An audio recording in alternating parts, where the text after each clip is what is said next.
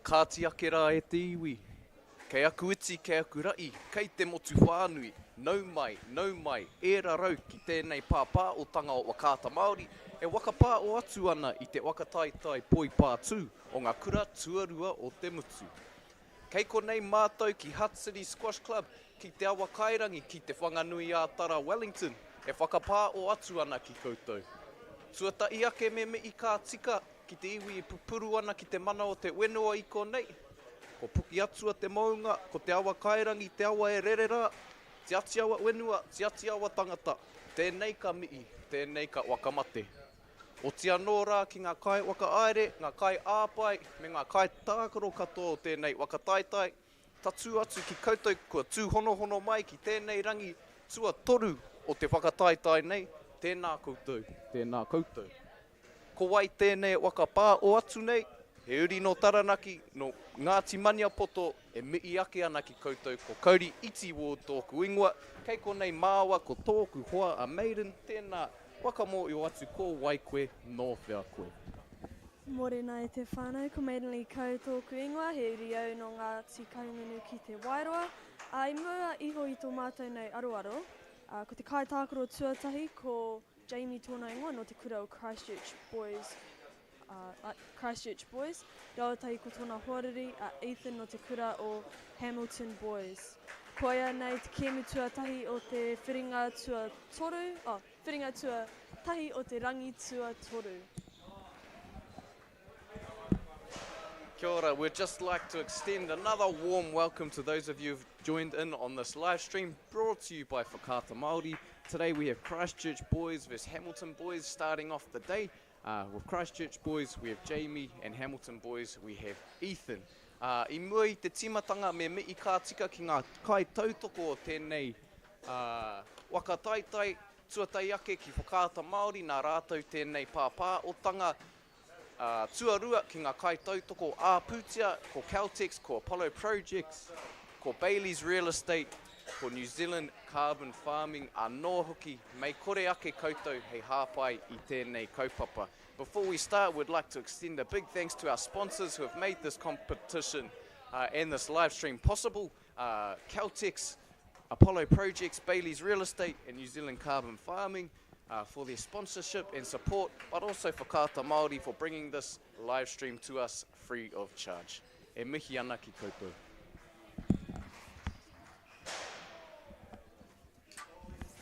And finally, we'd like to give a big thank you to Te Taurāwhiri for the valuable mahi they are doing to support Te Reo Māori commentary and development. Ngā mihi nui, your support truly makes a difference.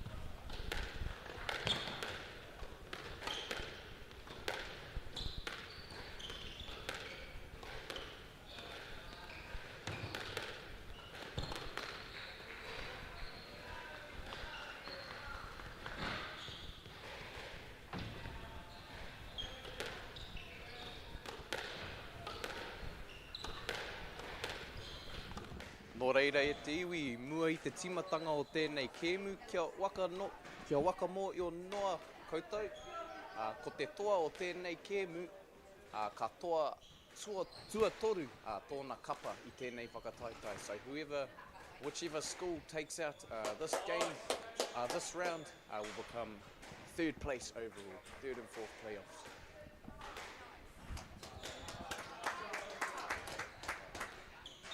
Nā reira, ko te kai tākaro tuatahi ko Jamie tōna ingoa no Christchurch Boys, ko te mau aia i te tiha te pango me te kahurangi.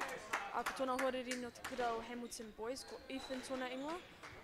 I mau ana ia i te tiha te pango me te whero. Koia nei te kēmu tuatahi o te whiringa nei, mo te rangi tua toru. So, yeah, we have Jamie from Christchurch Boys in the blue and black t-shirt, and we have Ethan from Hamilton Boys in the black and red. This is the first game of the first round of the final day of this competition. So Maiden, I know you've been privy to some exciting games of squash this weekend. What has been one of your favourite parts of this competition? My favourite parts of this competition is probably finding people to sit down and commentate with me. It's always nice hearing a voice other than myself. It's also, the squash has been real good. There's lots of different styles and there's lots of different techniques I've seen throughout this event from different players, and it's really cool to see them all giving it their best. Tēnā koe. I ēnei momo kēmu, ēnei kēmu whiringa toa, kaore kore ka rongo I te wanga. In these deciding games, no doubt the athletes will be feeling nervous. Kia ha tētai rautaki pai kia koe kia tau tō mauri, tō wairua. What's one strategy for you to keep yourself calm in these situations? Koe te rautaki māku, āhua ko te mahi ngau. Nā reira, just a strategy for me is just like breathing in and out. Like it seems quite obvious, but it's not until your heart rate is elevated and you're in these high pressure situations where you realise that taking a few deep breaths in between rallies is very important.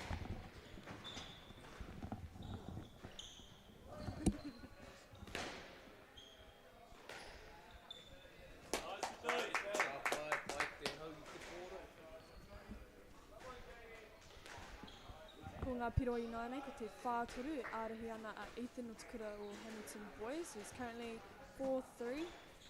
Ethan in the lead in this first set.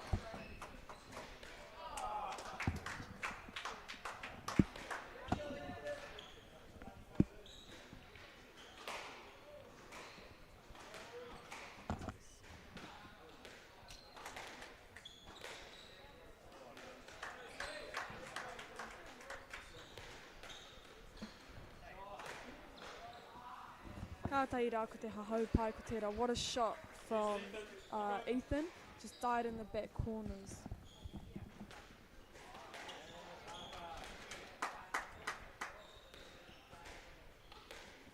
Nō reira, mo te hunga I te kāinga, mena patu te pōro ki te tini, e momo hapa tēnā.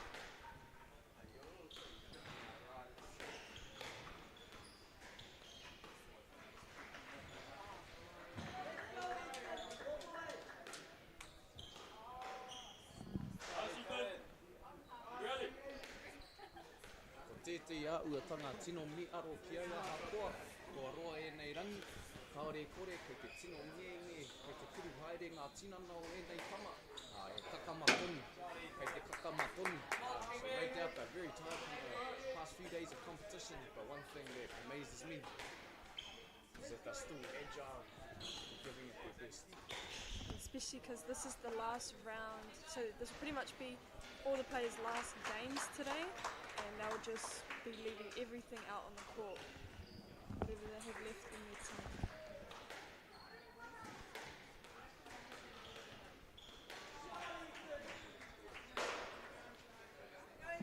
Nice, Ethan. Keep going.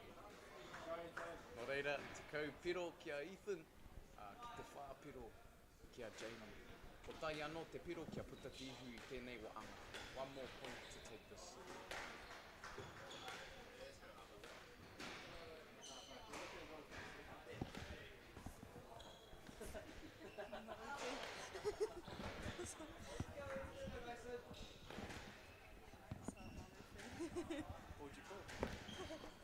Nā reira I pōhehe ai Ethan, ko maua ko Cody, te kaiwa wau, heoi, that is wrong. So Ethan mistook Cody and I as the referees, so we kind of tensed up a bit there, but...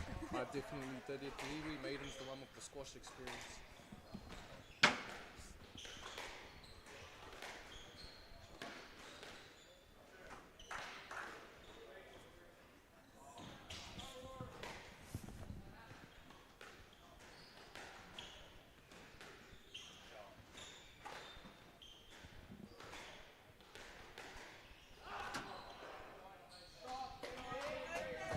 kaha aroa Jamie Naine, so Jamie's really focusing. He was down a bit in this game, but he's trying his best to come back.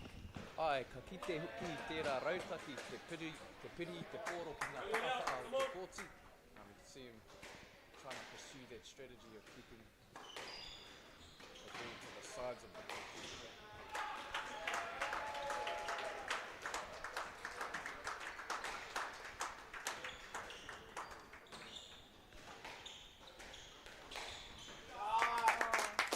Ka whai rā ki te hau kiu pai ki tērā. That was a lovely kill shot from Ethan, resulting in an 11-8 win. Nā reira, kua toa Ethan o te kura o Hamilton Boys. Te wahanga nei te kaumātai ki te waru ngā piro. Kua timata te iwa te kau hēkona mā ngā kai tākaro kia whakatā. So, yep, Ethan has just won the first set from Hamilton Boys, 11-8. We'll return shortly.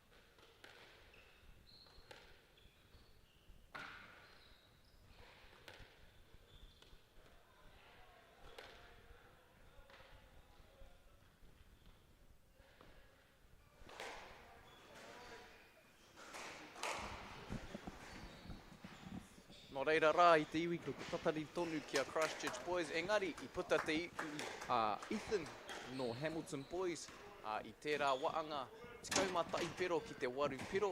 Nā nei ka timata te waanga tuarua o tēnei kēmu. We just had Ethan take out the first set from Hamilton Boys. But now the second set is about to begin.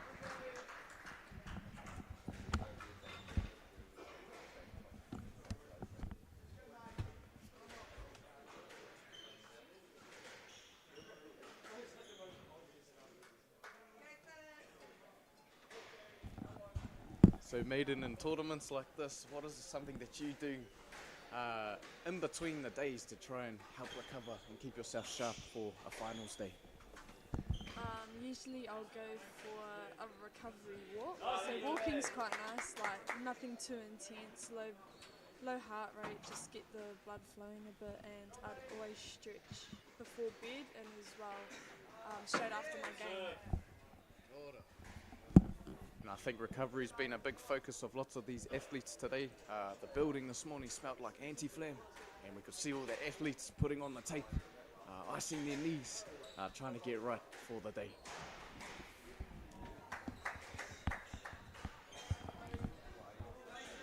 Yeah, especially because there's been some very intense matches going on, and yesterday some players had, all of the players pretty much had two games, two very hard games in one day. So they've probably had 4 or 5 matches now. The girls there's 22 teams for the girls draw. There's been a few round robins. So yeah, it's just staying on top of your recovery is a very important thing in these tournaments. Nā reira, e whāpiro ki te tahi naina, it is 4-1 to Ethan from Hamilton Boys.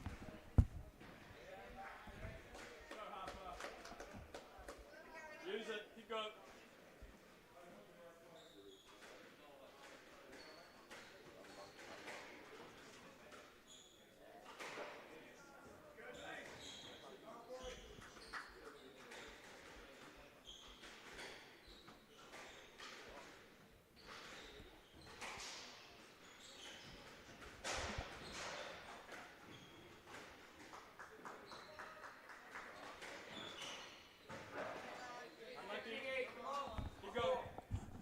Aha, kua kāri eke I tērā hahau I te pōro, I reira ke te whakaaro. Although it hit the tin there, the thought was there. You can see these different strategies at play. Mo te hunga kātahi anō ka tūhono mai ki tēnei pāpā o tanga. Nau mai, e rarau ki tēnei pāpā o tanga whakaata Māori. For those of you who just joined, welcome to this whakaata Māori stream. Ko te whakataitai a ngā kura tuarua o te motu, ko poi pātū te take. The New Zealand Secondary Schools Squash Championships. At the moment we have the third and fourth playoff between Hamilton boys and Christchurch boys. I reira anō te wakaro. Let's go, Ethan. Pitupiro ki te ruaina nei te whānau, so Ethan is currently up 7-2 in this round. Both players are executing their game plans well. Shot. Keep going.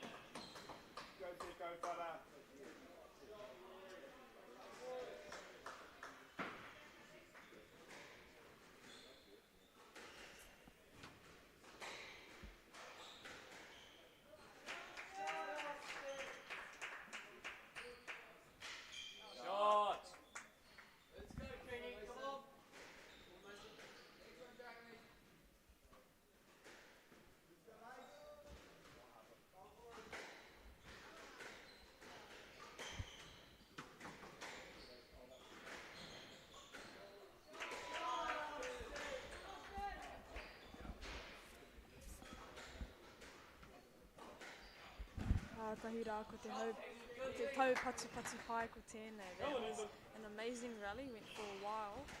Both players should be feeling it now. It's just need to see who can outlast the other player. Ai, ki o whakaro, ka kite rānei tāua I tērā āuatanga I enei kēmu, ngā tau patu roa. Do you think that we'll be seeing a lot of that in these final games, rallies that go on for a while? Lucky. Keep going. Ai, nā reira, yeah, pretty much, especially the game next door, which is the finals between Tauranga boys and Takapuna Grammar. They will be leaving everything out there because last year Tauranga boys originally made the finals, but they managed to come second, which is still an achievement in itself. But that next door will be a perfect example of what, yeah, they're going to leave everything out there that, today.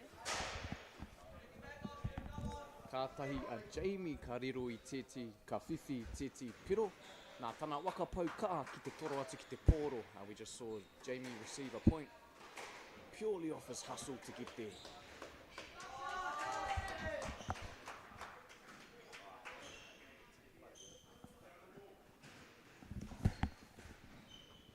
Kua whakaitia te kaiwa wau kia pūrei anō, kia tuku te pōro anō. So, ref has agreed to a let. It is now 7-9. Jamie to serve.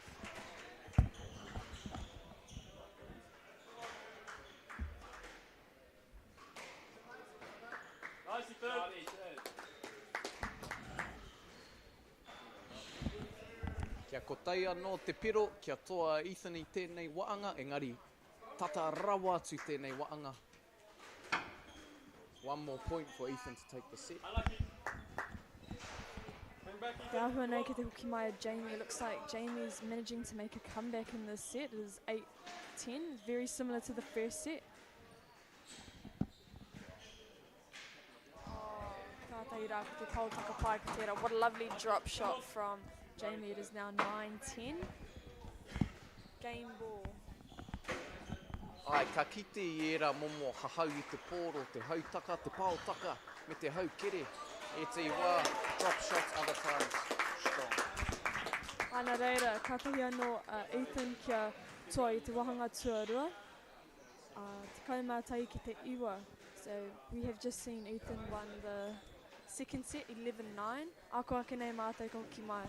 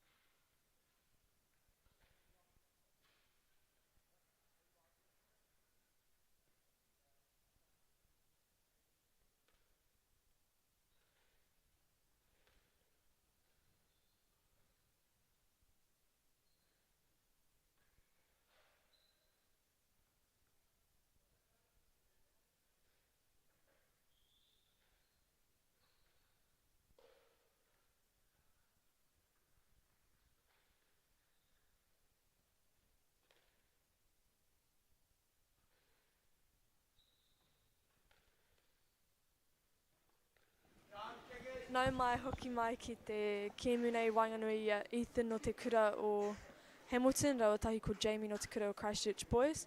E ārahi ana a Ethan i te kēmu nei no ngā wahanga e rua, te kaumātai ki te waru, te wahanga tuatai, te kaumātai ki te iwa, te wahanga tuarua. So welcome back to this game between Ethan from Hamilton Boys, Jamie from Christchurch Boys.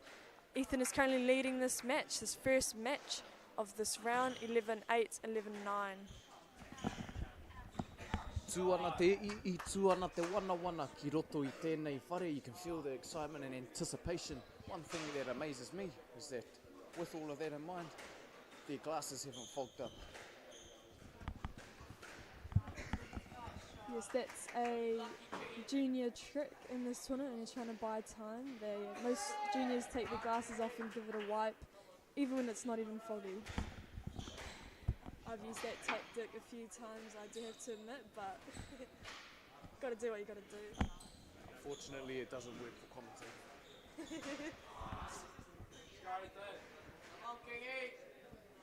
Arahi ana I wheni te wahanga nei, ngā piro e tori, so he's leading the set 3-0.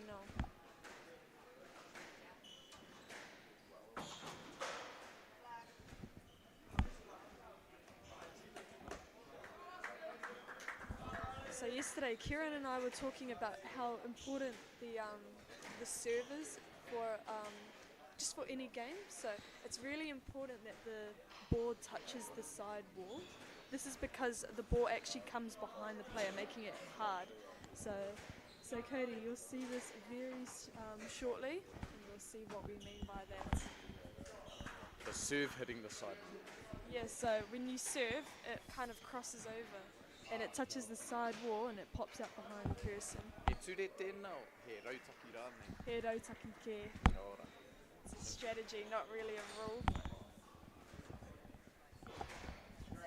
Rima ngā piro ki te rua inane, it is now 5-2 or 2-5 to Jamie.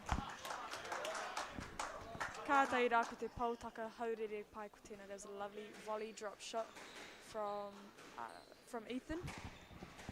Te koi hoki o enei kai tākaro, ki te mai o rātou rautaki. We can see some very smart plays coming from these athletes.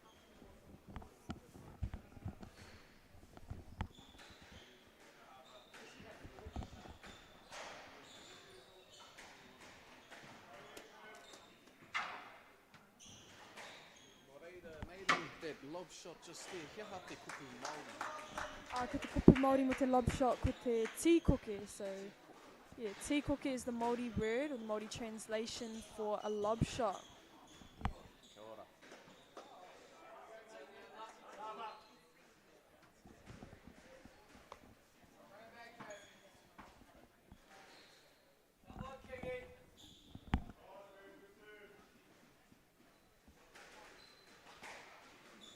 Another question for you, Maiden, when you're preparing for these type of games, what type of meals do you find that are useful in the morning? I'm What sure type you of aren't going meals? to eat McDonald's before a game like this.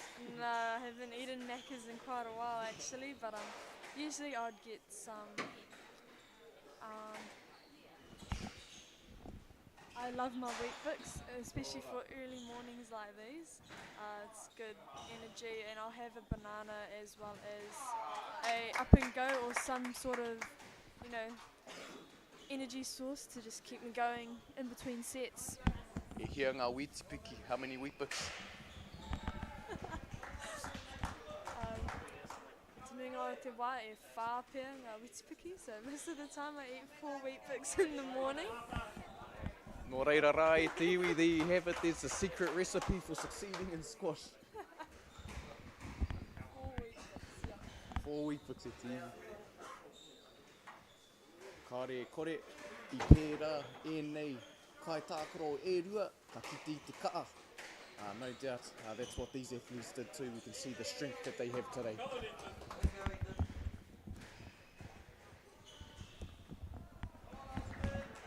Piro ki te ono inane, or actually 6 points to 9 to Jamie because he just served. It is a very close set and both players are trying their best.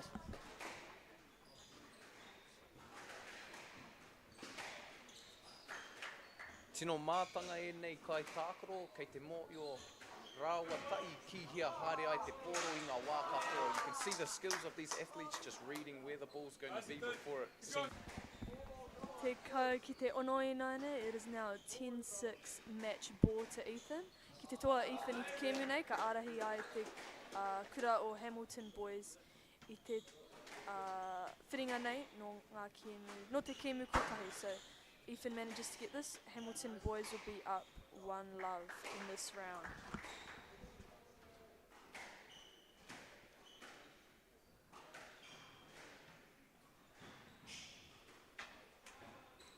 It's quite a long rally here. I think both players are just playing it just a bit safe. Kāre kore kei te kuru haere ngā waiwai, no doubt the legs will start to tire. Kātai rā ko te pautaka pai ko tēnā. There's a lovely drop shot from Jamie into the front forehand corner. It is now 7-10. Kātai anō ka rongo ki tōna ingoa karanga, ko kingi pia.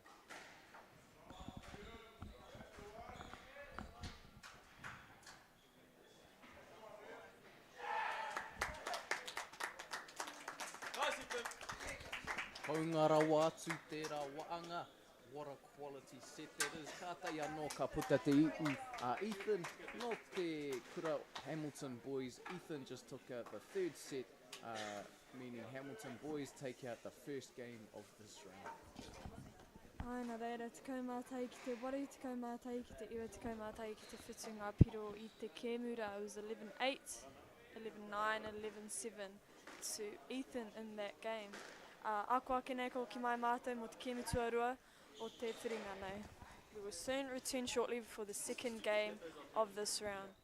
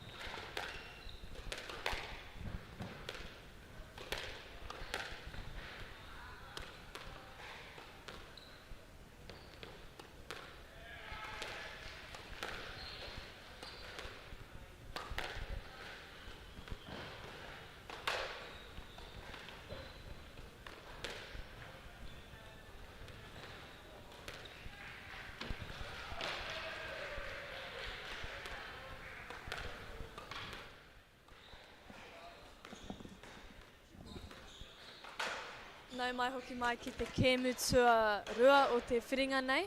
Ko te kai tākaro tuatahi ko Alex tōna ingoa no te kura o Hamilton Boys, ko Paddy te kai tākaro tuarua no Christchurch. Nā reira, e mau ana Alex I te tiha te whiro me te pango. Ako ake nei te ken katimata. So, welcome back to the second game of this round between Paddy from Christchurch Boys and Alex from Hamilton Boys. Alex is wearing the red and the black top. Mo te unga kātai anō ka tū ono mai ki tēnei pāpā o tanga.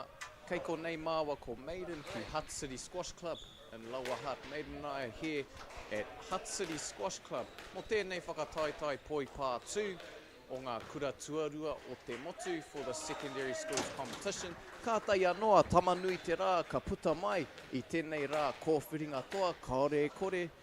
Kei te pirangi hoki ia kia mōhio ko wai katoa. The sun has just come out, tamanui te rā, no doubt because he also wants to know who will win.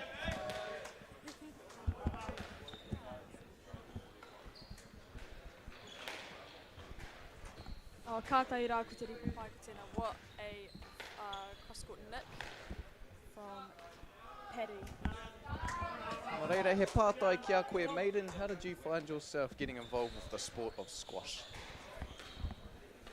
My mum and I, I te mata maua ko tōku māma I te wā Urite, so we started at the same time. My mum kind of knew about squash because my granddad used to play a little bit. Not too much, he was probably like a C grade player, but yeah, so that's how we kind of just got into it. She took me one time to club night and then ever since then I just kind of loved it. Nō reira, I haere koe ki ngā karapu, I tākoro rānei koe mo tō kura. Did you go to clubs or play for your school? My kura doesn't really, they don't really know what squash is about, so hopefully one day they'll be able to come down to my club, Mana, in Ngāti Tō Domain in Porirua. So that's my club, that's where I play. It's an amazing club. It's also, this tournament is also held there as well, because there's so many teams that they had to spread the tournament out throughout Wellington.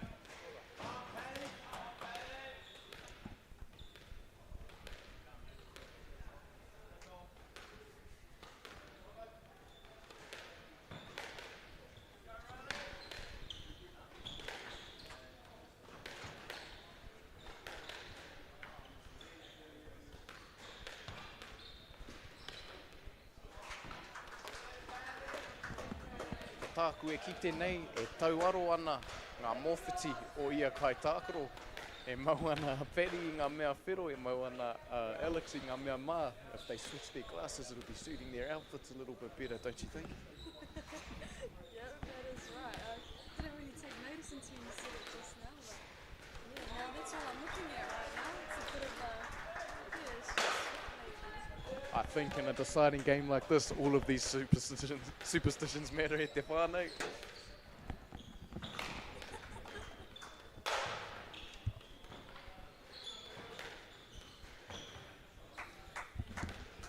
Yesterday, Kieran and I, we try and get him in, hopefully to do a few commentating, but we noticed that Junior's favourite shots is the haupatu taha, it is the boast, and you'll see it very soon. I'm sure someone in this round will be able to demonstrate it for us. Ai. While we're waiting for that, tēnā waka mārama mai ki te hunga e waka rongo ana, kia ha te haupatu taha. Haupatu taha, it is a bow shot. It is when the ball hits the side wall and then makes its way to the front. There's different types of bows. I mean, there's only two. There's a two-wall boast where it hits one of the side walls and then hits the front wall, and there's a three-wall boast where it hits the first side wall and it touches the front, and then it manages to make its way over to the other side wall. Is that something that's often seen? Yes, especially in junior squash, you'll see it quite often. It's not until they hit seniors where they don't play them as often, because the seniors are a lot better guess, retrieving those shots back, and they can really do something with the ball. It is now 10-8 game ball to Paddy.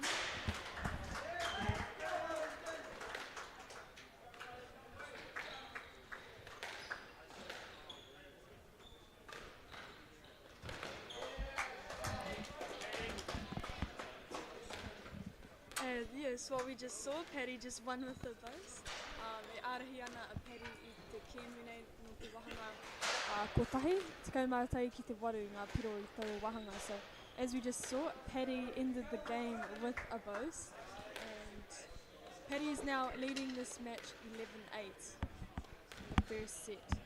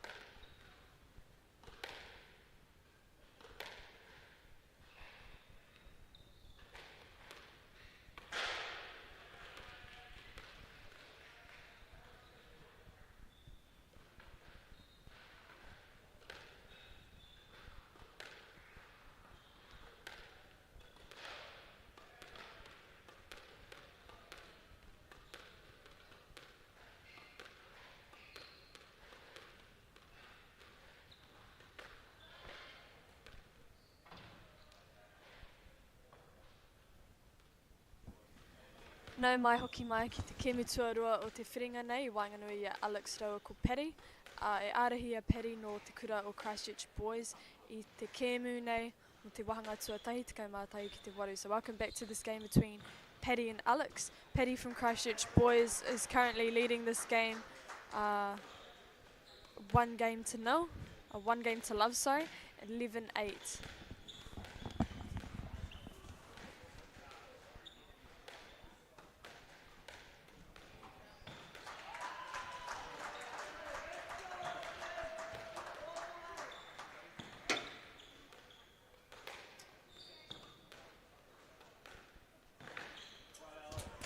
Kātahi rā ko te pautaka haupai ko tērā. That was a lovely volley drop shot from Alex there. Tēnā e Maiden, ia koe piki haere ana I ngā taumata o tēnei hākinakina. Ka tere ake rā nei te kēmu. So as you've risen the ranks per se of the sport, have you found the game to get faster and faster? Not just faster and faster, it has also got more controlled, I guess. So the higher the level, the more control the players have over the ball.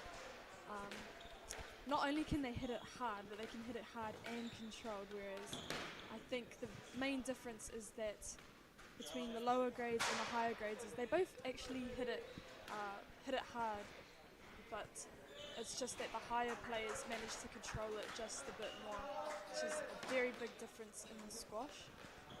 Yeah, it's really cool to see all the different levels throughout this weekend. Like we've had a couple B1s, we've had a couple C graders play, and yeah, a few A graders as well.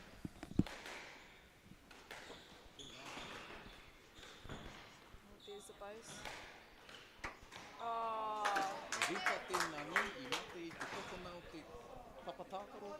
Yep, that is a back wall nick. It hit the nick of the back wall and the floor.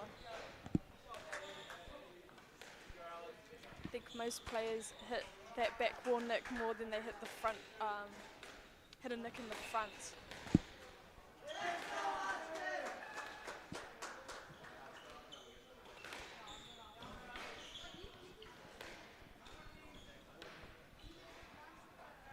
Kia ha te momo hahau te koro pai rawa ki a koe. If there was one shot you would recommend someone to master, which one would it be? Kia nei ko te pautaka haurere.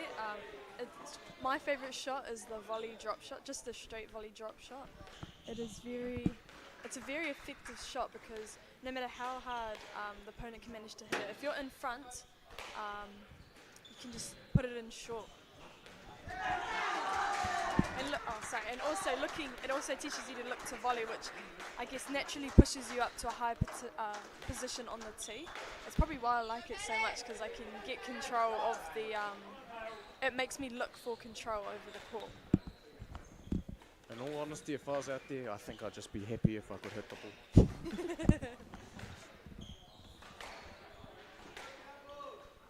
Oh, there's a reverse post.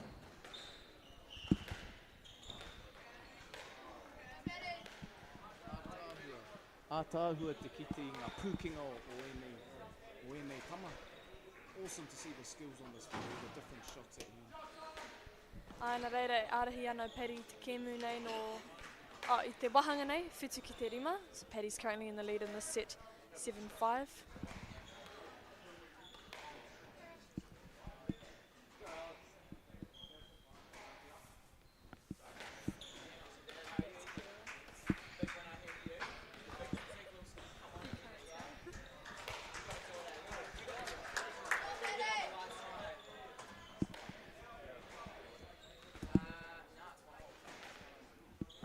Nō reira rā mo te hunga kātai anō ka ono mai, toko maa ngā tangata I konei, e mātakitaki ana I ēnei kēmu ko Whiringa Toa. There's lots of people here today at Hutt City Squash Club watching these deciding games. E waru ngā piro tō Paddy ki te ono piro tō Alex I tēnei wā, e toa ana Paddy I tēnei wā. So we have 8 points to Paddy to Alex's 6, with Paddy in the lead.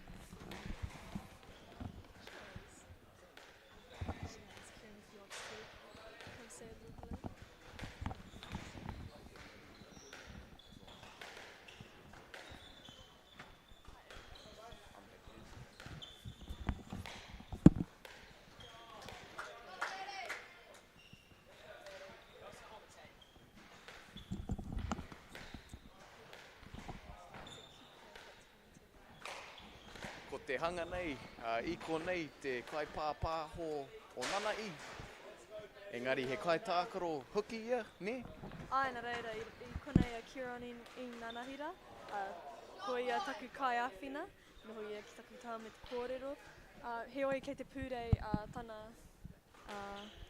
tōna kura, tōna tīma ki roto I te tauwhāinga matua I te rangi nei. So Kieran was here with me yesterday, he's my helper, he's sitting next to me, we were chatting.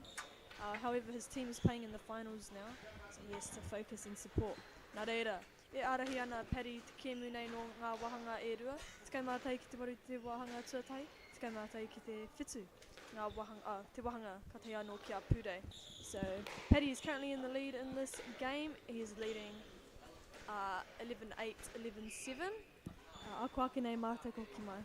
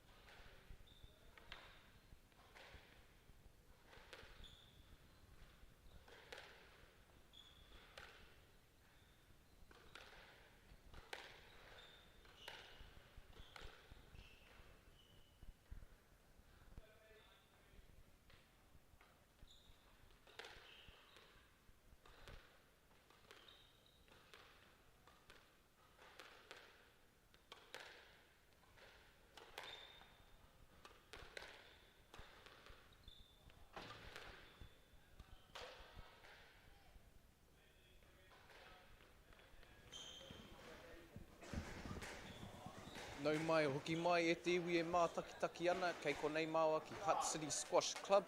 Kātai anō ka tīmata tēnei waanga o te kēmu.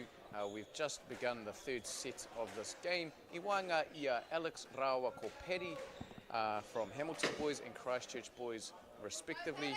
E rua ngā piro tō Alex I tēnei wā. You can expect him to be looking to make a comeback and take out this set.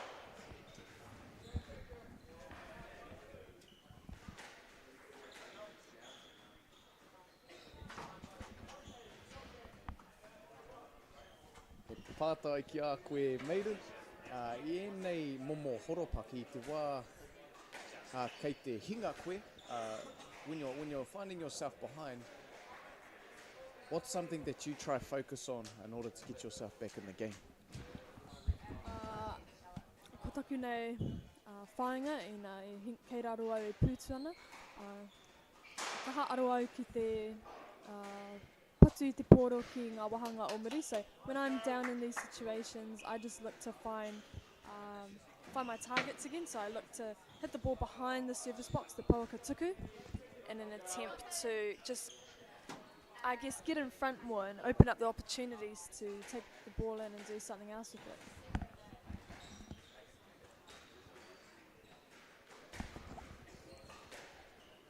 So what I'm getting from that too, by getting in front, it sounds like there's lots of strategies and dynamics in play to try and control the game. Is that something that's always going on? Yeah, both players are always attempting to try their best to control the court. So when I say get in front, it pretty much means like get in front, like on the tee, like reposition themselves, because both players are battling over that middle position. E arahi ana Alex I te kēmu nei, I te wahanga nei, rima ki te rua.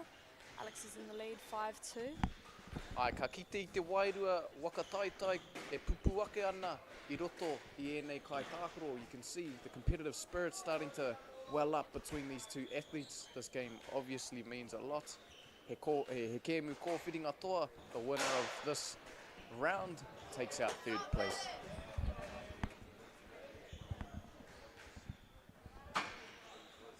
There's a master's trick on the court, the tying the shoelace. It's equivalent of, I guess, wiping your glasses, like what we spoke about before, how buying time to, I think, but in this case, I think his shoelace was genuinely untied, so. Nō reira, if you can't tie your shoes, maybe that's a good thing if you play squash because it buys you more time. Yep, that is right. Nō reira, e te iwi, don't wear Velcro shoes in the game of squash.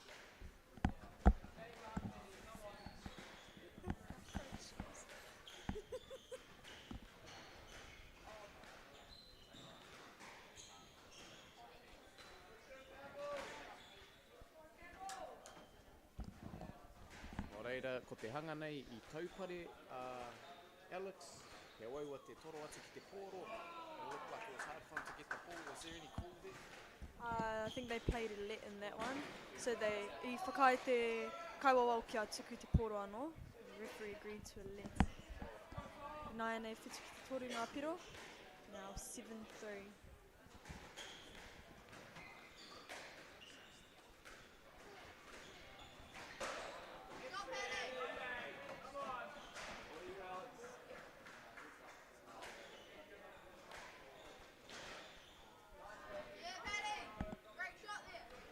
Reira, aha koa I tau te pōro ki runga I te rārangi. He hapa tonu tēnā? Ai, nā reira, ki te tuki te pōro ki runga I te rārangi o kia tuki I te rārangi, it is still a mistake. So even if the ball manages to touch any of the lines, it is considered a fault. That's speaking if it's the service line, if it's the tin. But the tin usually makes a noise the majority of the time. If it's the outlines of the court, and as well as the short line. E no o tauri te ana ngā piro I tēnei wā, whitu ki te whitu piro. A close game, a must-win set for Alex. In an attempt to even it out. Arahi ana Alex I tēnei, waru ki te whitu.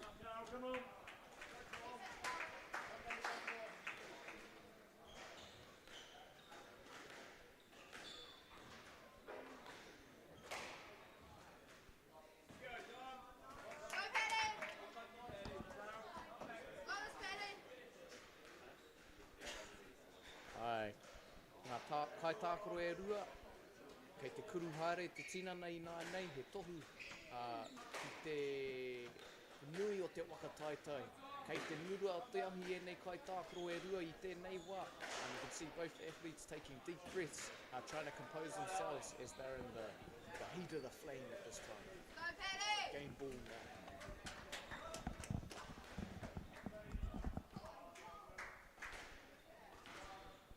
There's a reverse boast. Another junior special. It's now 8-10.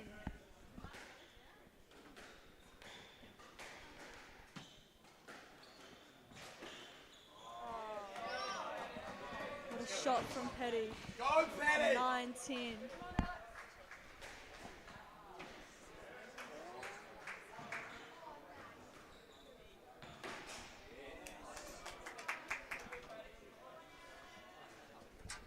Kātahi anō Alex kia whakahoki I te wahanga tua toru.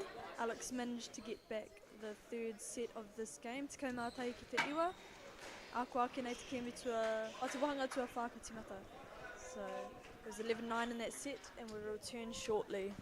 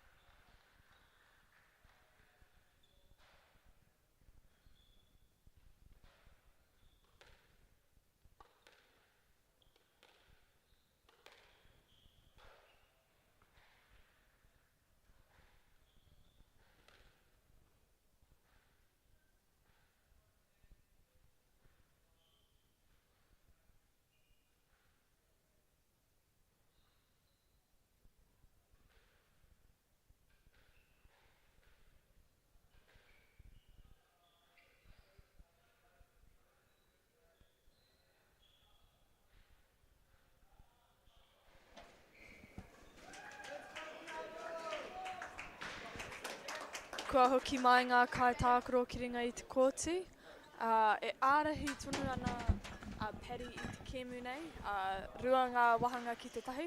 Heoi, I ngana Alex te whakahoki mai I te wahanga tua toru. No, kua whai Alex te mana ki atu ki te pōro. So the players have returned back on court. Paddy's still leading this match 2-1, but Alex managed to get the third set, meaning he was able to start this set.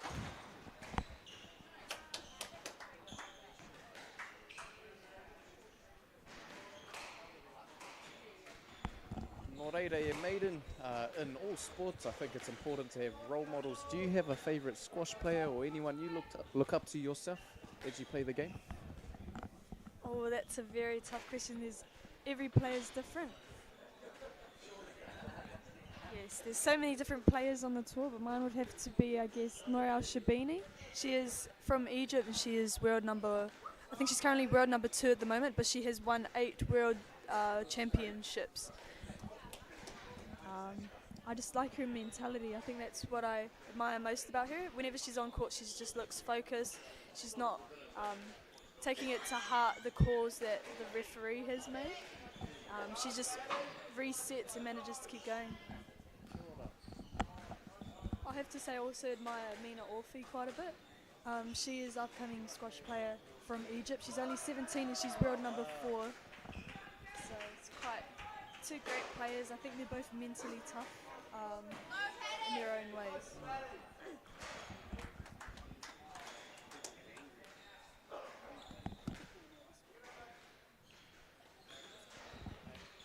So Cody, I hear you don't play much squash, or you don't play any squash, but do you play any other sport? I play a bit of basketball, but an avid sports fan here, liking a bit of everything. Can't lie, squash is very new to me though. Do you think this has inspired you to give squash a go? Definitely give it a go. Whether or not I'll execute, that's another story. Might be a bit of a laugh. Glad I'm not on the Whakaata Māori live stream right now. We'll leave that to the athletes that are displaying their skills today.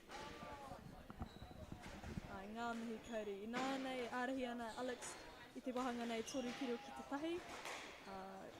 Alex currently leads this set 3 points to 1. Oh, 3 points to 2 now to whānau.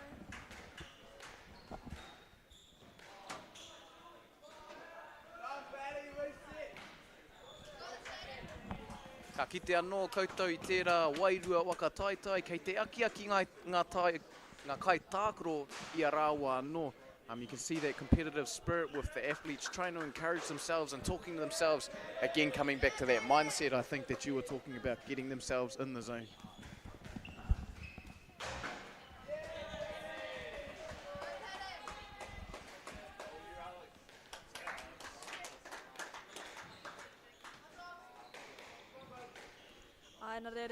Nā reira, kua piki ake te oro a ngā kai tautoko I runga anō I te ngākau manahau. So the cheering of the supporters has actually gotten louder because this is a very important game between the two.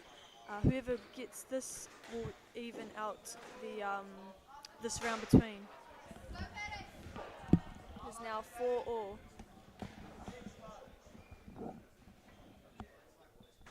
Ka tahi rā te kēmu, kounga ko tēnei. What a quality game between these two athletes.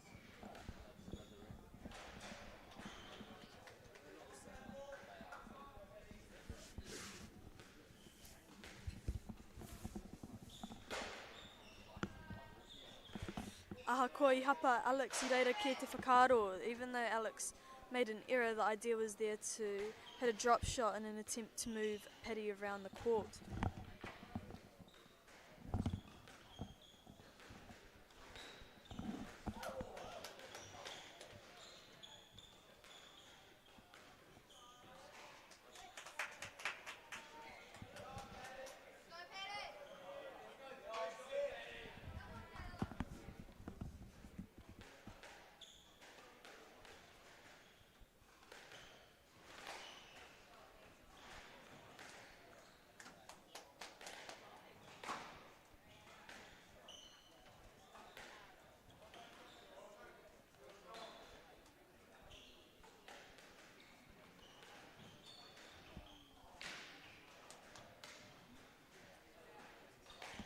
Ko tētei anō āuatanga e kitia nei e au. Ngā kai tākaro, ka kaa waka mai te kapo o te papa tākaro. He kaha hoki ki te pūtaitanga o ngā rārangi. You can see all the athletes trying to make the most of the full court, going from one side to the other. But as you said before, that strategy of returning back to the tee.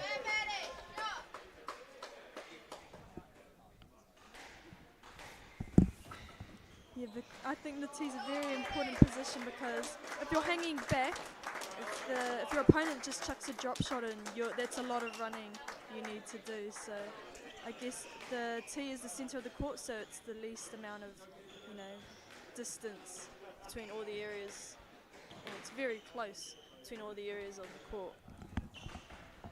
Warupiro ki te ono I nāna, it is 8-6. Toro atu te ringa kia toro ki tērā hau, engari kāri eke tau wā. Almost reached the ball there.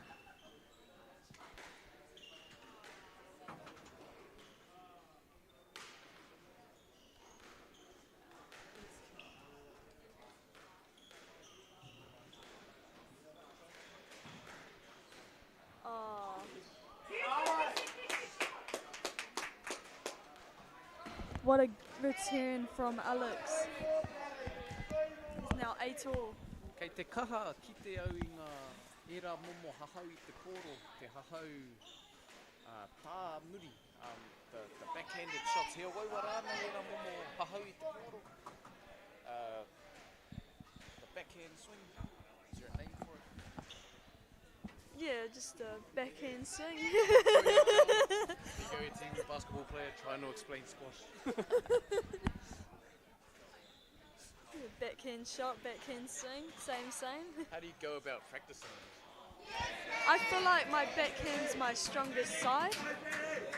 It's a lot stronger than my forehand, but it's it's quite good practicing those. You can do a few tram lines, like hitting it down the wall. There's a few drills you could do to strengthen that. There's now 10-9 game ball. 10-all now. It's another tight game. Kia maumahara e te iwi, me toa I te rua piro.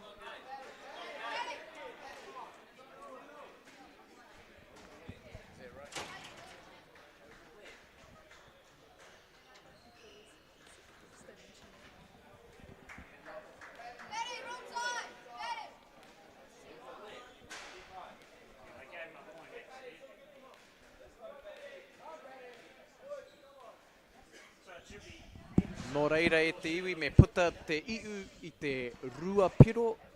So I tēnei wā e no o taurite ana ngā piro, tikau piro ki te tikau piro, you have to win by 2 in this very important set.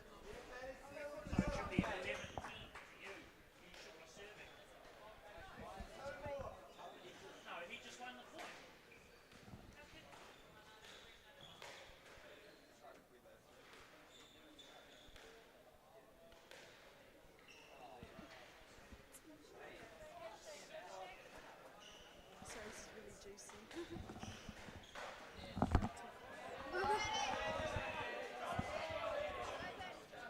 Tikau mātai ki te tikau I nāianei. It's a very important set, this one. Alex has managed to get it. I nāianei noho ōrite ana te kemu wanganui te tukurua nei. The game remains even between the two players. It is 2-all.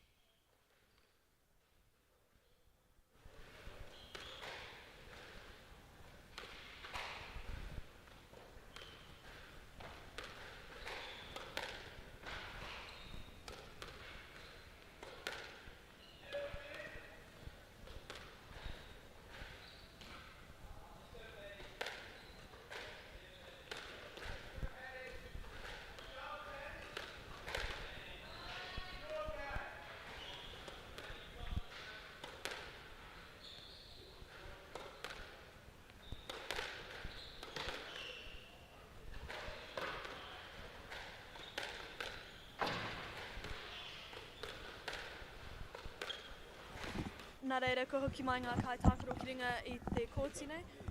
Koia nei te kēmu I wanganui Paddy Roa ko Alex. E noho ōrite ana te kēmu nei wanganui te tukurua. So welcome back. The players have returned back on court to this match between Paddy and Alex. It's even between the two. It is 2-all. This is the final deciding set. If Paddy manages to get it, this will put Christchurch boys up by 2-love. But if Alex manages to get this, it will even the score to 1-all.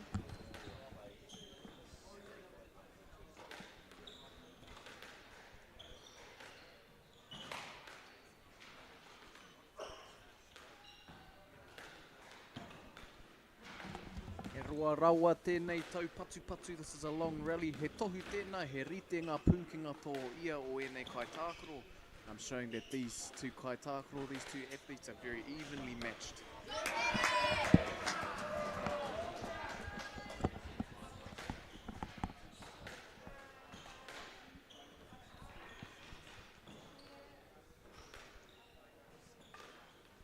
Oh, that was a beautiful boast from Paddy. It's fading in the front.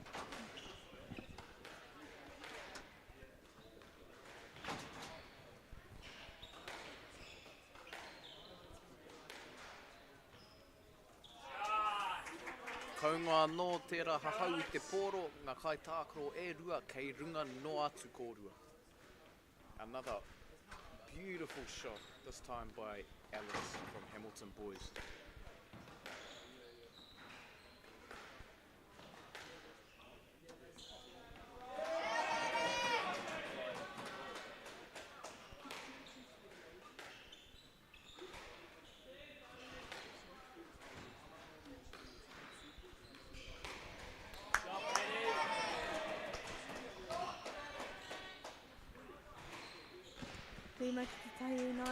Looks like Petty is in the lead, 5 points to 1. Can Alex manage a comeback in this 5th set?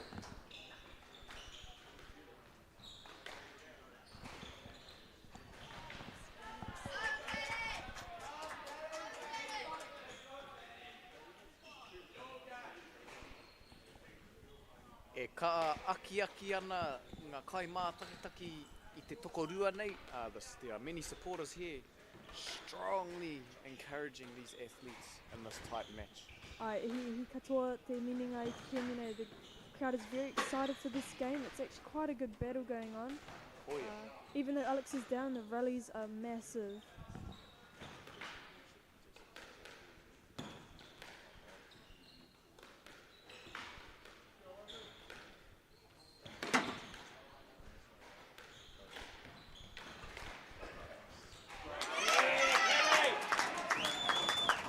Kātahi rā ko te taupatu pai ko tērā. That was an awesome rally from the two.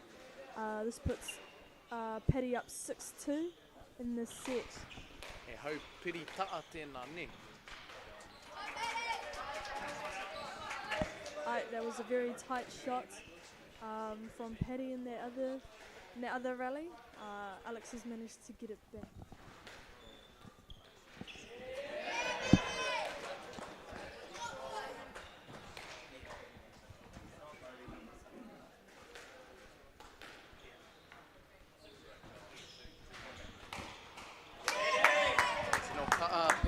Tēnei kēmu ki era momo hahau, ngā hautaka, ngā pautaka ne. Like koianei, shot. It seems like that's one of Paddy's strengths is the drop shot. As we've seen, he's done quite a bit. He's now up 8-4.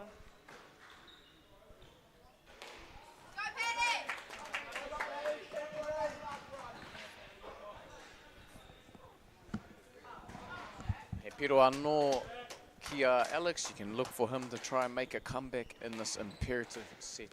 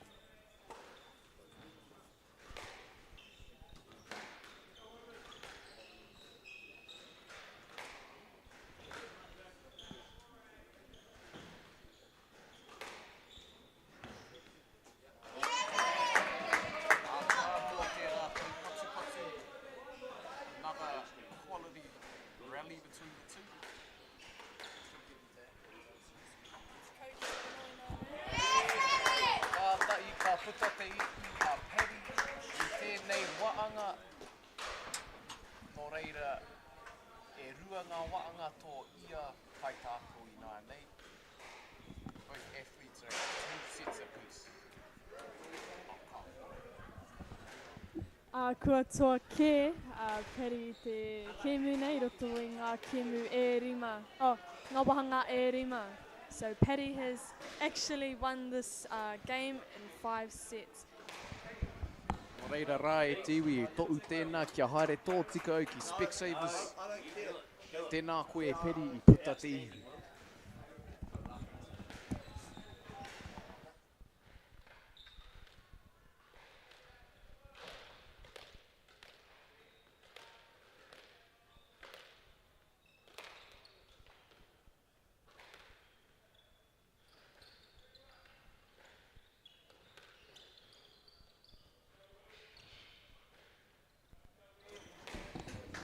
reira rā e te iwi kei te maana ngā enei kai tākaro hou, engari, e mua i te timatanga o tēnei kēmu, me i ka tika ki ngā kai tautoko o tēnei kaupapa tuatai ake ko Wakata Māori, nā rātou tēnei pāpā o tanga, kore utu.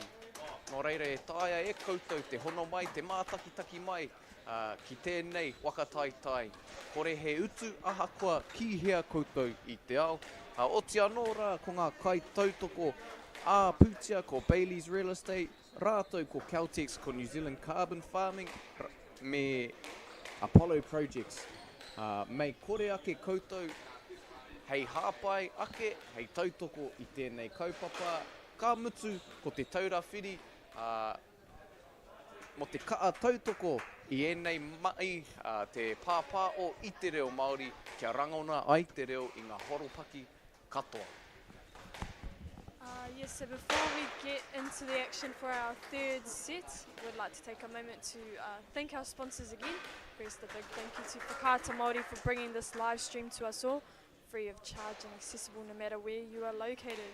We are also grateful for the support of Bailey's Real Estate, Caltex, New Zealand Carbon Farming and Apollo Projects, whose sponsorships enable us to share this event with you and your whānau. And as you see, their businesses have also been printed on the tin on this court. And finally, we'd like to thank Te Taurawhiri for the valuable mahi they are doing to support Te Reo Māori commentary and development. Ngā mihi nui, your support truly makes a difference.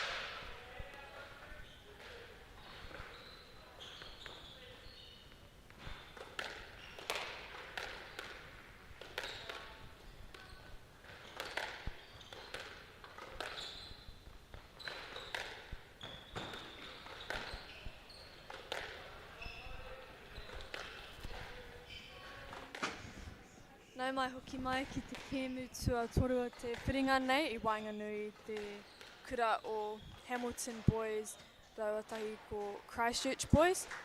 Ki ringa iho I te kōti a Fergus no te kura o Hamilton.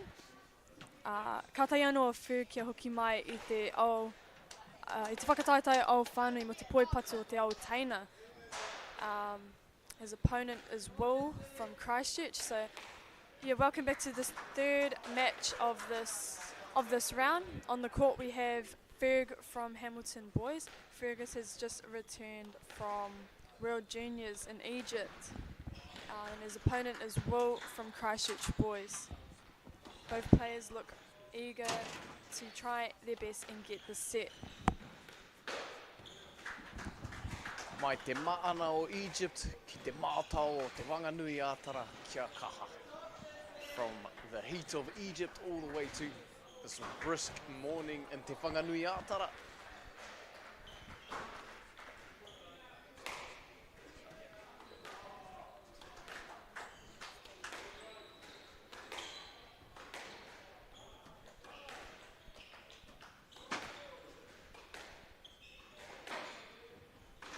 Tātai kia koe, do you have any expectations or things you'd like to see out of this match?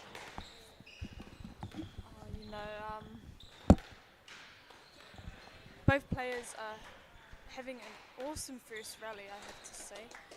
They're both trying their best to open up the court as much as possible against each other.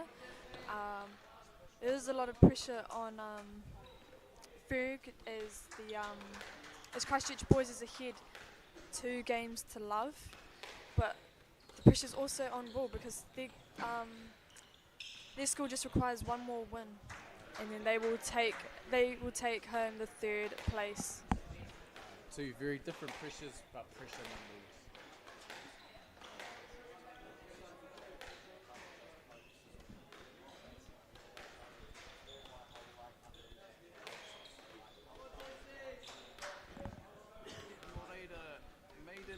Types of competitions, is it up to the schools to choose the order of the players? How does that work? So the schools usually enter some players from their school who are keen to play, and I guess their squash levels will determine where they will sit in the team. So there's a national ranking or international ranking even for these players, and the draw. How it will work is it will just be finalised from what their rankings are throughout the tournaments they play, is how they get their points up and they go up a level.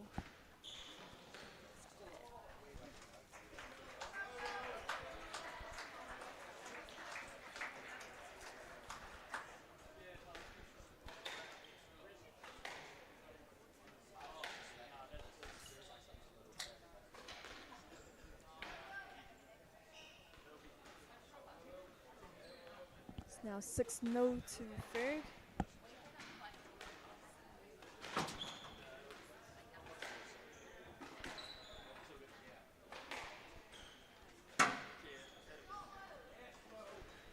I reira te Okaro, the thought was there.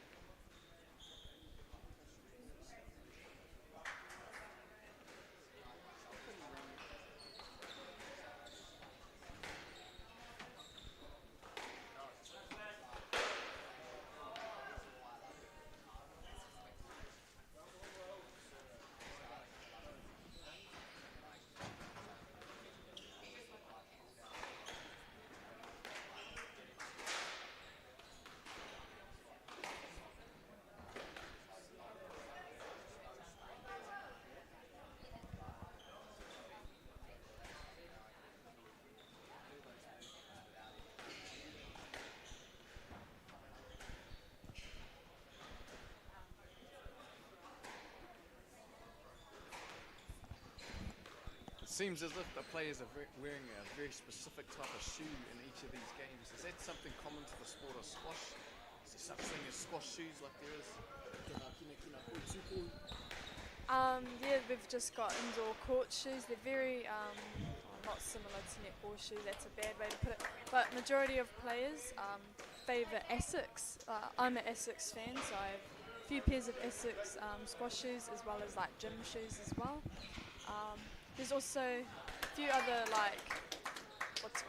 other brands. There's like Salming, there's Prince, what else? There's there's a few of them. Kia ora, no reira kia kotaia no te piro, kia toa Fergus I tēnei wahanga.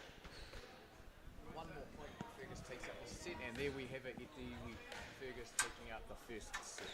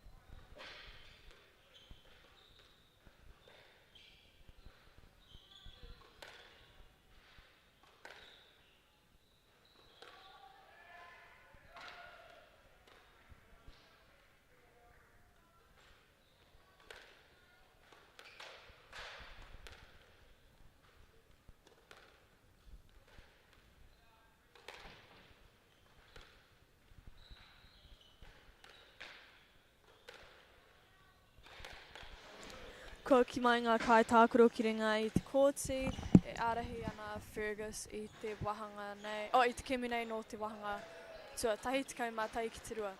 Players return back on court. Fergus is leading this match. 1-0, 11-2.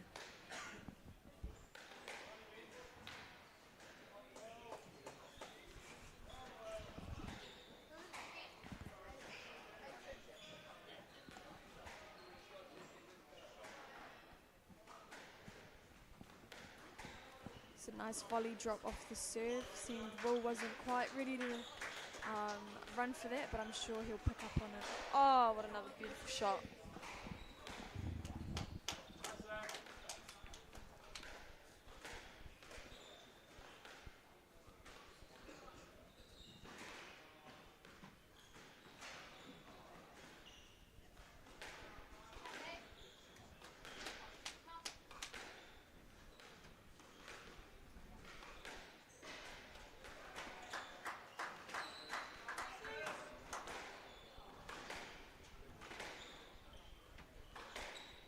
Ka tai ngā haukere ko eira, ka kiki I te kaha ko te hahau I te pōro. You see both athletes giving it their all in these different shots at the moment.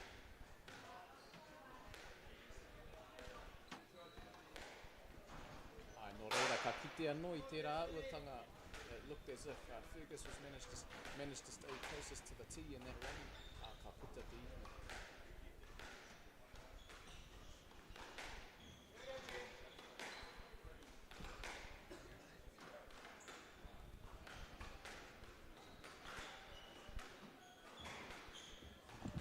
Great running from both players, moving around the court.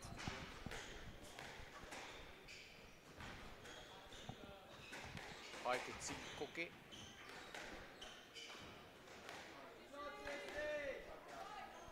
Ka tai rā ko te pautaka pai ko tērā. There's a lovely drop shot from Ferg. Piritata to ki te taha, ki te pakitara o te taha, so stuck close to the wall, the side wall.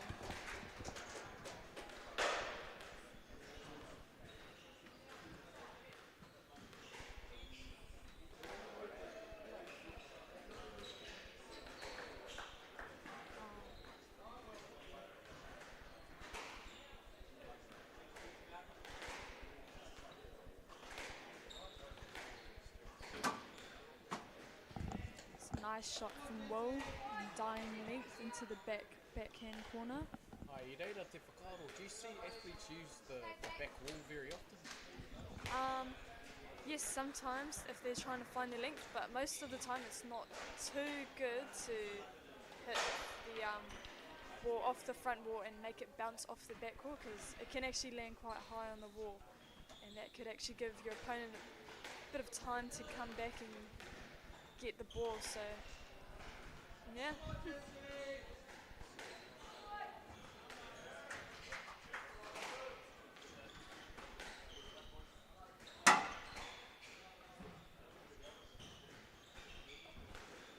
Paera hautaka. Oh, Whakarawa. there's a beautiful boast from Will.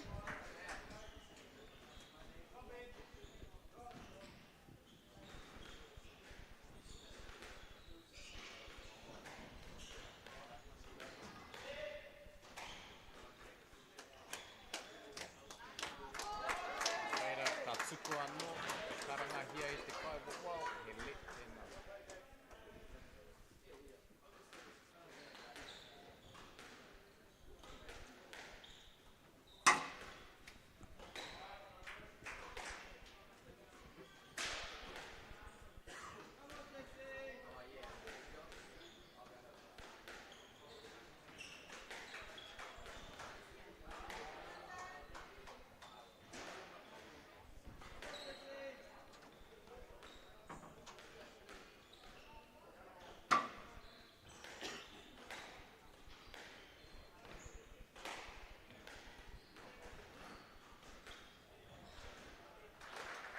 Pakari ana e nei tama, engari kore kei te kuru haere ngā waiwai.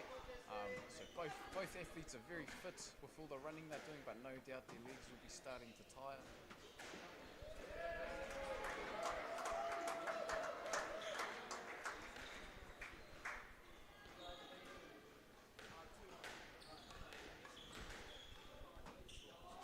In games like this, deciding games, when you get the win, how do you choose to celebrate, baby? Probably some McDonald's is always nice. Go to on the drive home. Use their cheeseburger voucher. Was it a Happy Meal? Nah, double quarter pounder. Not just a single double quarter pounder, has to be a double.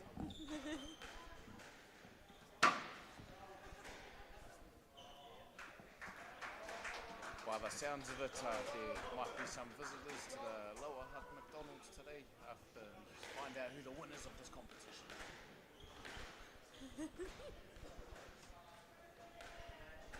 Nō reira, kia kotai anō te piro, kia Fergus, kia puta tōna ihu.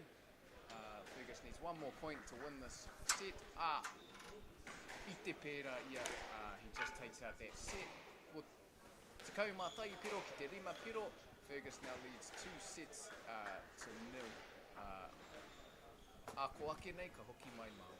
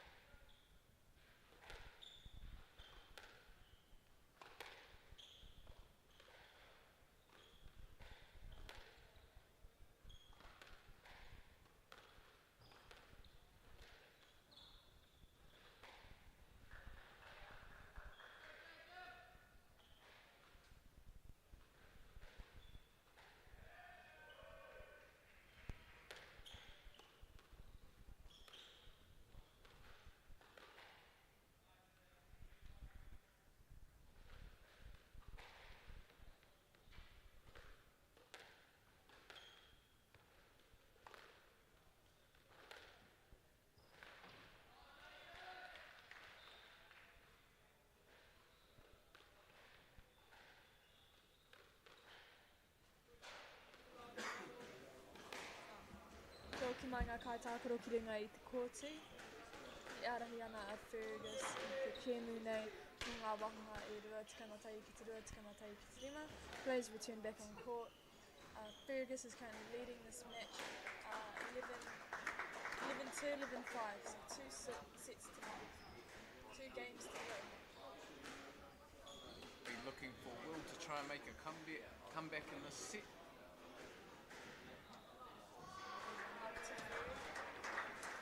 I think he's the first athlete to wear a headband today, so looking to get the first win for Ngāti headbands on the board.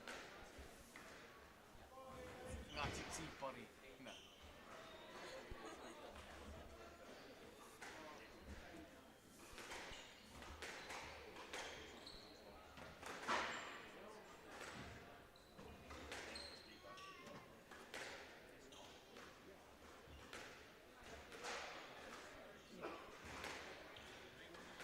So in terms of equipment for someone who might be wanting to get into the sport, what is it that you need? First you need a racket, that would be very important. You need some, you don't really need glasses if you're just starting out, but if you're a junior it's required, but if you're over the age of 19 it's not required. And you need some squash shoes, but they cannot have black, they can't have black on their soles, because it will mark the courts.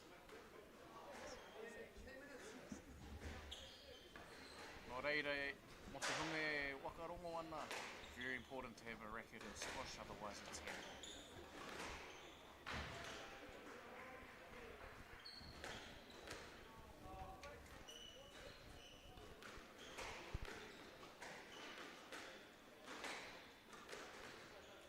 Are there different brands of rackets? There's Prince rackets, Tiki Fiber rackets, there's Clarical, there's Tongue and there's Head. Kia te mea pai kia te.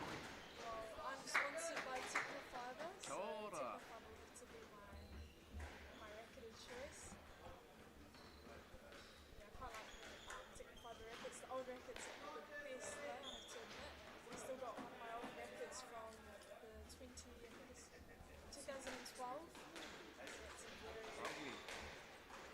Arbo Flex. I've still got one of those. And speaking of sponsors, me mihi ka tika ki Caltex, Apollo Projects, Whakaata Māori, Bailey's Real Estate, and New Zealand Carbon Farming. Big shout outs to those brands, or those companies that you can see on the tin there who have sponsored this event.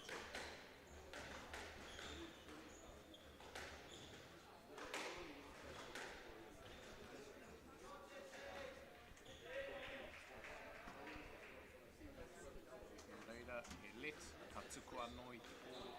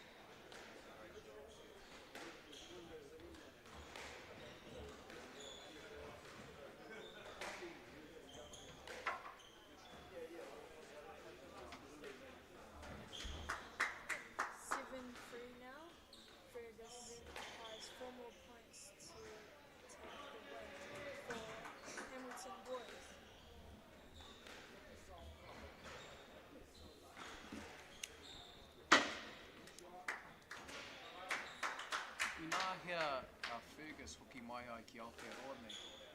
When did he return from that competition? Just last week. I'm pretty sure he just got back last week. With Aaron and Brooke as well, who have been playing in this tournament. The others are making their way back, and they should be back tomorrow morning. I think Ferg is a development player, so he stayed for the individuals event and then he decided to come home. The older players stayed on for the teams event. And how does one find themselves at that world competition? It's placed in the top 6 of whatever country you're from. There's lots of selection criteria. There's minimum fitness testing results that you need to hit, and there's also like certain tournaments the first half of the year you need to attend, and selectors will be at those tournaments and they will pick who they think the top players are. So as a squash player yourself, what kind of things do you do to keep yourself sharp and fit and ready to play? Now I train 6 times a week. days a week, sorry. Usually I Week? have three, yeah, usually I have 3 sessions a day.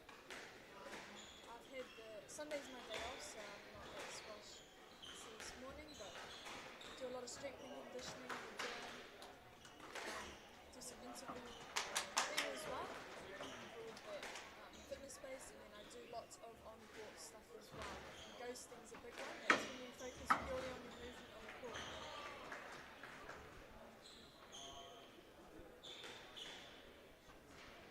Ka kite I te kaha o e nei kai tākaro.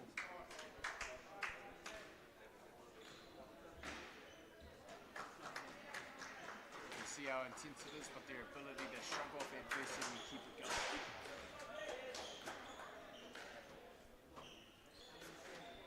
Nice drop shot there from Will.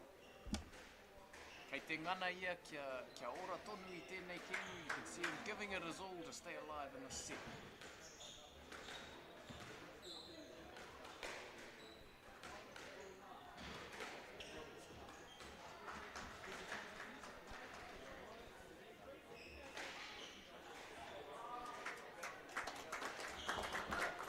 Koe kei a mātou te whānau, kua toa a Fergus no te kura o Hamilton Boys I te kēmu tua toru o te whiringa nei.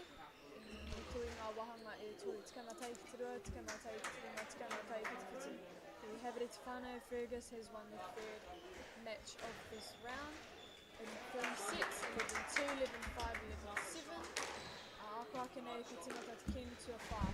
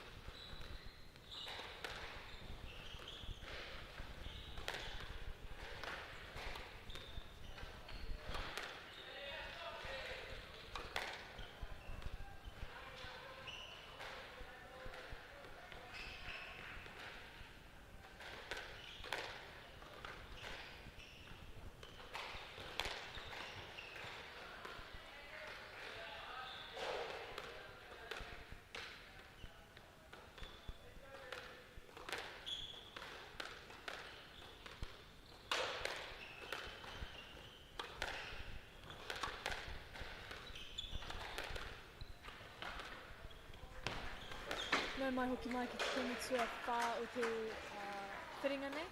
I wainganui te inga kura o tauranga, Christchurch Boys Roa Kari ki Hamilton Boys. Ko te taha mauri, Elliot i te kura o Christchurch Boys i te taha ko te taha katau, Elliot, i te kura o Hamilton, ko te taha mauri o Jack i te kura o Christchurch Boys. So welcome back to the fourth match of this round between Christchurch Boys and Hamilton Boys. We have Jack on the left from Christchurch Boys and Elliot on the right from Hamilton Boys.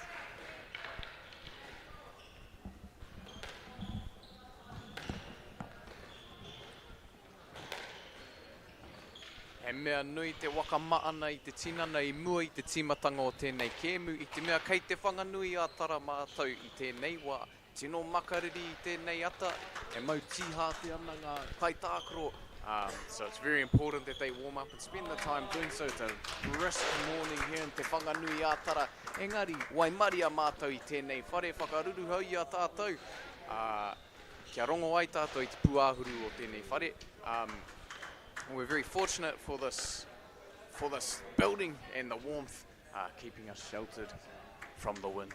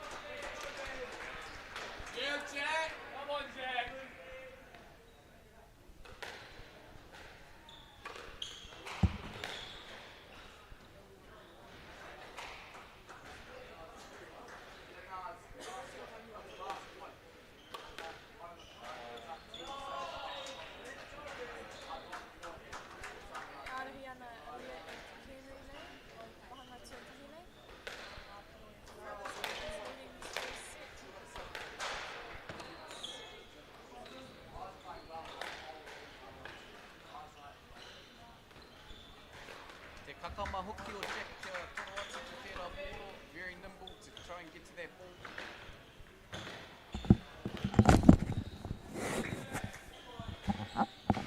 Aroha mai e te tanga te microphone.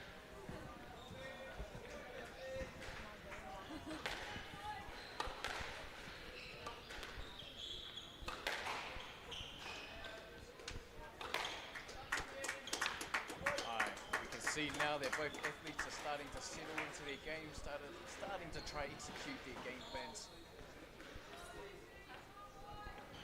Is that quite a common thing you see in games of squash at the start? People trying to shake off their nerves? Yeah, usually the wahanga tuatahi is always the hardest part because you're just settling in, nerves are high, but further into the match you go, the more you ease up.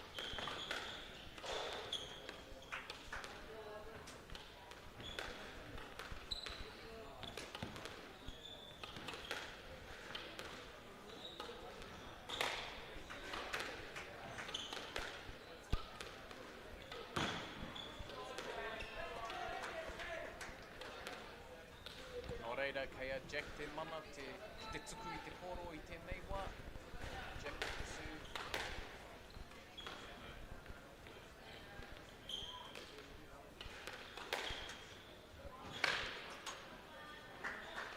Ai te ripa, tātai te ripa ko te kā. I believe that was called a nick. Yep, that is a ripas. Slowly moving.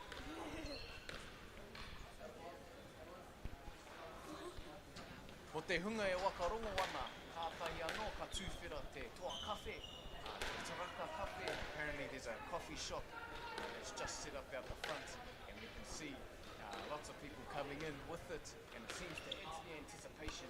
It's helping the crowd wake up.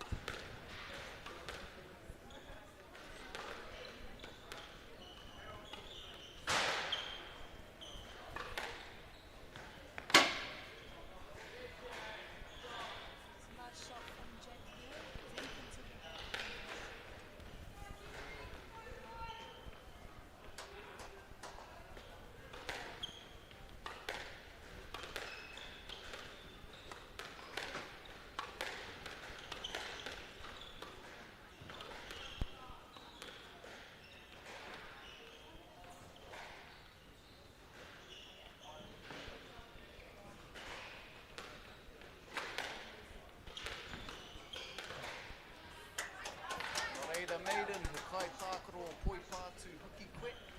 Do you have any aspirations yourself in this sport? Yeah, I really want to try my best and see how far I can go with squash. Goal is to try my best to crack the top 100. Currently 265 now. Really I te ao. proud of it. Yeah, on the PSA circuit, so slowly getting there, trying my best to go pro. See how it goes. Tēnā whakamārama mai hea te PSA circuit. So the PSA stands for Professional Squash Association, and if anyone that wants to go pro, that's what they're going to sign up to. So, and then you play all these different PSA tournaments, PSA certified tournaments, and that's how you get points to contribute towards your ranking.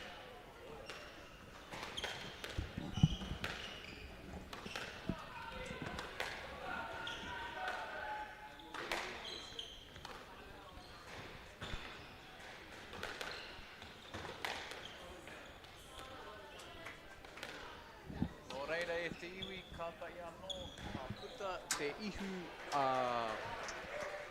wai, te tai te kipu. Elliot, aku whakapāha. Kātai anō, ka puta te ihu Elliot i tēnei waanga o te kēmu. Elliot just took out the first game, 11-6. Ko ake nei, māua ka hoki mai.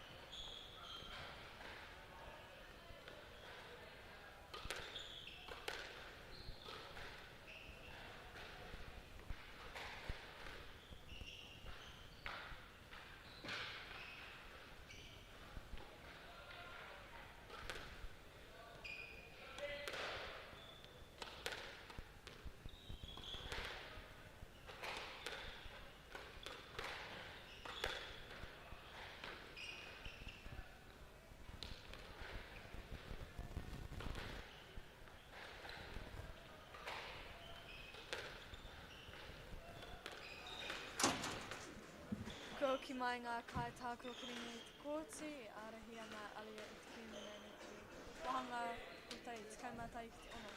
Plays a return, Elliot is leading this match, 1 game to love. It's 11-6 in the first set. It's just served. I kaha kōrero ngā kai tākoro ki o rāua ake, kaiako o rāua ake coaches. Kaore kore kia whai rautaki i tēnei kēmu. So during that break we saw both players talking with their coaches, no doubt discussing strategies that will help them take out this next set now that they've settled in.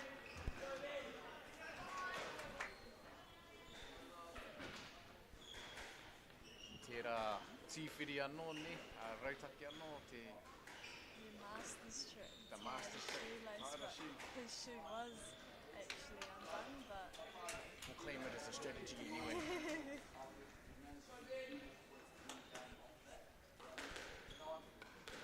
I have seen some pretty out the gate tactics to buy more time on court. I've seen people bounce the ball like 100 times before they're about to serve, and right before they actually hit the ball, they ask the ref, "Oh, is the score again?" Like just trying to try every trick in the book to buy as much time as they can. Is that to get the energy back? Yeah, to catch your breath, and to it also works trying to throw your opponent off. Hurry up, you know. But That seems like the basketball equivalent of spilling water on the court.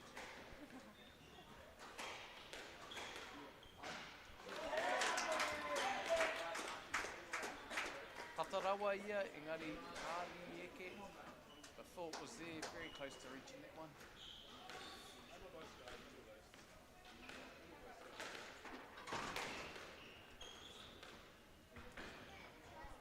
Ko ngā rawa tēnā, tērā hautaka.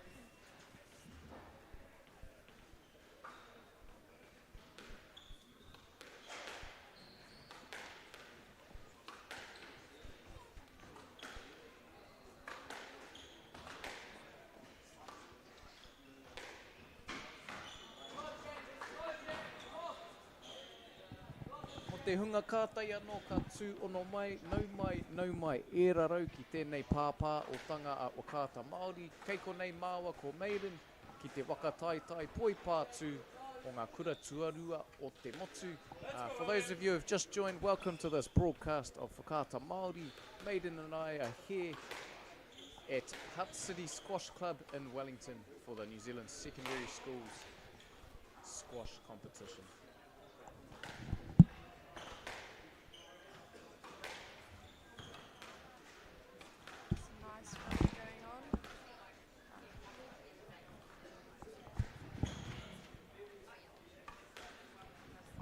Kātahi te taupatu roa rawa tēnā. Oh, what a dive. It's still going.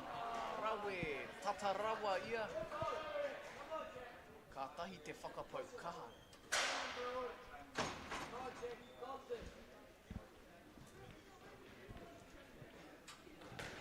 I think that's one thing I'm most impressed with these athletes is no matter the outcome of the rallies and the games, the effort is there.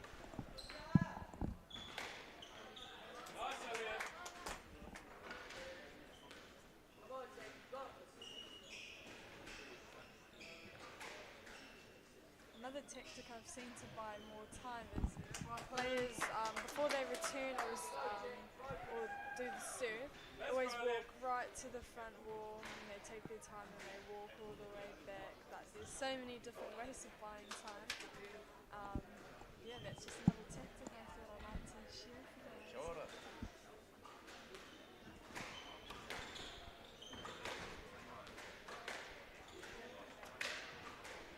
What's the most surprising tactic you've seen?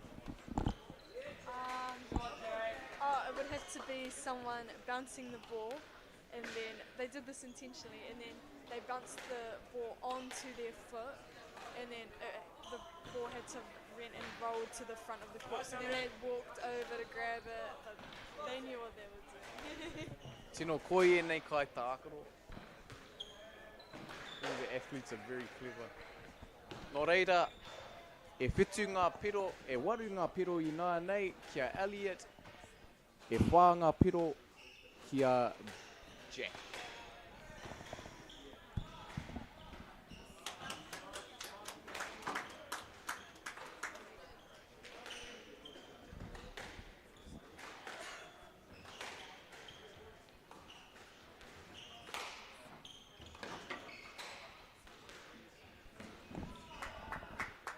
Great commitment there from Jack, sprinting to all four corners.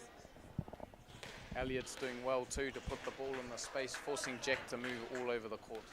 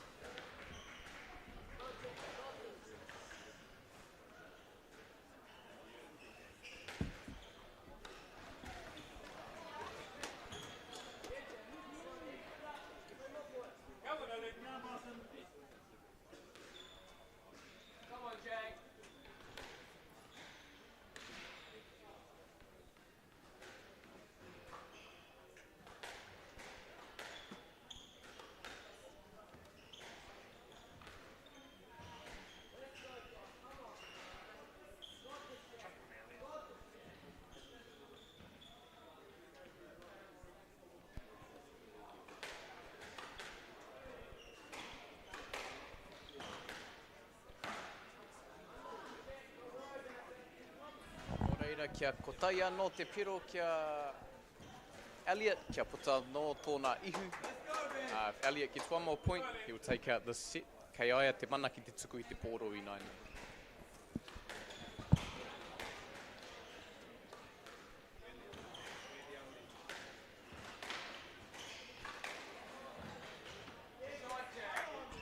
Some nice rallies in this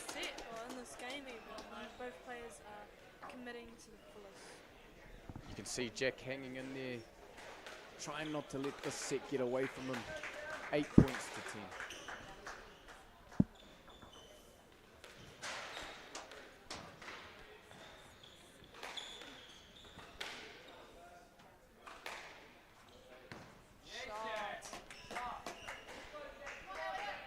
Tino tata, ngā piro I tēnei kēmu e te iwi, wai ka hua, wai ka tohu, ko wai katoa I tēnei waanga.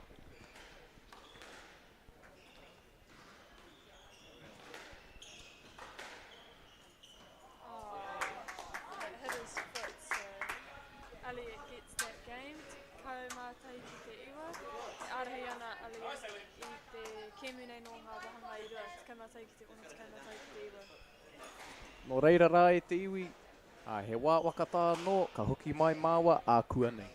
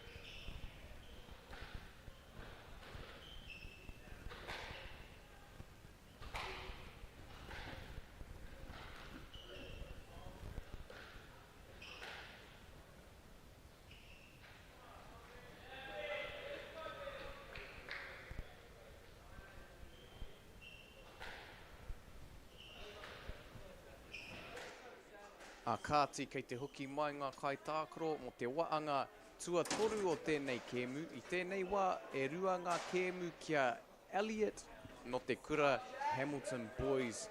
We're just about to begin set number 3 of this game. Aroha mai e te iwi, with Elliot up 2-0. Kei aia te mana ki te tuku I te poro. It's now his turn to serve the ball. Mautonu mai. Ai nā reira ki te toa Elliot I te wahanga nei, ka toa ai I te kēmu. Ka noho ōri te ai.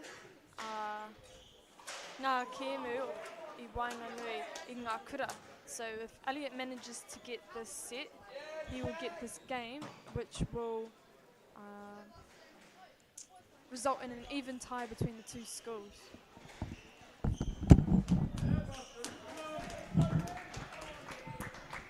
Ai, kei te tai mai ngā kapa o te whiringa e haere ake nei. We can see that the teams of the next round starting to arrive too, to begin their warm-ups and get ready for the next set of rounds. Whai muri I tēnei after this one. Ka tahi te tau patu ko tēnei tino tata a Jack ki te eke ki tēnā. What a rally, Jack almost got there. They're doing so well at keeping the ball away from each other. Kei runga noa atu kōrua.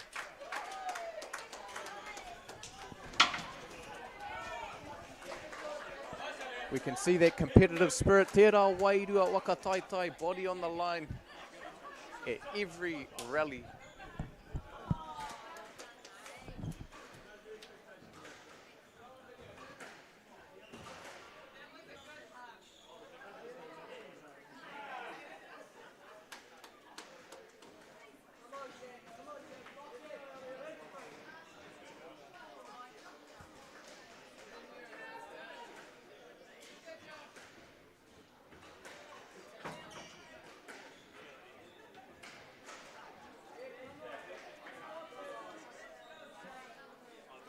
Quite a good rally that just happened there. It was a tight shot from Jack. For a non-squash player, I don't think I've ever seen a warmie wipe that much. I'm sure that there's a reason for that. Could you shed some insight into that?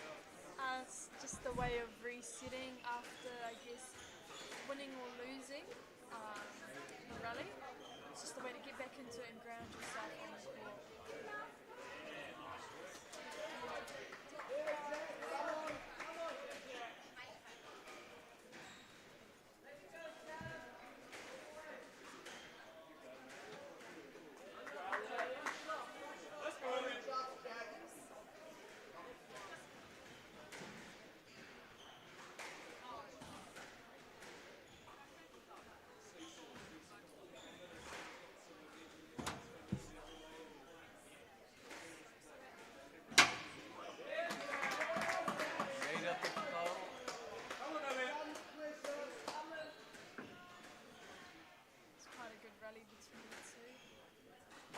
feel the anticipation building in this game. Both sides knowing what this set means. Mena katoa Elliot I tēnei waanga, katoa ia I tēnei game. So if Elliot wins this set, he takes out the game.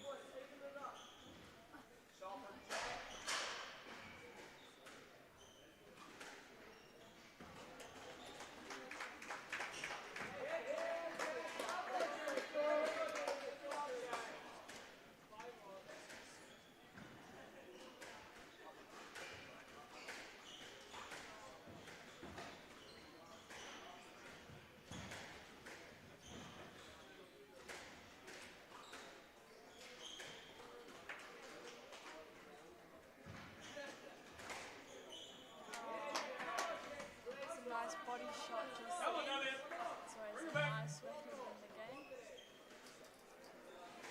Nō reira e no o taurite ana ngā piro I tēnei wā. The score is now tied. E whitu ngā piro tō ia tangata.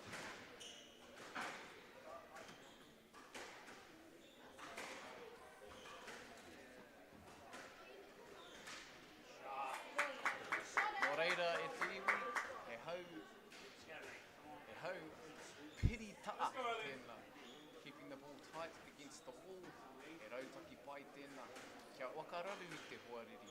One strategy used to give the opponent some trouble.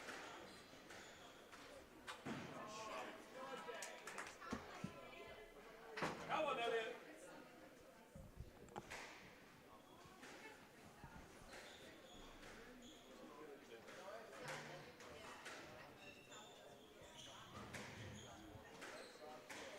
Pātai ki a koe, have you had any experience playing in these team situations? I've never played in the secondary school before, but I have played for Wellington for junior and senior teams. That's probably the closest I've that's probably the closest I've ever had to team events. Kaore kore po o kereru ana ngā tima I ēnei kaitako. Match ball I nānei, kia kotai anō te piro kia Elliot, kia toa tōna, kia toa ia.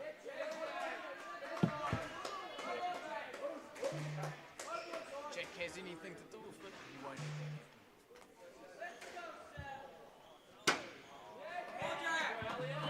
Nā reira e no o taurite ana I nānei.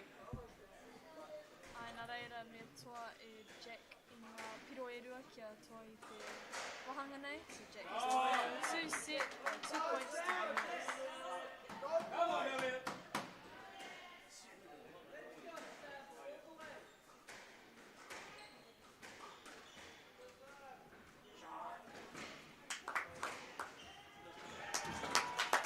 Tātai te wakapau kaha o tēnā, what an effort to try get there, engari I toa a Elliot I tēnei waanga.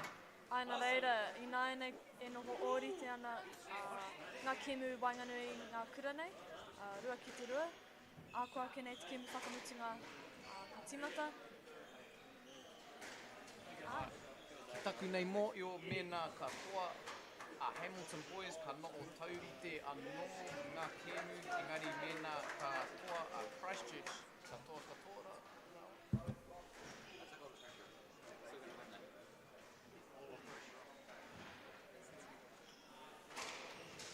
Ngā nei, it is 2-2, ka hoki mai māua mo te whiringa whakamutunga ākua nei.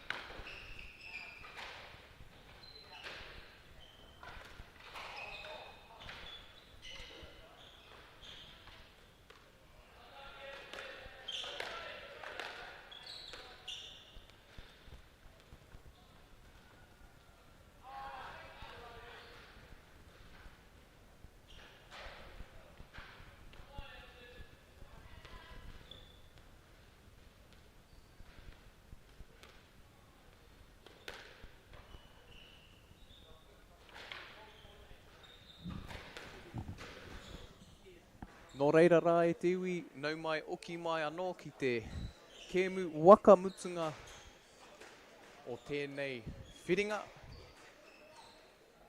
Ko tēnei kēmu, ko ngā kai tākaro, ko Max no te kura o Christchurch, ko Taylor no te kura Hamilton Boys.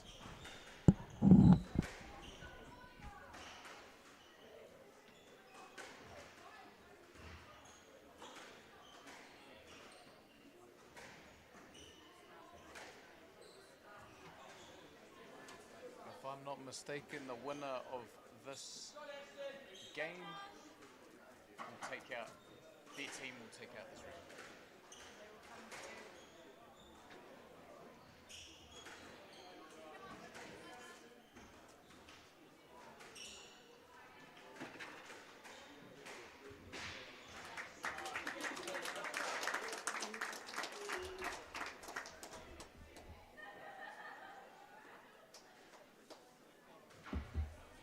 Tino teitei e nei kai tākaro e rua. Both athletes are quite tall, and I'm sure they're going to use that to their advantage to take up space on the court.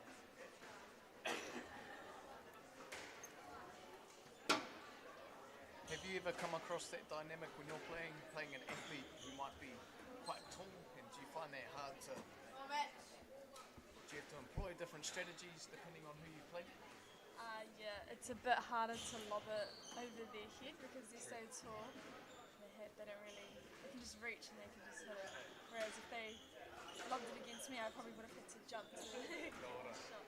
So I think low and hard is also a good strategy against tall people. So it's harder for them to get low.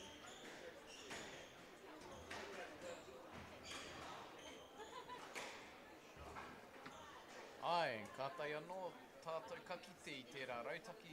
That shot quite low.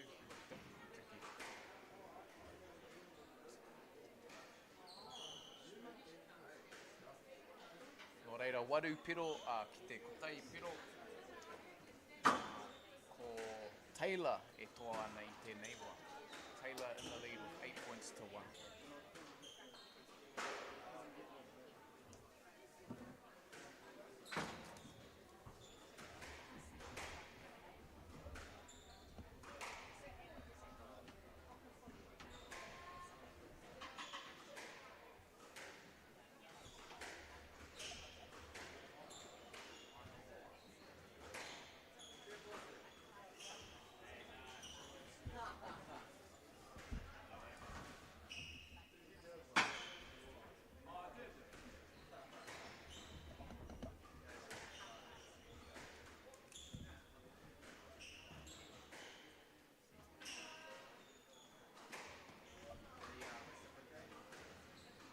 Whāpiro ki te iwa I nāna, it is now 4-9 to Max.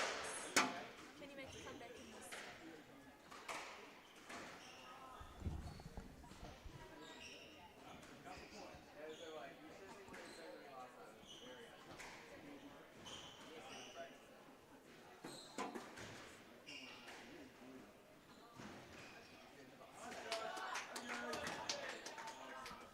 I reira te okaro. Trying to use the back wall there. Ai nā reira, e ārahi ana Taylor no te kura o Hamilton Boys, kēmu whakamutunga nei, skaumātai ki te whāngā piro. So Taylor from Hamilton Boys is leading this set 11-4. This is the last game of this round.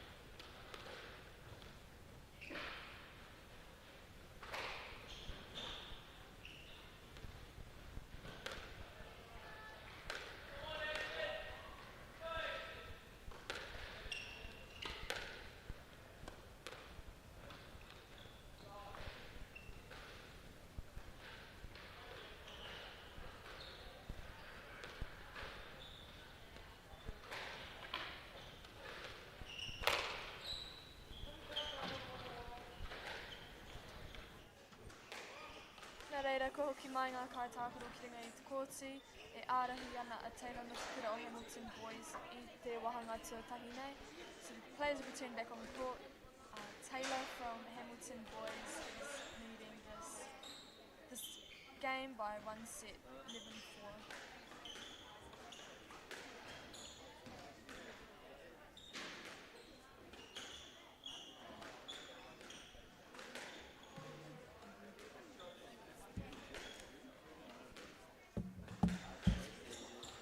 E mea nui e rā wā wakatākia taua no te wairua whai muri tonu I he waanga tuatahi.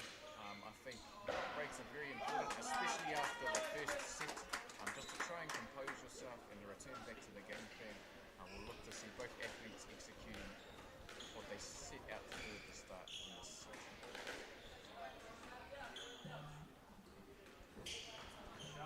Kaungara wātu tēnā. Kātahi te hautaka.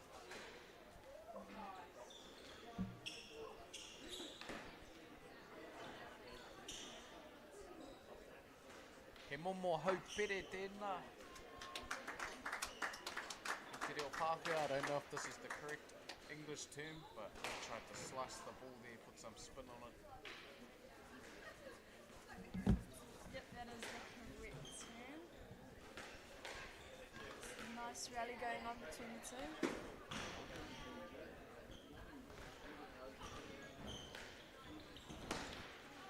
Aina reira, he pukinga tō Max ki te oma, so Max is quite a strong runner as he's retrieving all of Taylor's shots back. Ai, tino tere ia, very quick.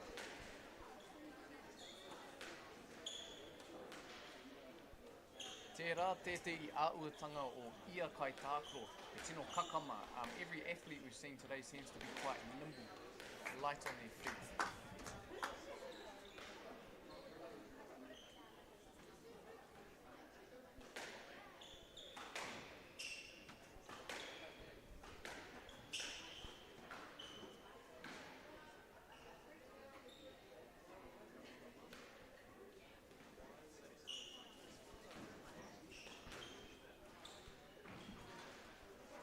Have you ever seen an athlete switch hands during a game? Yeah, actually at World Juniors last year there was a guy from South Africa. Actually he didn't really swap his hand. He had a two-handed swing. Oh wow. And usually that's what you do as a beginner. Then you usually progress into one hand, forgetting to get. But that was an amazing shot just then from Max. He just rolled.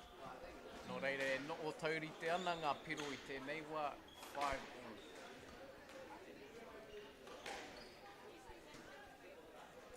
These seem to be two very evenly matched players. Kātahi te tau patu. What great rallies.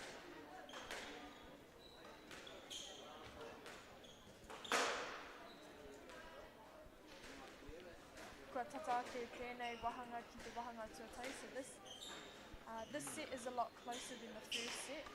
I think Max is starting to hit his targets very well. And it has built his confidence.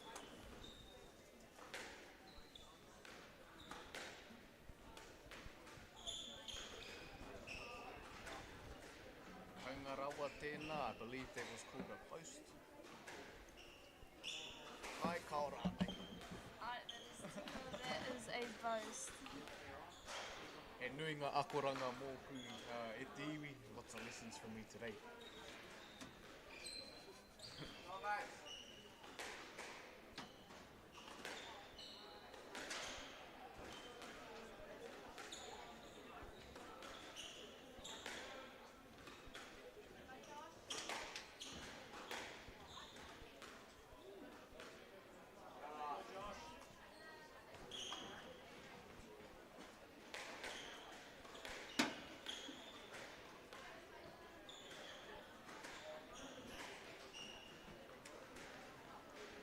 Ngā piro ki te whitu nāne. It is now 9-7 to Max. So a bit of a turnaround from the first set.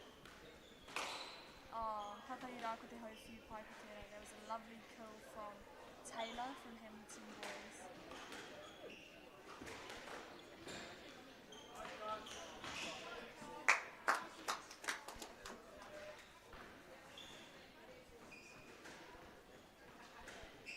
He rautaki anō pia tēnā, te patu I te pōro, te whai wā ki te wakatā. Yeah, that is a strategy, bouncing the ball a few times before serving, and then if you want to add a bit more into that, you can then ask the ref again what the score was. That will give you a bit more time as well. Or bounce it off your shoe. Yeah, or like bounce it and make it hit your foot and then it'll roll to the front court. Oh, there's a lovely boast there.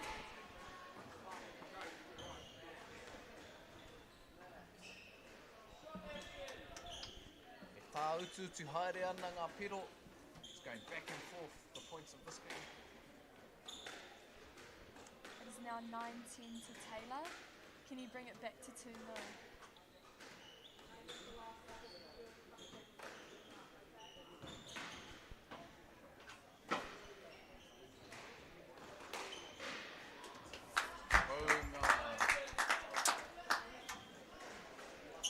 Ka tahi anō, Max kia whakahoki te wahanga tuarua o te kēmu whakamutunga mō te whiringa nei. Te kaumatainga ki te iwa ngā piro I te wahanga. So Max has managed to bring back the second set of the last game. It is now 1-1. Ka hoki mai mā te.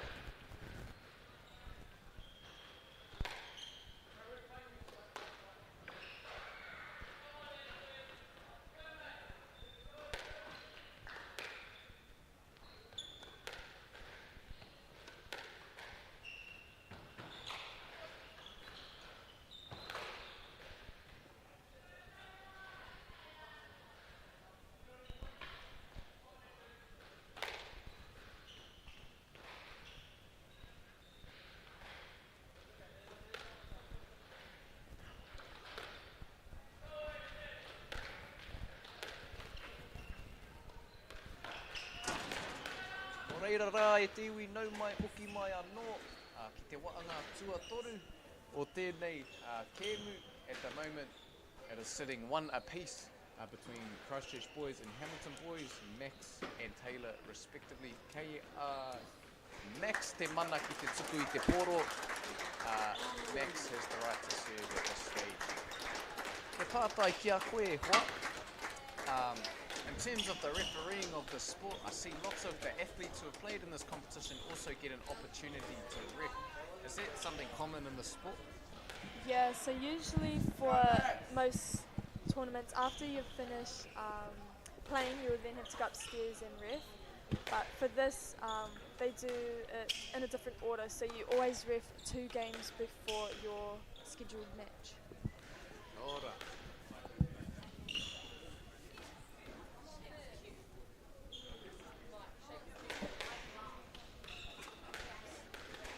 So for someone who would want to progress in reffing squash, are there pathways for that to happen? Yeah, I think there's the referee exams and stuff like that. You have to complete to become an official referee, but you do have to, I guess, go back and learn all the rules in the rule books. But if you're just a player, you're not looking to become a national ref or something. It's just refereeing. Is that something you enjoy or nah, just prefer playing? No, I can't stand refereeing. Fair enough, fair enough. What about commentating?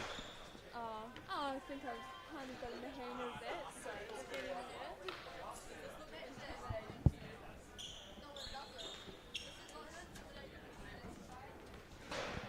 Ka tai anō, ka tai mai ngā kapa kōtiro.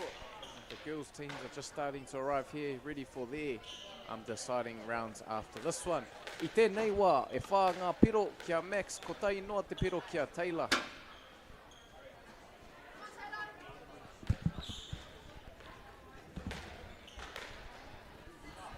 Ka tahi rā ko te ripa hapatai pai ko tēnā. So that was a pretty flat nick from Taylor into the front backhand corner.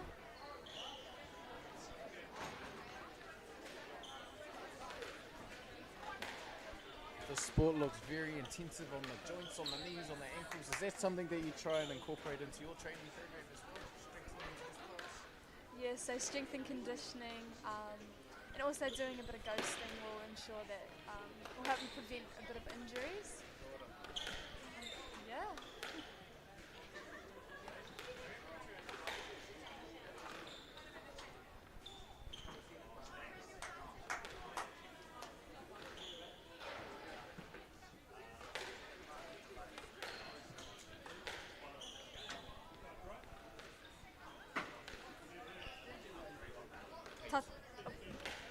Tata hoki te wahanga nei, whanganui I te tokorua, rima ki te ono. This set is also pretty close, it's 5-6 between the two, it's now 6-all.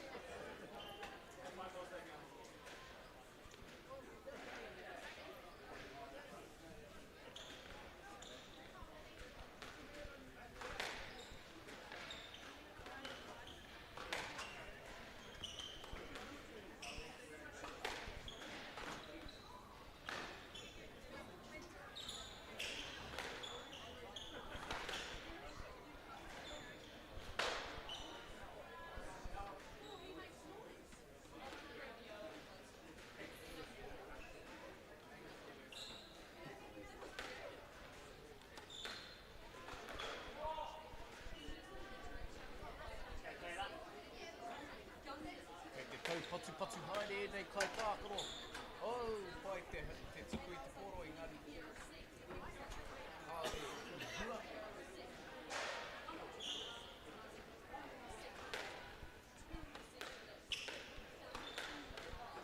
I don't think I've seen one of those shots where behind the back has been landed yet this competition, but is that something you see on the higher levels in trick shots?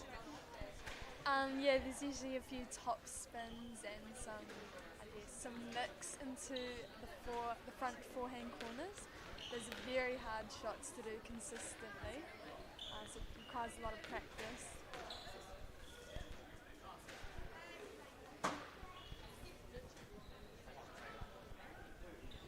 Hainga te rautaki o enei kai tākaro, kia whai wā ki te whakatā, which I both athletes have the same idea there, trying to get a little bit of a backhand in between that round.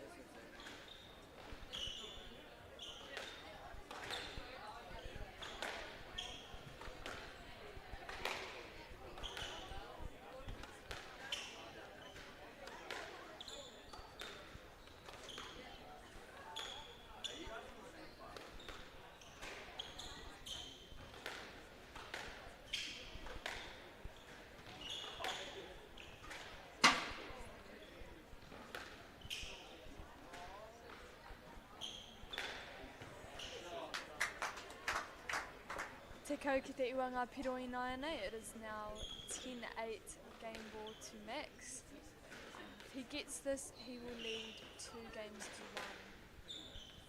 1. I'm sure Taylor won't give up without a fight. Ka pai, puta te ihua Max I tērā waanga. No reira, he wā wakatā no. At the moment we have Max from Christchurch boys leading 2 sets, 2 games to 1.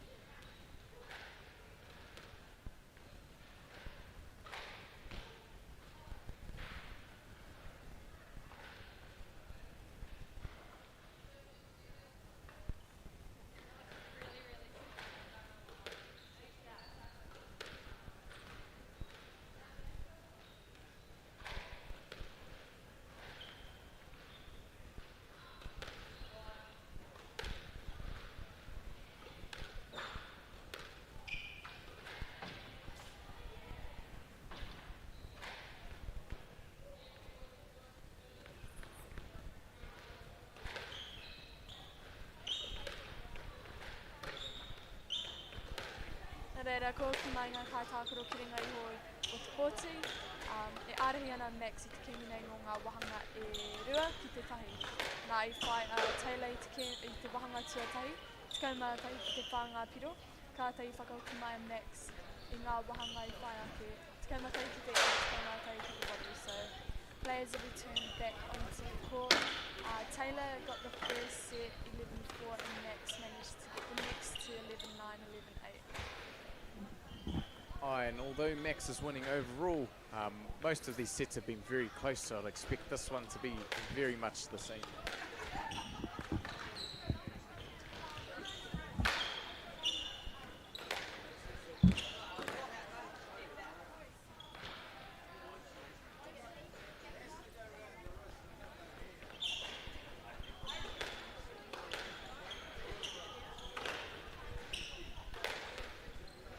Muia katoa ana te whare e ngā tangata, kātai anō ka tae mai. The building is now flooded with different athletes already watching the end of these decisive games. Kia maumahara e te iwi ko te toa o tēnei kēmu, katoa tōna kapa, ka toa tuatoru I tēnei whakatautai. So remember, whoever wins this game wins it for their school, and their school will come third overall in the competition.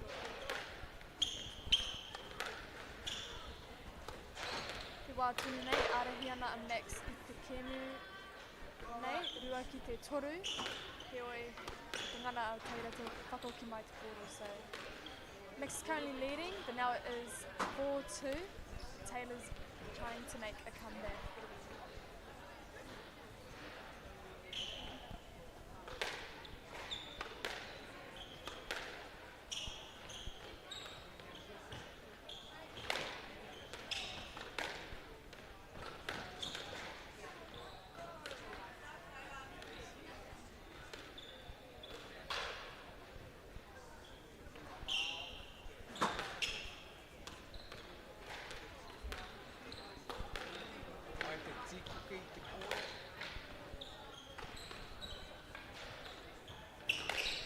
Kupu Hokio, the lob shot. It's a nice shot. It's a very effective shot, trying to recoup and get that back into the tee. Also lift the ball to the back.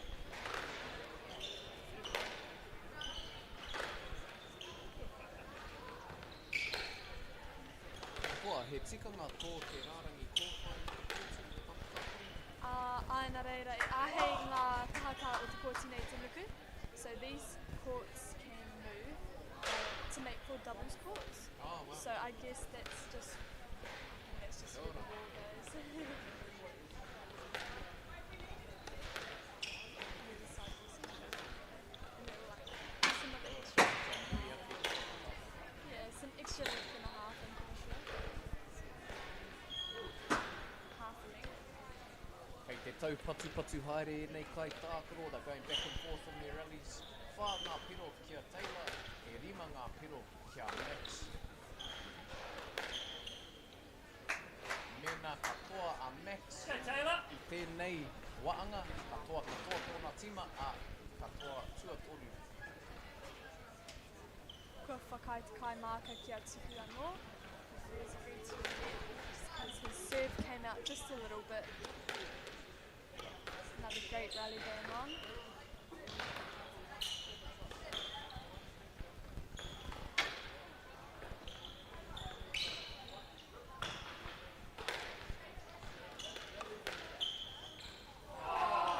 Oinga.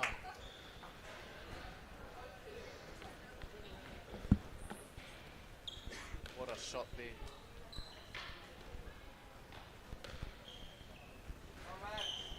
So this is the deciding match to determine who will be placed third between Hamilton boys and Christchurch boys. So if Max wins this set, Christchurch boys come third. So it's imperative that Taylor takes this one out in order for his team to stay alive.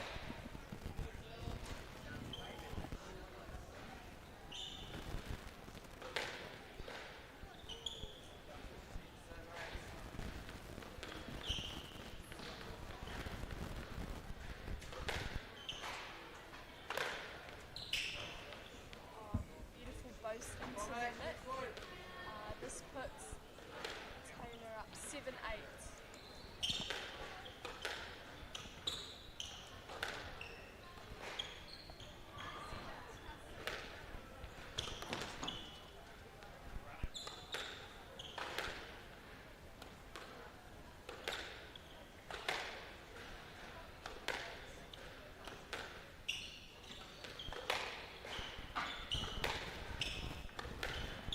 Ahakoa e tino waka ira tēnei kēmu, me tēnei waanga e no o Māori tau ana a Taylor Rawa ko Max. Although it is a high stakes game, both athletes are staying composed and trying their best to execute their game plans. Aina reira, tatarawa atu te wahanga nei, wainganui te tokorua. Waru ki te waru, so this is a very close set between the two. It is 8-all. They're both managing to stay in it as much as possible.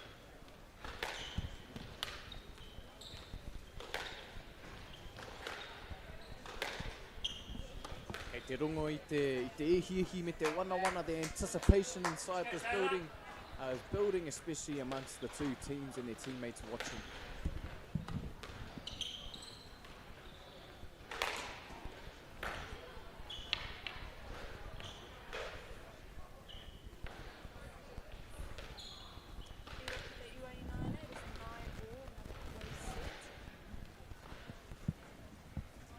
Max just requires 2 more points to take the win home for High Stretch boys.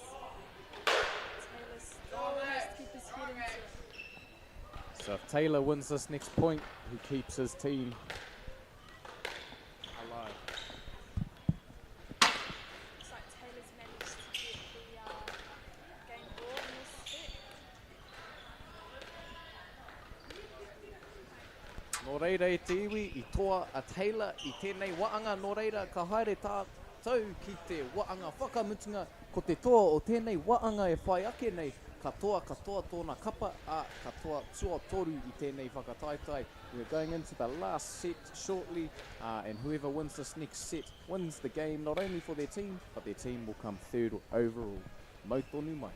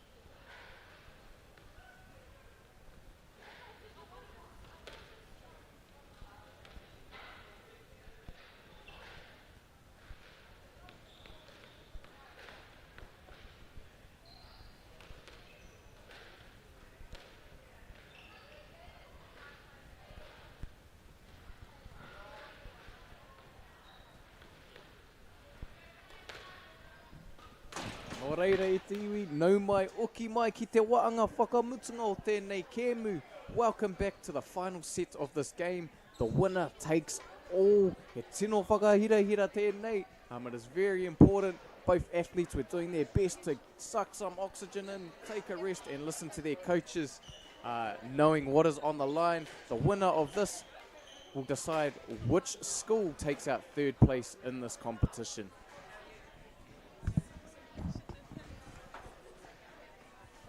Ai, tika tēnā. Kāri tū atu I te hākiroto.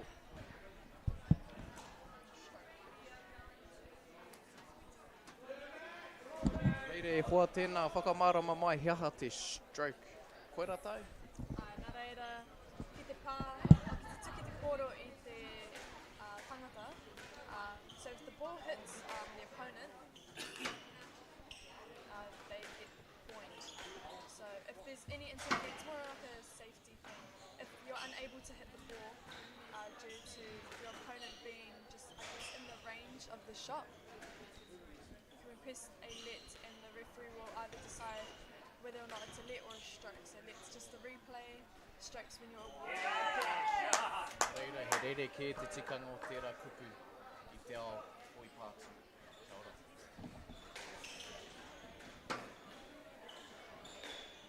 Oh, shot.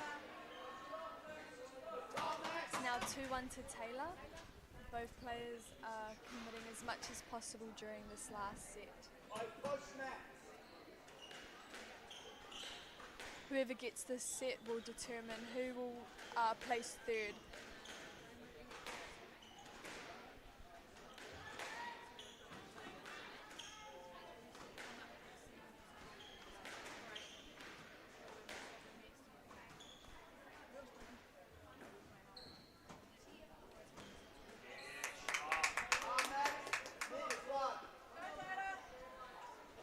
Kore kore, mai, haere ana. Ngā kaiako, no doubt the coaches are also feeling the anticipation.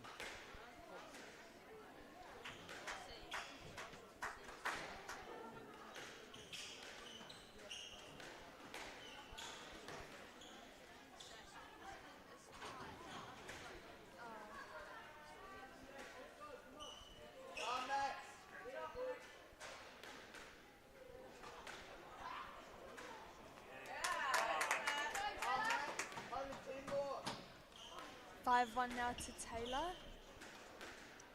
Can Max make a comeback in this set?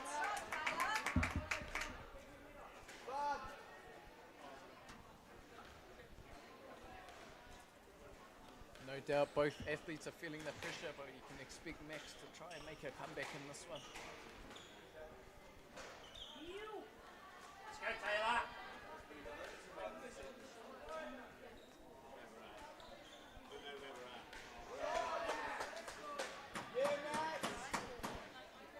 Hopefully that point there gives them a bit of spark.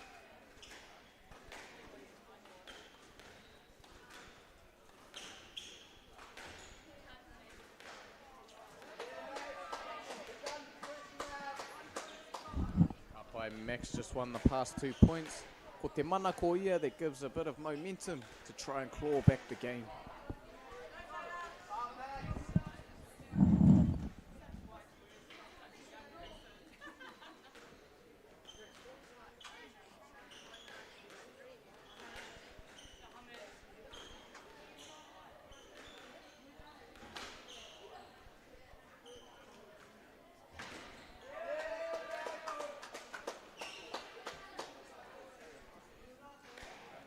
Piro ki te whāinai nei, it is now 8-4 or 4-8 to Max. Some very intense rallies that we've seen in this set. Ai, te pakari huki o e nei tama, te oma haere I te papatākoro.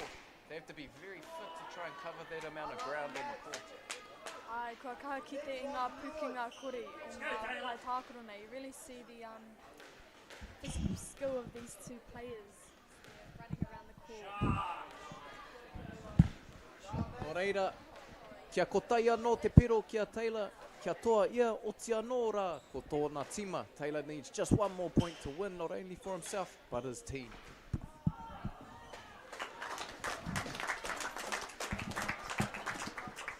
Nō reira rā e te iwi I toa a Taylor.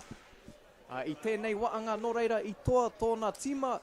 Ka puta te iu, katoa a Hamilton boys, meaning they are third placed overall in this competition. Ka wani care to both athletes. Koia kei a mātou te whānau, kua toa I te kura o Hamilton boys I te tau whāinga nei, I ngā kemu toru ki te rua.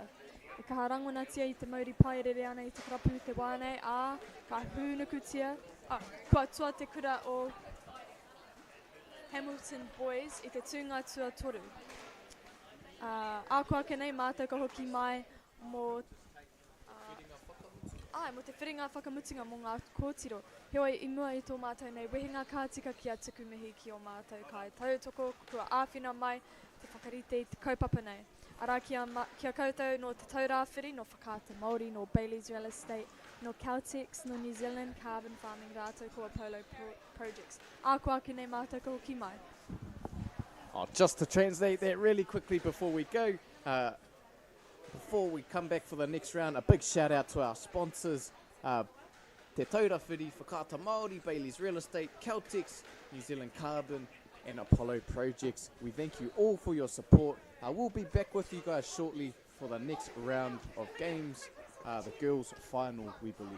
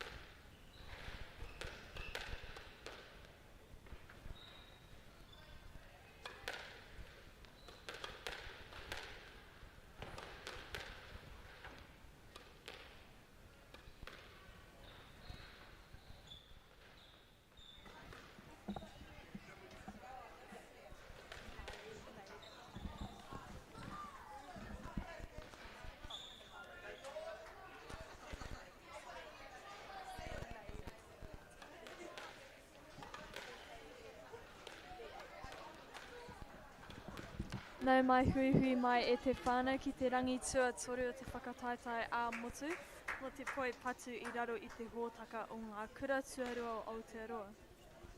Kei konei mātou ki te whare hākina kina o Rico, ki te awa kairangi. Ko maidenly kau tēnei, kau e te o ngā kai kōrero mo te taha upurangi mo te rangi whakatānei. Kei taku taha, taku hoa, a Kauri. Ai, tēnā koutou I te iwi, ko Kauri iti wō tēnei he uri no Taranaki me ngā timani a putu. I mua I tō mātou nei timatanga, ka tika kia karawhiu I o mātou nei mihi ki te pai o whakaata Māori, nā koutou te whakaronui kia tākoha mai I te pāhotanga mataoro nei, mo te kore utu. Nā mai tēnei kua hua ai te āheitanga mo te ao whānui kia hono mai me te mātaki I tēnei o ngā hākina kina iti arā ko te poi patu. Tuarua mai, ka nui te aroha ki o mātou kai tautoko no ngā pāki o Bailey's Real Estate, no Caltex, no New Zealand Carbon Farming rātou ko te hunga ki a Polo Projects. Kua tā ngā ingo o aua pāki ki te tini I runga iho I te kōti nei. Ko te mihi whakamutunga ki a koutou o te taurāwhiri mo a koutou mahi whakawhanake I te reo Māori I runga I ngā kōrero hākina kina. E kore te puna ōmihi e mimiti I a koutou. O te anora, e te hunga e wakarongo ana, kei konei māua tahi ki te wanganui ātara, no reira me mii kā tika ki te iwi e pupuru tonu ana ki te mana o te wenua, puki atua te maunga te awa e rere rā, ko te awa kairangi, te ati awa wenua, te ati awa tangata e manaaki nei I a tātou katoa, I tēnei wikine, tēnei ka mihi ake. Just before we introduce the athletes, we'd also like to acknowledge the mana whenua of this area, Te Atiawa, as well as the sponsors that Maiden just read out, Caltex, Apollo Projects, Whakaata Māori, Bailey's, New Zealand Carbon Farming, and also Te Taura Whiri, nā rātou. E nei momo pāpā o tanga I kaha tautoko, kia rangona ai te reo I nei horopaki, whose support is imperative in helping the reo reach these types of contexts. No reira rā e te iwi, ko ngā kai tākaro I tēnei kēmu no Tauranga Girls, we have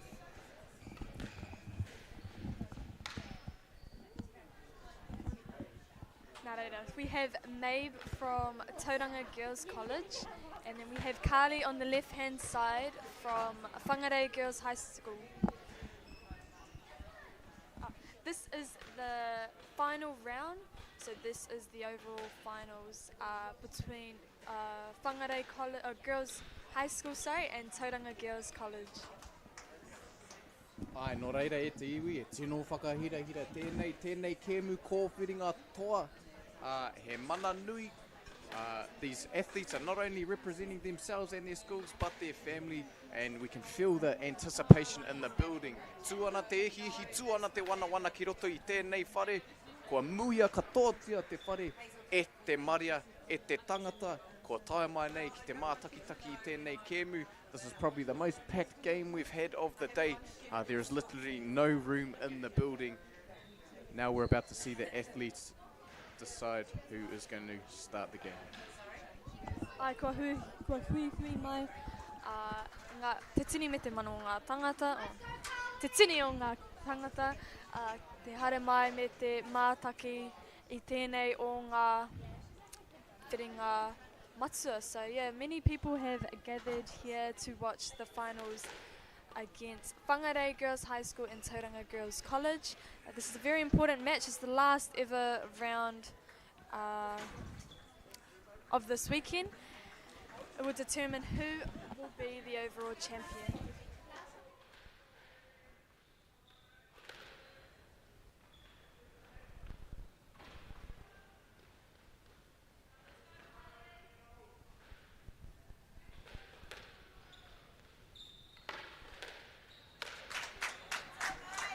Nā Maeve te kēmu I tuku, katahi anō ia kia toa I te piro tuatahi, so Maeve started us off and she has just got the first point. Kua tono mō tētahi kia tuku anō, Carly has just requested a let.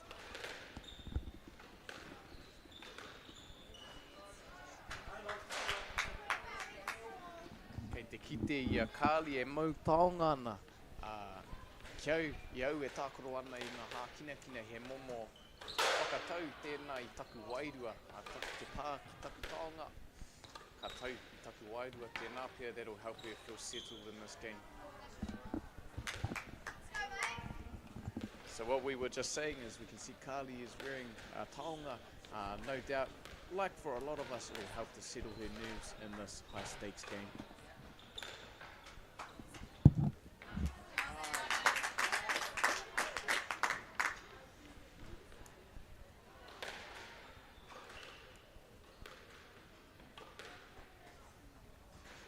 Nō reira rā e te iwi kei konei mātou ki te whanganui ātara aha koa I kaha heke te ua I tēnei wikine, I te rangi nei kua puta a tamanui te rā I ngā kapua kia kite ia I ngā toa o tēnei whakataitai. So although it's been a rainy weekend here in Wellington, it's a sunny day today.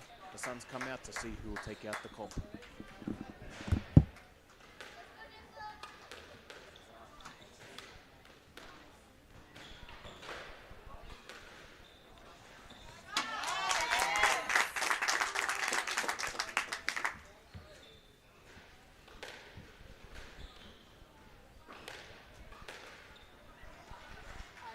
Katoa te mininga I te kēmu nei. The crowd is very excited for this game as it is a crucial game between who the New Zealand secondary schools champion will be. Te āuatanga mi aro ki au, it's not just the teams that have come to sport. Ka kite hoki I ngā wānau e kaha aki ana I ngā tamariki. You also see the families here supporting their children.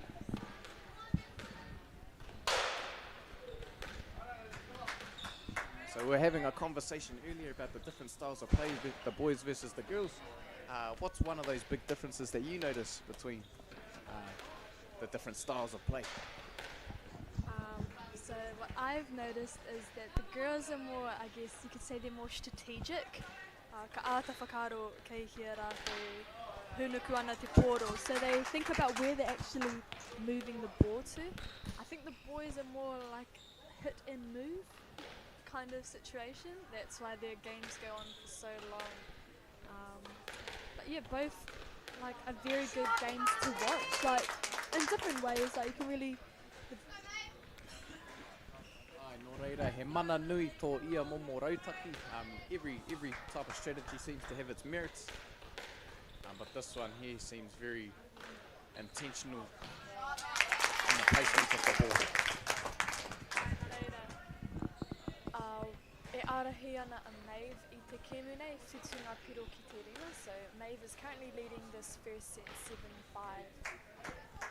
7-5. Kia maumahara e te iwi, ko te toa, ko te kapa katoa I tēnei whiringa katoa. So the team, the overall school that wins this round takes the whole competition out, first place.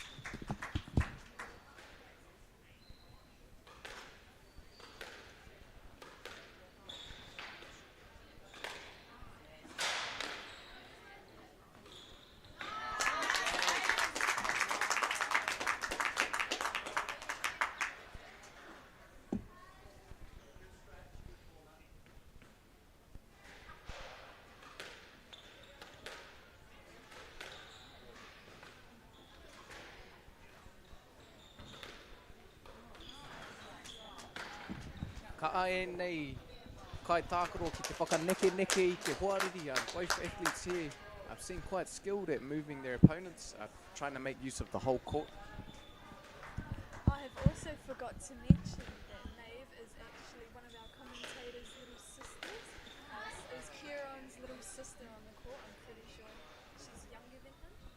She is up game ball 10-5 and I heard Kieran's dad has just messaged him to see if he would like to do some commentating with us at some point this afternoon. No mind.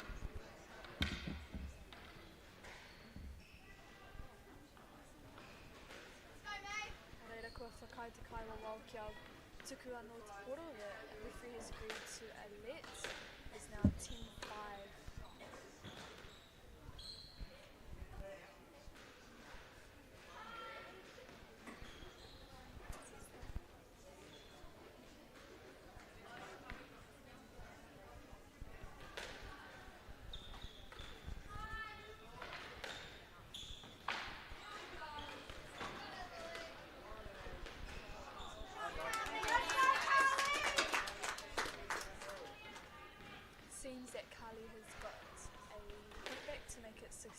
Can she make a comeback in this set?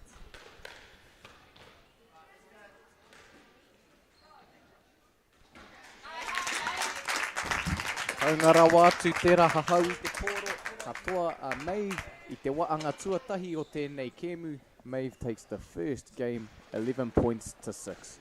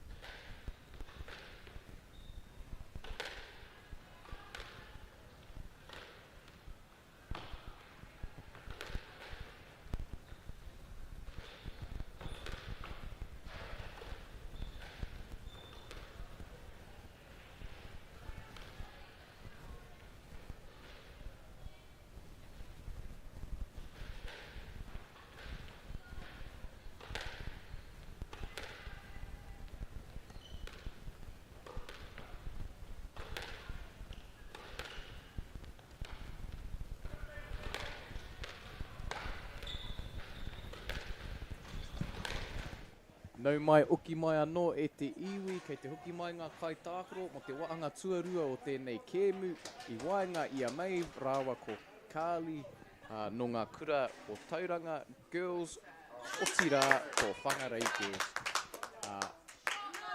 Ko timata tēnei waanga, Maeve is in the lead 1 point to 0.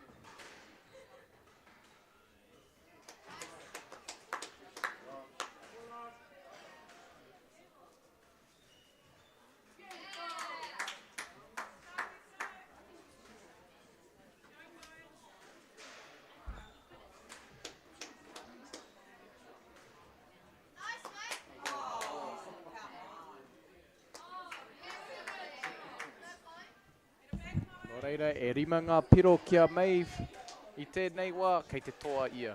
5 points to 0 in favour of Maeve at this time.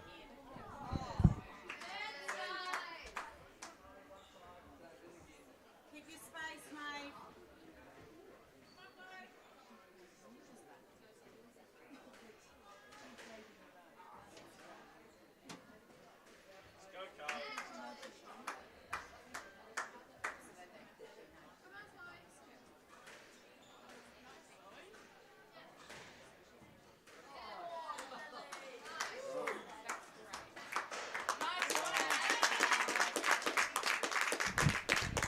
Are kore kei te rongo koutou e kaha aki ana ngā kai mātakitaki I ngā kai tākaro I tēnei wā. Toko maanga tangata I konei ki Hutt City Squash Club. There's lots of people here watching this game, encouraging our athletes as they play.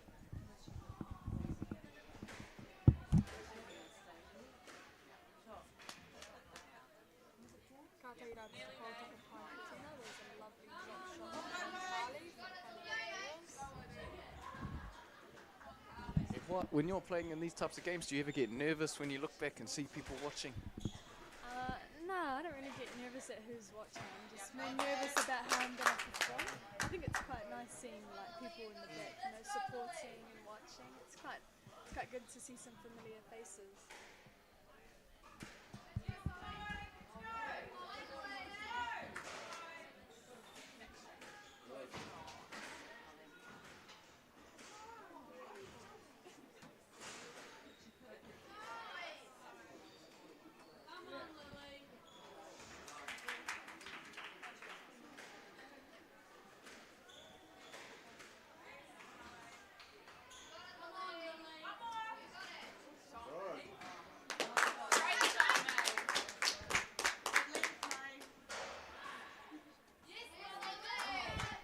Tino kaha e nei kai tākaro e rua, te hoki atu ki te pūtaitanga o ngā rārangi. We see both athletes fighting for space, trying to get back to the tee.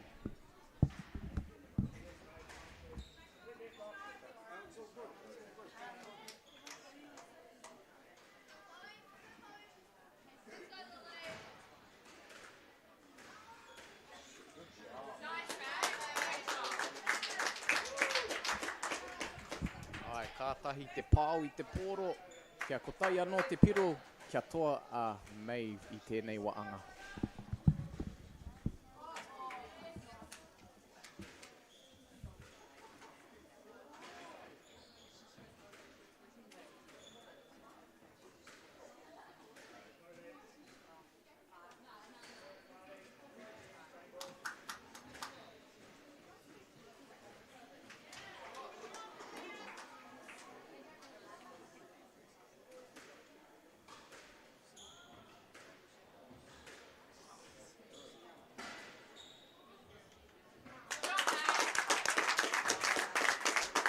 Kātahi anō a Maeve kia toa I te wahanga tuarua o te kēmu tuatahi o te whiringa whakamutinga nei.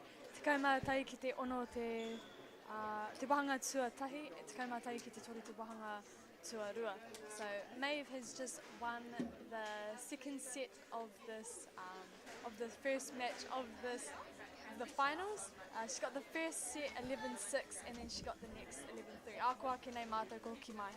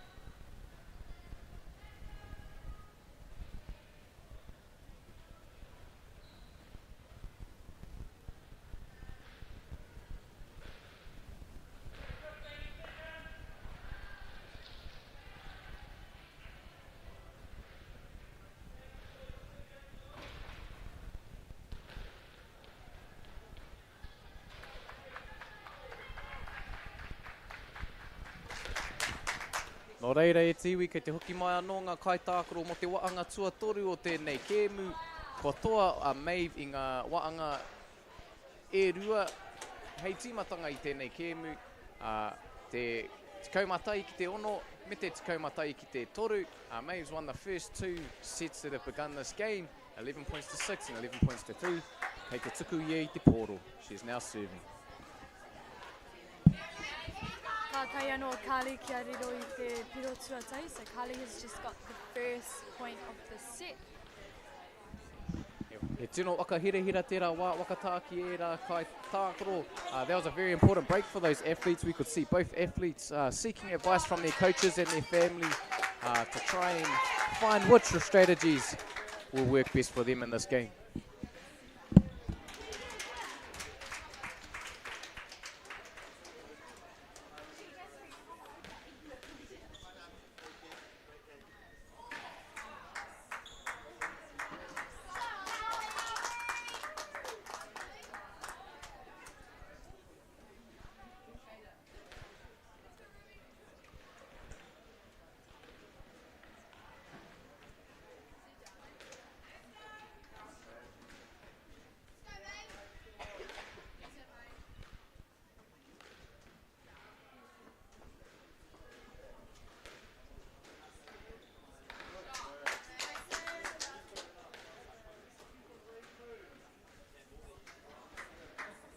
Wahanga tata tēnei, so this is looks to start off as a very close set between the two. It's 3-2 now.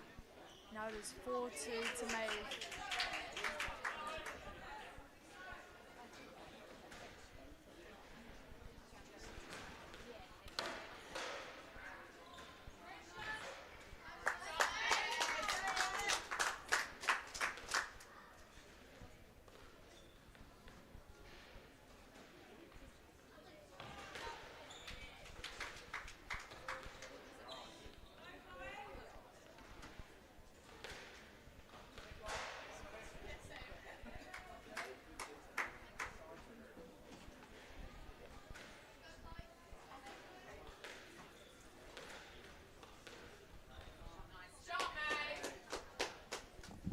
Ai tērā rautaki, te patu i te pōro ki te kokonga. Kia waua te waka uki.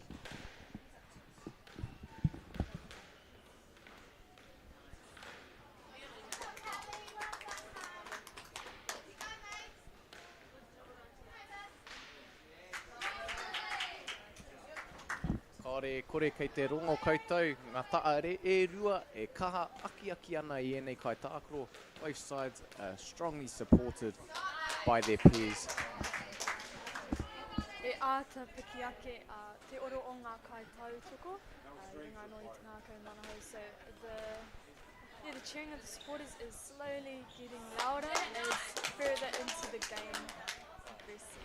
E tohu tēnā ki te nui o te mana o tēnei kēmu, o te anō rā tēnā pēr kua inu kawhi e te o rātou, ne? I think that's a testament to how important this game is, but also I hear there's a coffee truck outside that I think has picked the energy up a lot as well.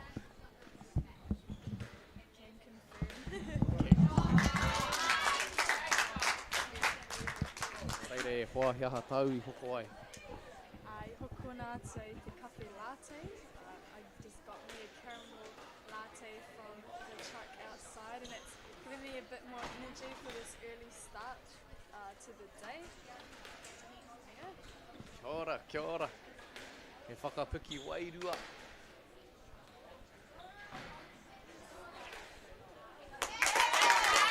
Ka tahi te hahau I te pōro ko tēnā, ko mei tēnā ka puta te ihu.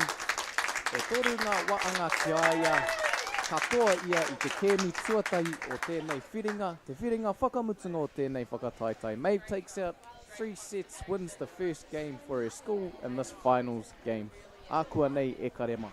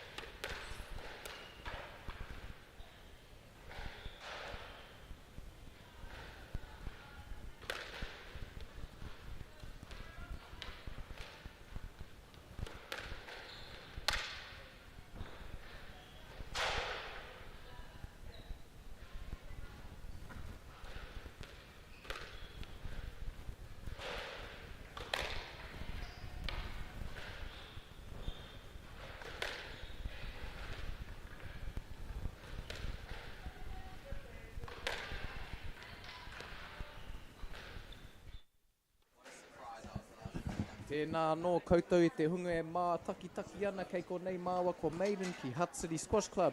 Te wakataitai poi pātuanga kura tuarua o te motu. Hoki mai ki tēnei kēmu I waenga I Tauranga Girls ko Ian te kai tākaro o tēnei kēmu. Ko Whangarei Girls anō hoki ko Ella te kai tākaro ka timata te waanga tuatai a kuanei. Welcome back to this game between Ian from Tauranga Girls and Ella from Whangarei Girls. The second game of this round. Kia maumahara koutou, ko te kapa katoa I tēnei kēmu, katoa I te whakataitai, ka whakaihu waka. So the team that wins overall in this round takes out the competition. Nō reira, he mana nui tō tēnei kēmu. This game means a lot.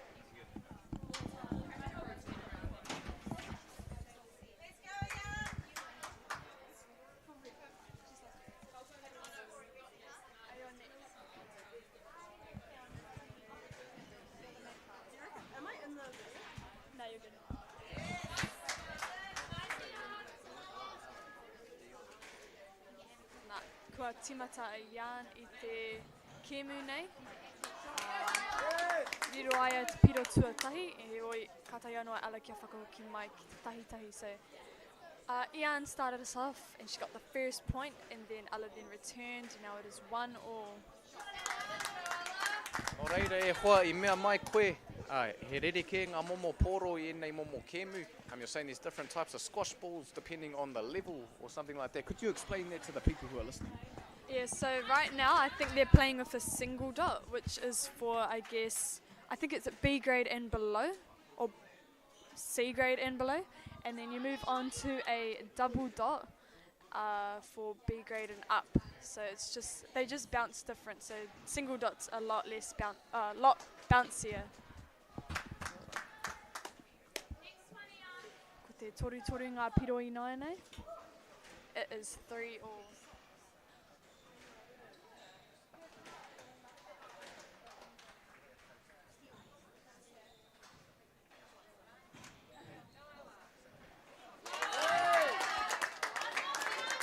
Ka tai te tau patu ko tēnā. What a rally from both of the athletes.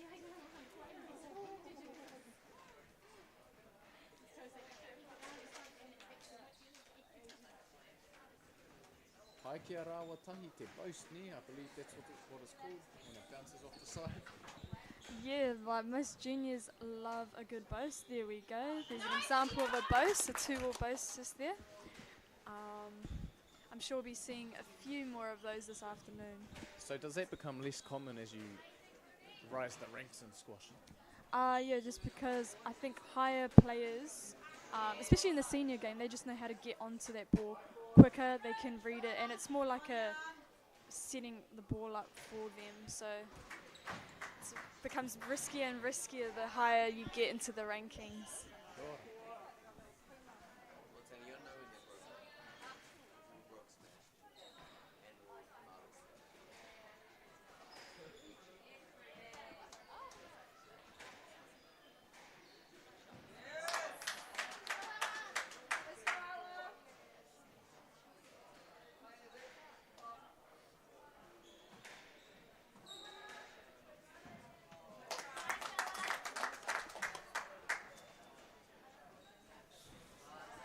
Ngana ki te wakahoki, ngari kāri whai hua, tata rawa.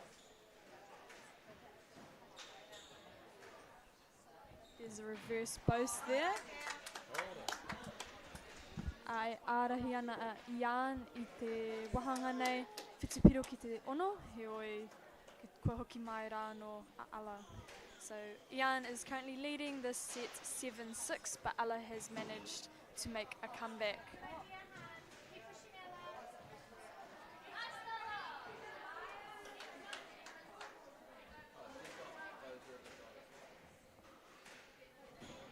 Aina reira kua taimai ngā tama no te kura o Whangarei boys kia tautoko I ngā kōtira. So the boys team from Whangarei has come to support the girl team. Koira te tai āuatanga miharo o tēnei hā kina ka kaha aki ngā kapa i ngā kapa kē atu. Doesn't matter what school, it seems to be that all the schools are supporting each other for the love of the game. Aina reira, ko hoki mai rā no ala, ko te whitu me te kau I naenei, kātai e Ian ki atoa I te wahanga tuatahi o te kēmu tuarua, so Ala managed to come back to 7-10, but then Ian managed to close it off 11-7 of the first set of the second game. Ako ake nei mātou ko hoki mai.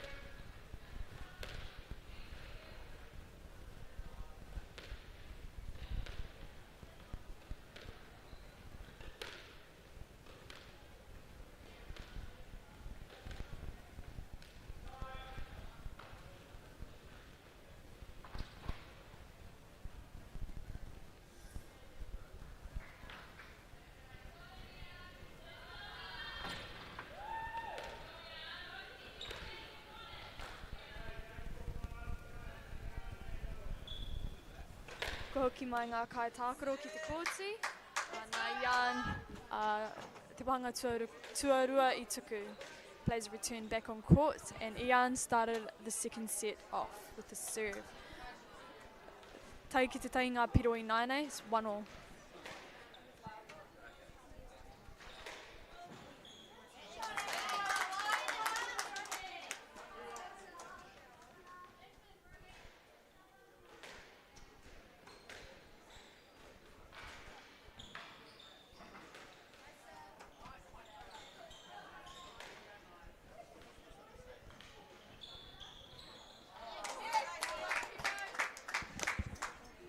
Ārahi ana a Ala I te wahanga tuarua nei, tori ki te tahi, so Ala is currently leading this set 3 points to 1. E hoa kei te kite au, kei te mau Ian I tētai mea kei tōna ringa maui, hea te take. His sweatband tera, so it's just to stop, I guess, the sweat dripping down her arm, causing a sweaty grip. But she's playing with her right hand, so not really sure why it's on her left hand, but maybe it's a strategy. No doubt it's like other sports too. Sometimes it could be superstition, sometimes it could be purely the looks as well. Either way, the looks cool. Kātai rā ko te pau taka pai ko tērā. There was a lovely drop shot from Ian. It is now toru ki te rima. 3-5.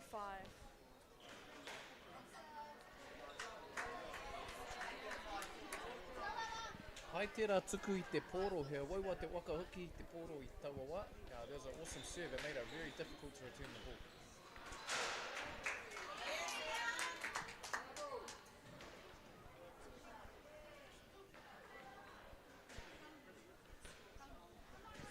E noho ori te ana te wahanga nei. Rima ki te rima. Oh.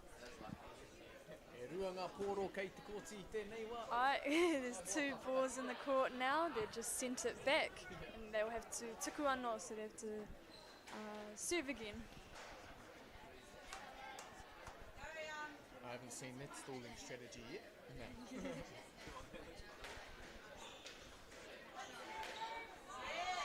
Kātai rā ko te hauwhi pai ko tērā. That was a lovely kill from Ian. Deep, just fading into the backhand corner. Kātai rā ko te tau patu pai ko tēnei. Look at this amazing rally. No atu ko Tiroma. It's a very intense rally. Both players, he pukinga tā ia o ēnei kai tākaro te oma, so both of these players have a strength at running and retrieving shots back. And it was quite a good rally. It's the longest one I've seen, I think, this morning.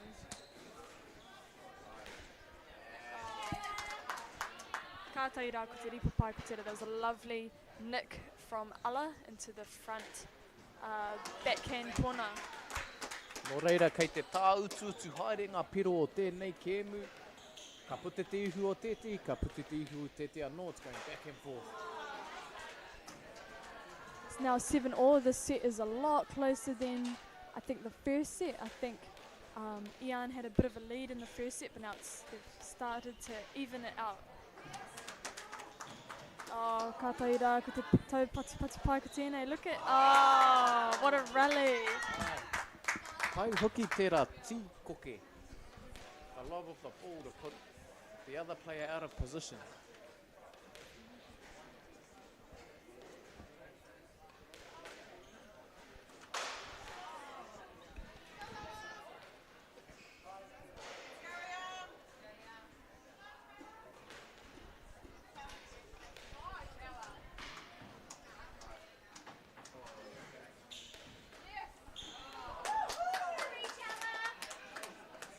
When you have a game like this, when's your preferred time to play? Preferred time of day to play? I like to play in the afternoons. I'm not much of a morning bird, per se. I mean, I train in the morning, but if I had the chance, I'd like to play a match in the afternoon. I'd feel more awake. And I think we can see that here today too. Tokomahanga tangata I konei nānei. There's lots of people here now. I feel like the early birds were here early, but now the rest have come to play. Tikau ki te iwa ngā piro, heoi me ngana ala te whakoki mai ki ana ho ori te aiti kēmu nei. So it's 9-10. Ala has to make an effort to make it 10-all. There we go. Taurite ana ngā piro I nānei. Me whai ia o ngā kai tākaro nei I ngā piro e rua, so both players must win by 2.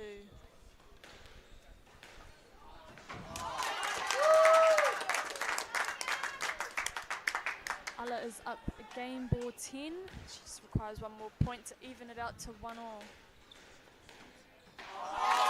Ka tai rā ko te tuku pai ko tērā. That was a lovely serve from Ala, landing in the ripa omiri in the back nick, and it ended up rolling. I nānei noho ori te ana te kēmu nei wainganui I te tokorua, tai ki te tai. I toa Ian I te wahanga tua tai te kaumā tai ki te whitu.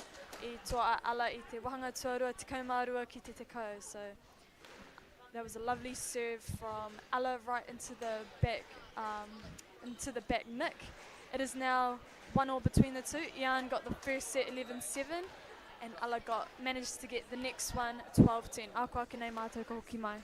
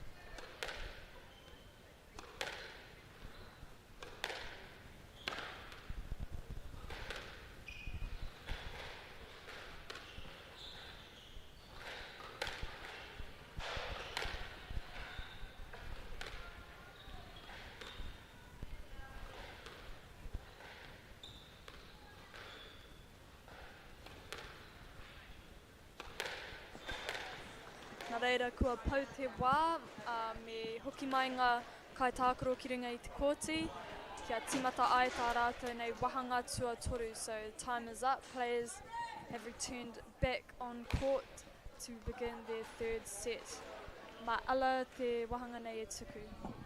I wakarongo au ki tete o ngā kōrero, nā tete o ngā kāko, te kāko o Tauranga girls, ko tāna kia Ian, kia ngākau nui ia ki te mahi aha ko te aha. So I managed to hear a little bit of what was being said, and overall, most important is to enjoy what is being done.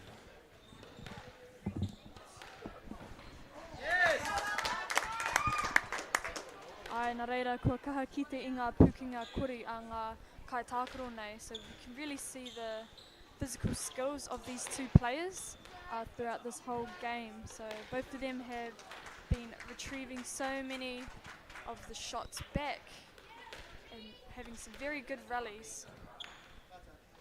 Ai, kaore kore kei te ngengi e nei kaitākaro, engari kare mātou i mohio.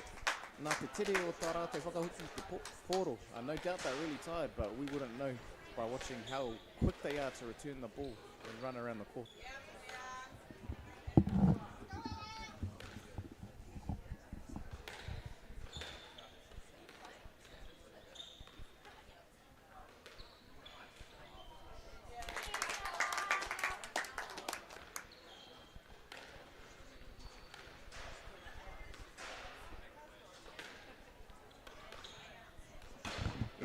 You've watched a few of these games before. What would your predictions be for the outcome of this whole round? I mean, I think it's going to be just like the match we commentated this morning. It's going to be very close. It seems like this game alone is going to be a very close game. So I believe Tauranga girls is ahead in this, but if Ala can bring it back, it'll even the score. So I honestly have no idea how this is going to go, but I think it's going to be tough regardless. E ārahi ana Ian I te wahanga nei, warupiro ki te rua. So Ian's currently leading this 8 points to 3 now.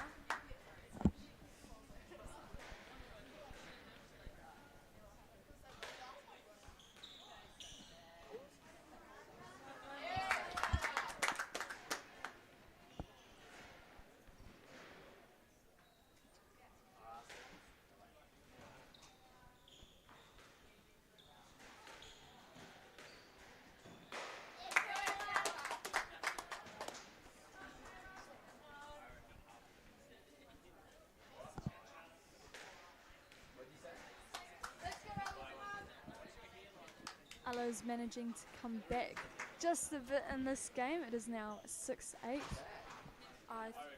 She was a bit down, but now she has found she's got her momentum going now, I think.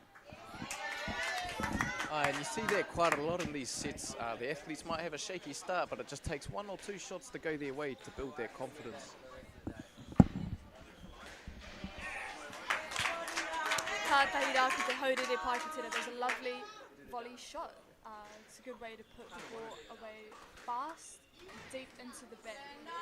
And that's something I hear the coaches urging their athletes to do, is try and put the ball in the back of the court. That's to make it harder for the person to return the ball. Ne? So it's very hard to dig the ball out from the back, just like what you just saw. It just dies, and it's a lot harder to hit the ball when it is tight against the wall. So you don't want to smash your racket by accident trying to get it off, so you want to do it as carefully as possible. Nō reira, I toa Ian, I tērā waanga. Nō reira, kua mutu te waanga tuatoru o tēnei kēmu. Waanga tō Ian, ko tahi noa te waanga kia Ella. A kua nei tātou ka hoki mai anō.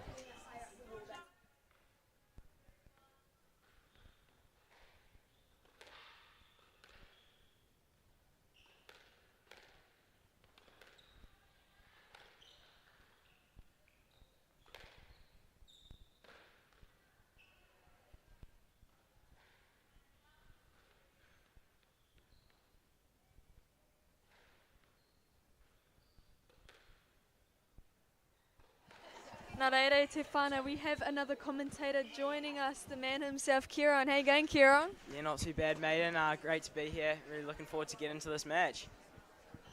Right, so how did you guys go this morning? Yeah, Tauranga boys managed to pull out a 3-2 win, which was awesome.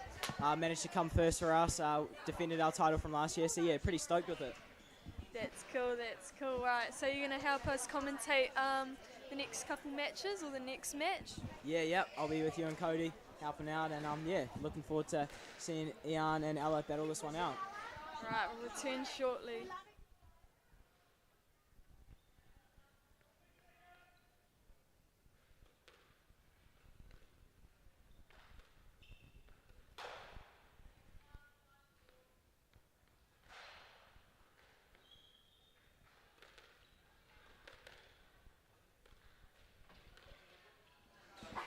Nō reira e te iwi, kua oki mai ngā kai tākaro mo te waanga tuawhā o tēnei kēmu.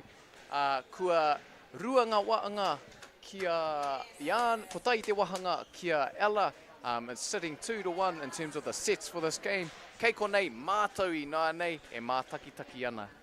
E hoa, do you have any predictions for this game here? Well, I don't know. I think it's going to be a pretty tight one no matter what. If I had to guess right now, I'm going to back the fellow Tauranga School and go with Ian's going to win here in 4. Just going to get the set. And yeah, that's what I reckon. What about you, Maiden? What's your prediction?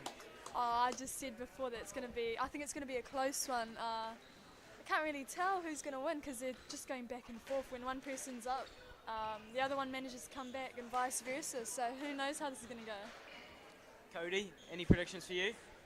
I'm in a similar boat to Maiden. I think it could go either way. I'm very new to squash though, so I'm very happy to have both of your expertise here today. I hear you play a bit of squash yourself too. What team have you been playing for? Tauranga boys, yeah, been fortunate enough to win it. Come back up from our title last year, and yeah, stoked to be here. How good, how good. Alright, e arahi ana Ian I te wahanga nei toru piro ki te tai. Ian is currently leading this game 3 points to 1. Lovely little shot into the nick there for Ian. Did we see any cross-court nicks from you today, Kieran? I hear that's your favourite shot. Only a couple today, not as good as the one I hit last night, but yeah, managed to squeeze a couple in there though. As always, Maiden? Yeah, as always. Yeah, well, throughout this competition, we've been talking lots about how you celebrate after a win. Do you have any go-to ways to celebrate? Oh, I'm not too much of a celebrator, but a classic fist bump has to be the best way to celebrate, you know. Stare out at the team, give a fist bump, you know. Yeah, that's my favourite way, I'd have to say. Although there seems to be lots of people like the good old classic come on after a big point or a big rally. But that's not for me. I'm more of a non-verbal celebrator. Ian storms out to a 9-1 lead here, looking to close out this 4th set. She's got 9 match balls. Nō reira e te iwi, mena ko tai anō te piro kia Ian, ka puka te ihi I tēnei waanga. Lovely shots here from both girls. Great rally building. Oh! What a shot. Kākahi rā te hahau pai ko tērā. Fantastic cross court by Ella there. Oh! Not to be. Ian takes it 3 games to 1 and gives Tauranga Girls College a 2-love lead here in the final.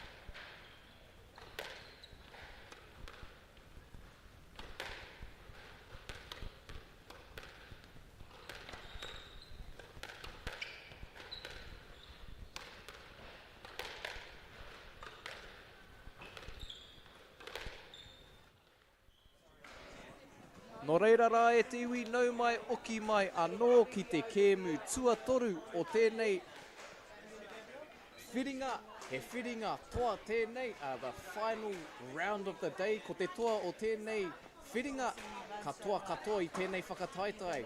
Ka whakaihu waka, so the team that wins this round takes out the competition. I nāia nei, ko Brooke Rawa ko Montana, kei te mura o te ahi. We have Brooke and Montana on the court. Brooke no te Kura Tauranga girls, Montana from Whangarei girls. E tiwi mātaki mai.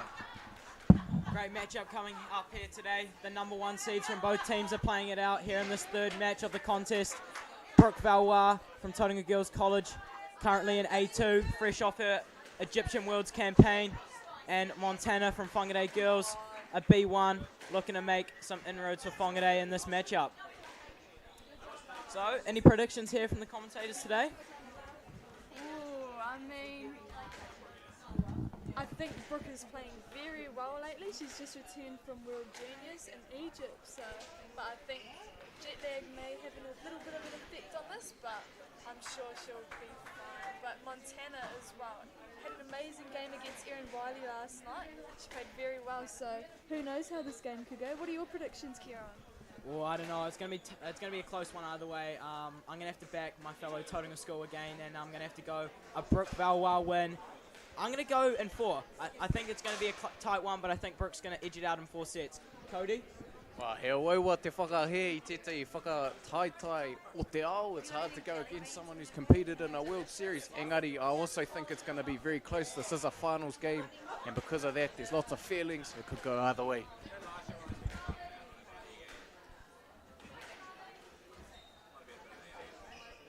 Seems like a solid warm-up from both players. Ka rawa atu a rātou nei whakamahana tinana.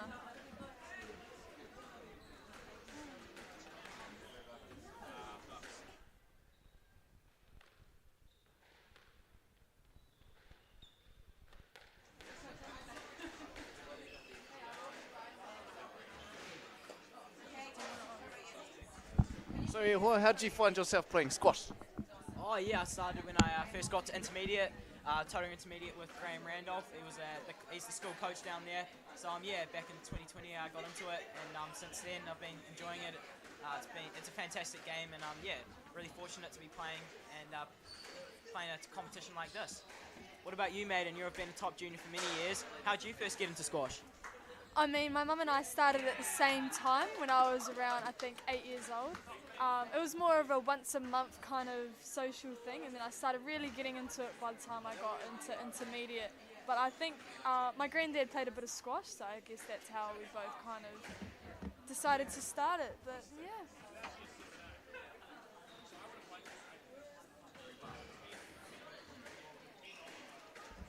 O reire te iwi ākua nei ka timata tēnei waanga kei te wakamaana tonu ngā kai tākaro ākua nei ka wakatau. Kei a wai te mana ki te tuku I te pōro.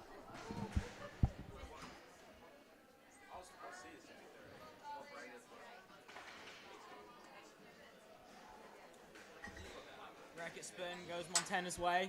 She'll be kick-starting this third match of the contest.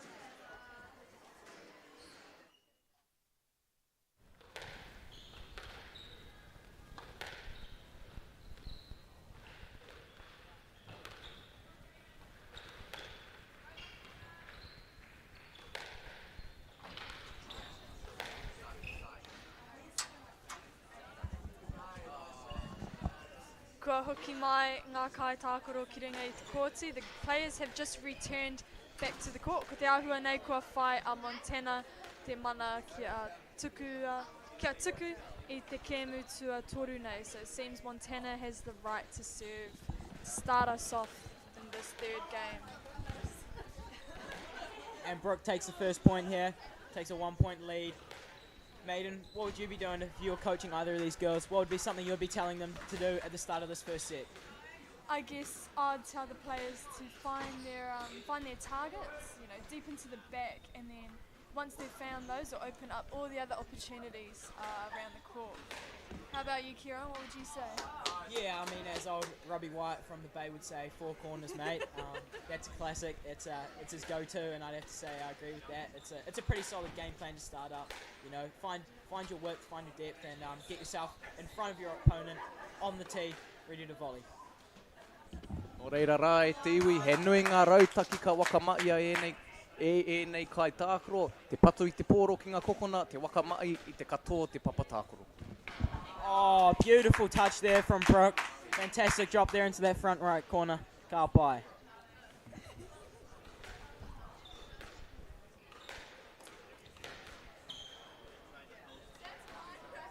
Nice volley there from Montana. She's pushing up on the tee.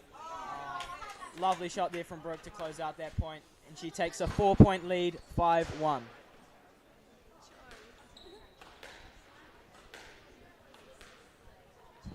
Kupu hou for you e hoa, a new word, the word we've been using for serve, tuku.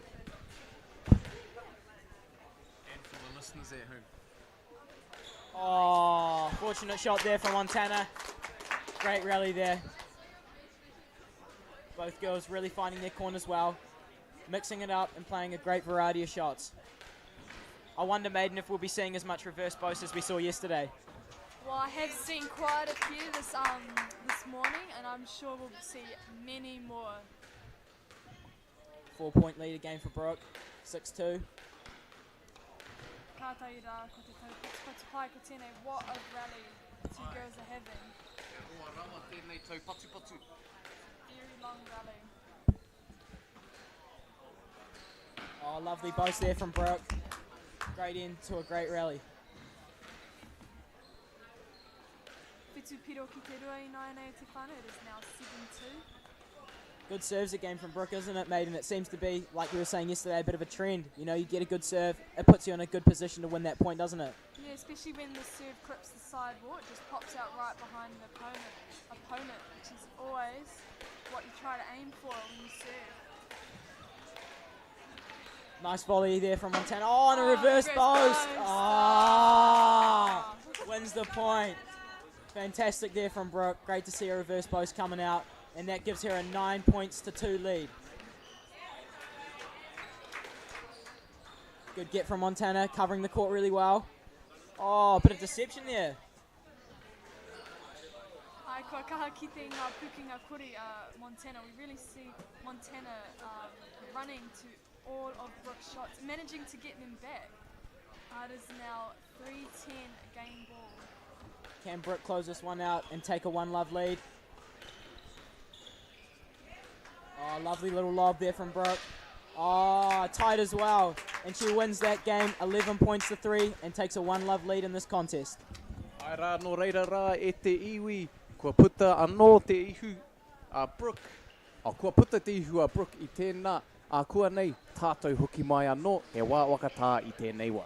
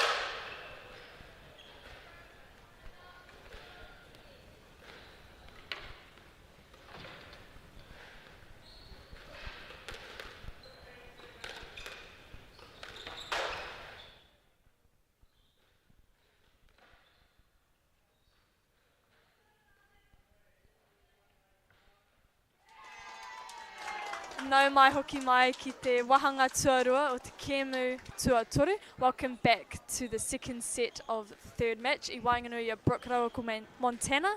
Ai ārahi ana Brooke I te Kēmu nei no te wahanga ko tahi te kaumātai ki te toru. Brooke is currently leading this game, 1 game to love. It was 11-3 in that set. Big set here for both girls. You know, Montana would want to really even out this contest, make it 1-1, and put her team in a great position to come back from 2-love down. Brooke, on the other hand, will be wanting to take the set and push on. Fantastic shot there from Montana. Brooke will be wanting to push on, take the set, and take the next one to secure the title for Tauranga Girls College. Nō reira, ki o kōrua whakaaro hiahanga rautaki ka wakamahia e ēnei kōtiro I tēnei waanga. What strategies do you expect to see in this set? Do you expect them to go off their game plan or change things up? What are we looking at here?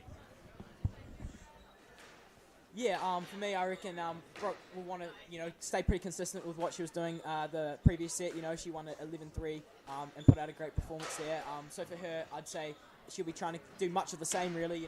Be trying to find her corners, get onto the ball early, and stay in front of her opponent, Montana. Montana, on the other hand, I'd say will be wanting to get in front of Brooke a bit more. She did find herself behind Brooke a bit more in that previous set, which made it a bit harder for her to win those points. So yeah, if I was coaching Montana, I'd be telling her to push up, take that ball early, and try and get in front of Brooke, which will give her lots of options in the front court. Is that something you'd be saying as well, Maiden? Yeah, you took the words right out of my mouth, Kieran. I think Montana was just a bit behind Brooke in that first set. I think she's trying her hardest now to get the ball further behind and take control of the two. It is now 3-all. Great rallies here by both girls, using the whole of the court, both of them, and it's been some quality squash so far. Oh, she tries to reverse both. Montana doesn't quite pull it off. That gives Brooke a 4-3 lead. Ai, reira te whakaaro, engari anō te hua.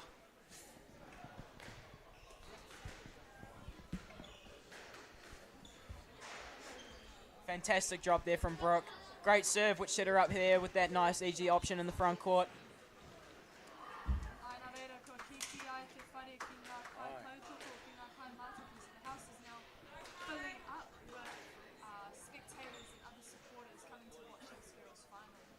Fantastic to see lots of other schools coming down to watch this final as well, giving a bit of support for both teams. Great atmosphere down here, and it's only building. That gives Brooke a 4-point lead, 7-3 here in the second set. Can she close this one out, or will Montana make a comeback? Lovely drives here from both girls. Nice and tight to the wall, nice and deep. Oh, the lob again, Maiden? Oh,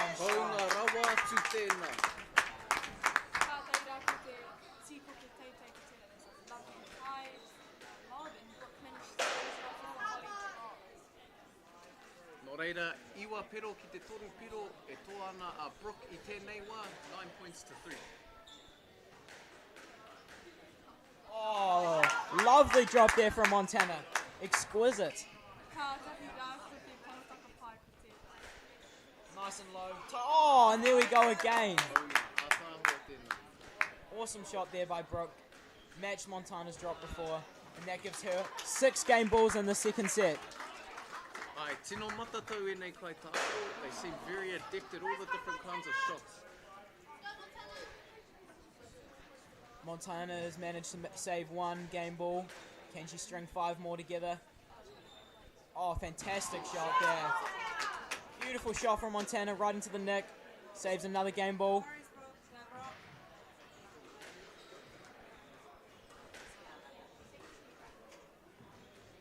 Oh, there's that lob again. Something we've been talking about all weekend, haven't we, Maiden? Yeah, good way to reset. And it's also an attacking shot. Ka tahi te tau patu patu.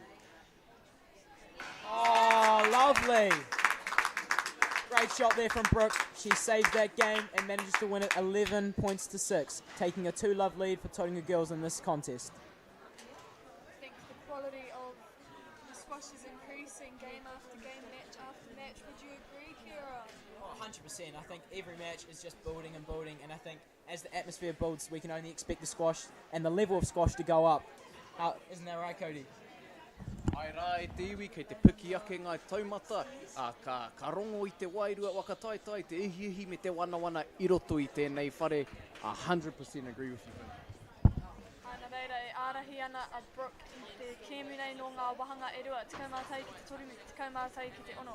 Brooke is currently leading this match, 11 points, 11-3, 11-6. Ki te toa a Brooke I te wahanga e whai ake nei, kua toa te kura o Tauranga Girls I te whiringa whakamutunga. If Brooke manages to close this out, Tauranga Girls will win the finals.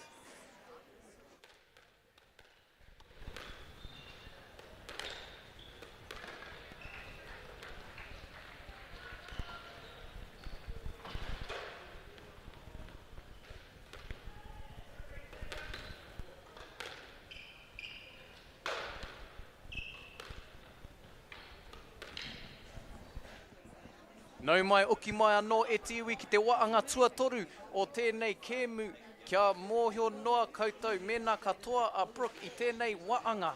Katoa ia I te kēmu, oti anō rā katoa tōna tima. Ka puta rātou hei toa katoa o tēnei whakataitai. So just remember e te iwi, if Brooke wins this set, she not only wins the game, but her school wins the round and the New Zealand Secondary Schools competition. Yeah, big set here for both girls. You know, Montana's really going to have to show some big fight here to take this next set and to try take this match. Brooke's obviously going to be trying her hardest to close this one out, get the 3-love lead, and and win the title here for Tauranga Girls. Aina reira, kua hui mai ngā kura katoa kia mātaki I te kēmu nei. Kua kite au e te hino te kura o Takapuna Grammar, no Otu Muay Thai College, no Whangarei Boys High. We've seen all of the teams come and watch this girls' final. We've seen a few from Takapuna Grammar, we've seen a few from Otu Muay Thai College as well as Whangarei Boys High. Just a reminder that if Brooke does manage to win this set or this match, she will indeed secure the title, the first ever title for Tauranga Girls College. Oh, lovely shot there from Brooke. Great deception, great hold, and she takes a 3-2 lead in this third set. Reira, he mana nui tō tēnei waanga, en kāre kore kei te mōio ngā kai tākaro ki te mana o tēnei kēmu. Engari, kei te no o mauri tau. No doubt both athletes understand the stakes of this game, but we can see how calm they are in their demeanour. Great start to the game by both girls here. It's currently locked in at 3-all, as tight as it can get. And both girls are playing some phenomenal squash.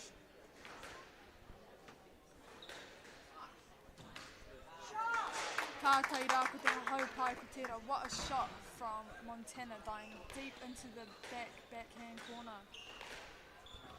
What would you be saying right now, Maiden? Montana's had a great first two sets, hasn't quite been able to clinch them. Brooke's got the lead. But what would you be saying, you know, to Montana right now? I mean, I think she's progressing further and further into the match. She's just still finding her targets, but she's doing a lot of covering on this court, which I will not tell her to change. Just maybe tighten up just a tiny bit, but the ideas are there. She's looking to move Brooke and to try and cover as much of the court as possible. Oh, lovely drive there from Brooke. Fantastic shot there. Low, tight, and dives before the back wall. Reire, no o taurite ana ngā piro I tēnei wā, rima piro ki te rima, 5-all at this time. Nice lob again from Brooke. Gets herself in front. Oh, nice option there from Brooke. Wins her the point and gets her a 1-point lead in this third set. Can she push on?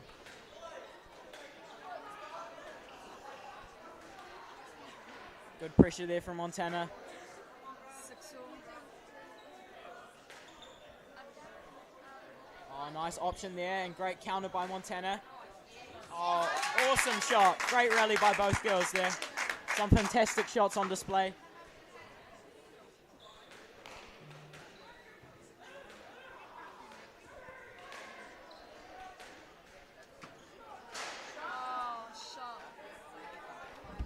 E tā utu ana ngā piro I tēnei kēmu kōwhiringa toa.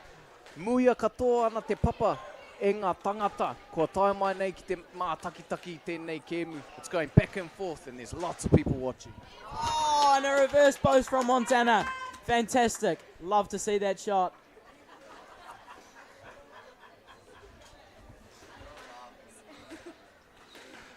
Oh.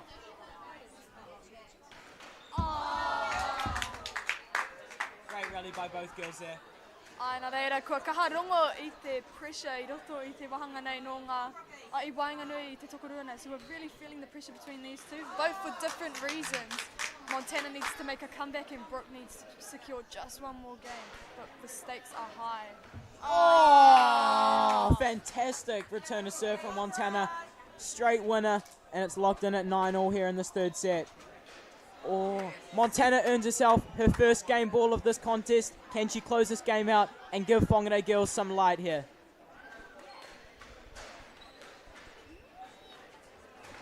Great coverage on the court by both girls.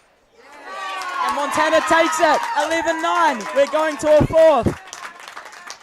Nō reira rā e tiwi kei te ora tonu a Whangarei girls. A kua nei tātou ka hoki mai anō.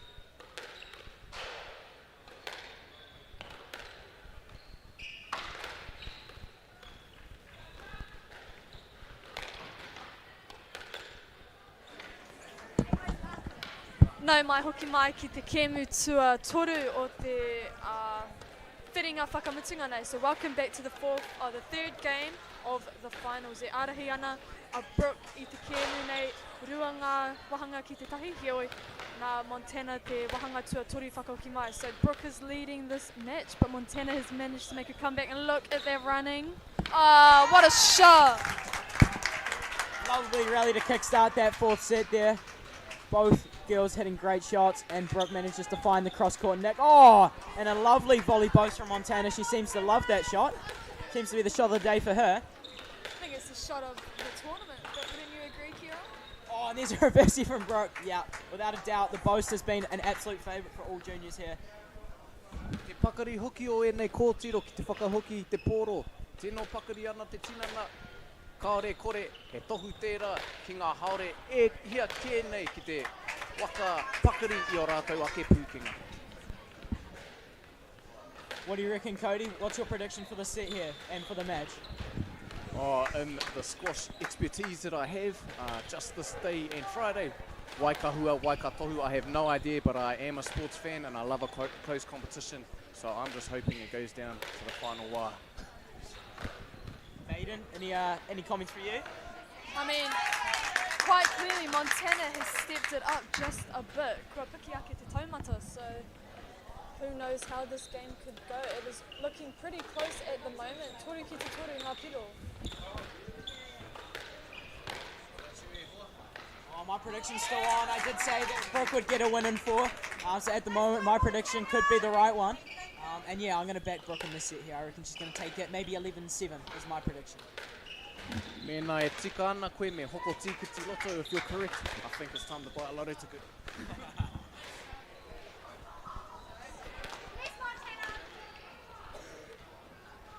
A let given there.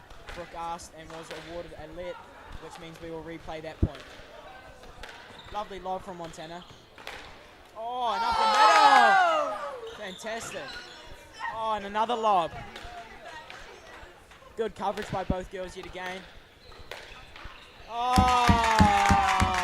What a shot in between the legs. Exhibition squash right now. Playing for the crowd.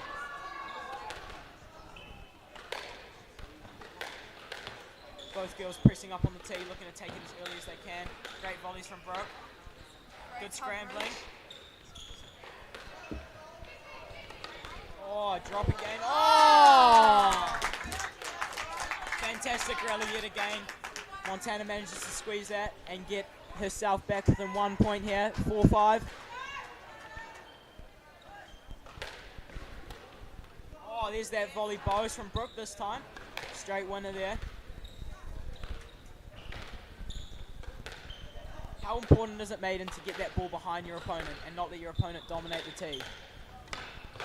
It's really important because getting your opponent behind you will give you the full coverage and the full control of the court, which is what you need in order to win a game or the match even.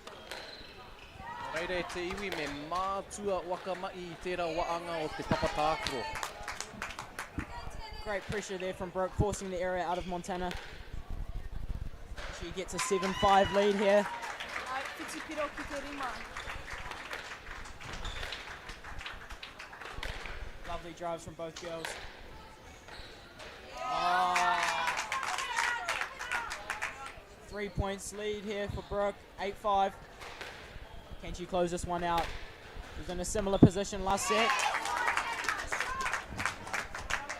Another point for Montana. You'll be looking for her to build some momentum off that and try to claw her way back into the set.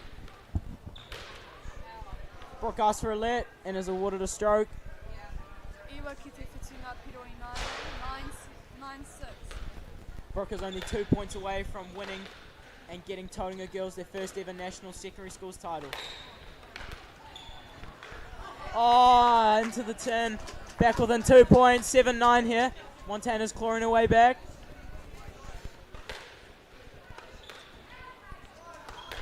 Lovely cross court from Montana and good coverage by Brooke. Oh, lovely. Oh, 3 match balls here for Brooke. Can she take it? The crowd is loving it at the moment.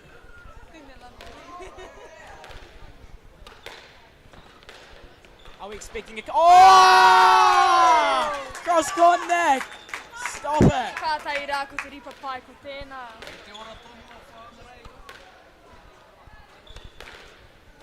Job goes in.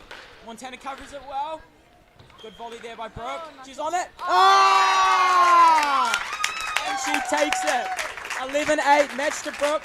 And Tauranga Girls win their first ever national title. Nō reira me mihi ka tika kia Tauranga Girls kātahi anō katoa I tēnei kēmu. O te anō rā ko rātou te kai whakaihu waka o tēnei whakataitai. Te whakataitai poi pātū o ngā kura tuarua o te motu. Congratulations to Tauranga Girls who take out first place in this competition.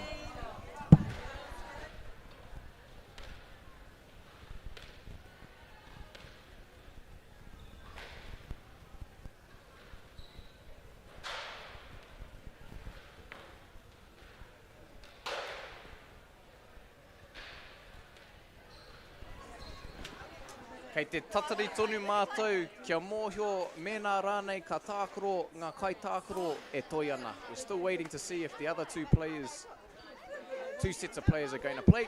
Ko te hanga nei ai.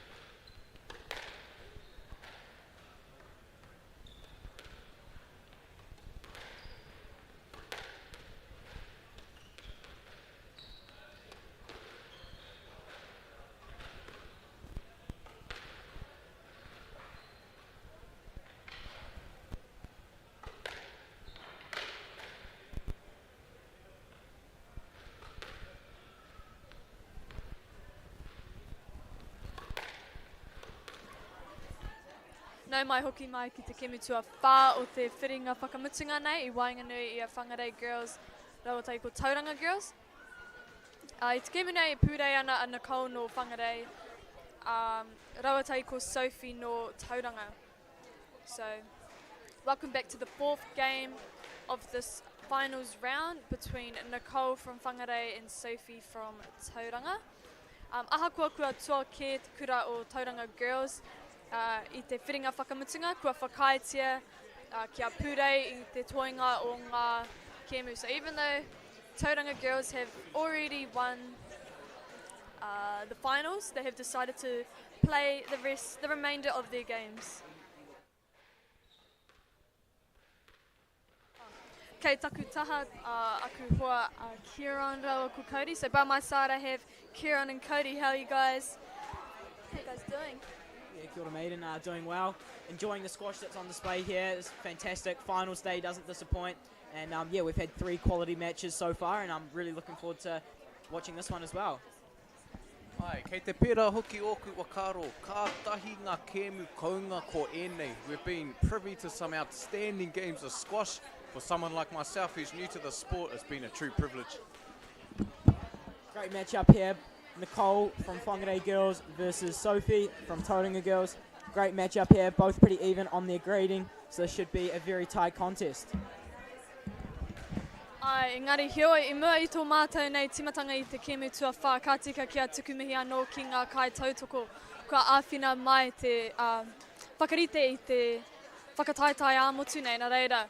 E mihi ana ki ngā Pākihi o Caltex or Polo Projects or Whakaata Māori or Bailey's Real Estate or New Zealand Carbon Farming, rātou te hunga ki te taurāwhiri. Just before we start this fourth game, we'd like to give a quick thank you to Whakaata Māori for bringing this live stream to us all, free of charge and accessible no matter where you are located.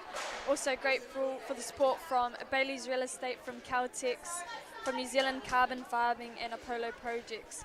And finally, we'd like to thank Te Taurāwhiri for the valuable mahi they're doing to support Te Reo Māori commentary and development. E kore te puna o mihi e mimiti a koutou, and we're getting right into the fourth match. Nicole starting this one off. Great serve to start. Oh, and a neck. Nicole takes that first point. How nervous would you be right now, Maiden, if you're playing in front of such a big crowd?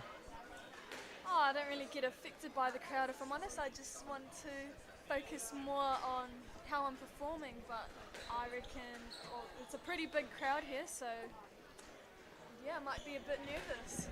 Mena ko au e hoa, o ka wanga katoa, ka wiri ngā waiwai. If that was me and then my legs would be straight shaking, I wouldn't know what to do with myself. Fantastic drive there from Sophie. Gets herself in front. Oh! Stop it! Into the neck. Ka tahi rā ko te ripa papatai ko tērā. What a flat neck. Great serve again there from Sophie. Oh, fantastic cross court. Dying in that back corner. Earns herself a 1-point lead here in this first set.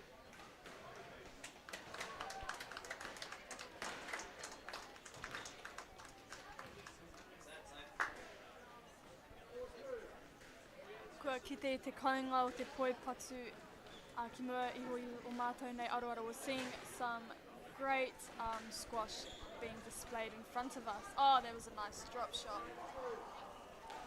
5-2 lead here for Sophie. Good start to this first set. But a lovely cross court there from Nicole. Hits the neck and rolls. Takes it back to a 2-point game.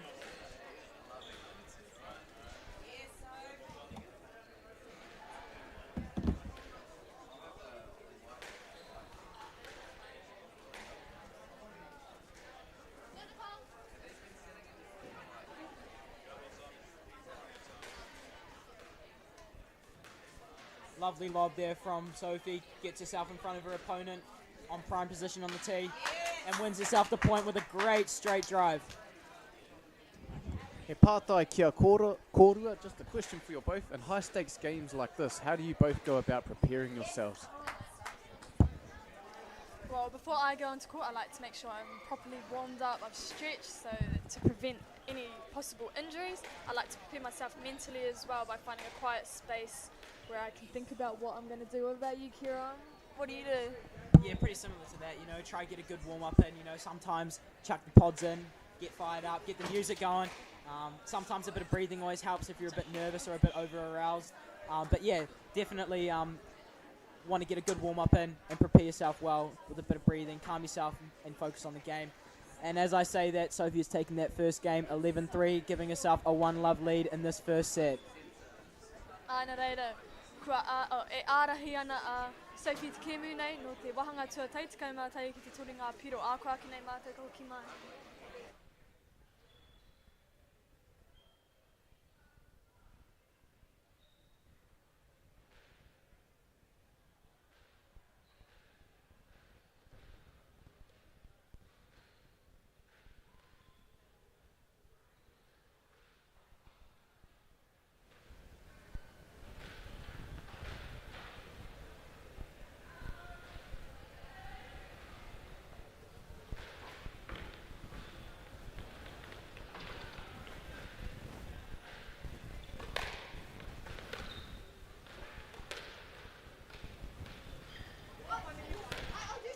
Both girls back on court very fast, only need a minute out of that 90 seconds rest. Very keen and eager to get this second set underway. Aina reira, ko ki mai ngā kai tākuro ki te kēmu nei. Kātahi rā ki te tau patu pai ko tēnā. It's a lovely first rally to start the second set off. Oh, what a shot from Nicole. Great cross-court kill there from Nicole. Good way to start the second set. O taurite ana ngā piro I tēnei wā, ko tai piro tō ia kai tākaro, wai ka hua, wai ka tohu, ko wai ka toa I tēnei wā anga.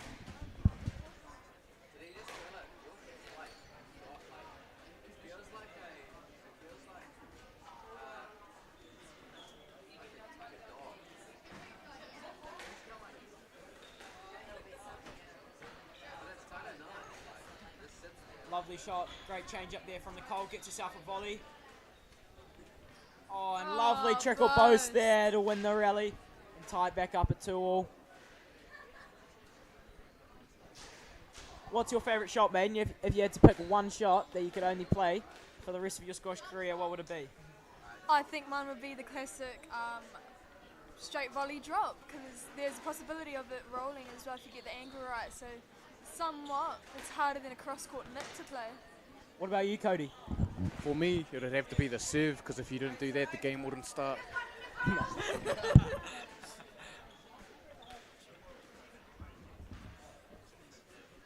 And you can also win off a serve, so that's a very important element. Oh, what a shot into the nick.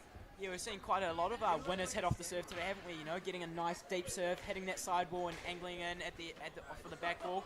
Yeah, we've seen quite a lot of points actually being won by the serve. Great honesty there from Sophie. Nicole gets it back to 4-all, even Stevens. He pātai ki a koe hoa ko waito tino kai tākaro poi pātu. Do you have a favourite squash player that inspires you? Oh, for me, I'd have to say it's Victor Crouin. He's a French player. He's in the top 10 in the world. He's a fantastic player. Was a great junior when he was a junior, and he's currently sitting around his mid-20s. He's been, I believe, high, maybe 6th in the world. So he's right up there, top in the men's game. Yeah, I just think he's a fantastic player. Has great options. You know, plays all four corners of the court, and yeah, is beautiful racket skill. Kia koe, Maiden. My favourite player would have to be either between Noura Shibini or Amina Orku. Both of them, I think, are mentally tough. That's probably why I like them so much. I'd have to say, though, Noura Shibini.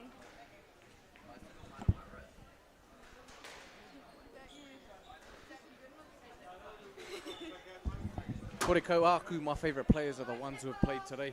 Outstanding squash.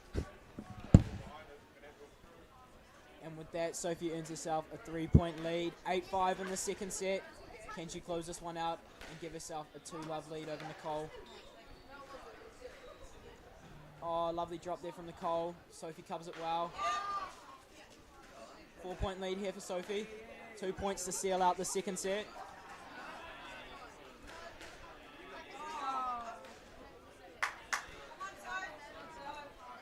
as Sophie just hit the serve out, it was actually quite a nice shot. Like, it bounced off the sidewall. If it was just in by a fraction, it would have actually died in the back corners. So the idea was there.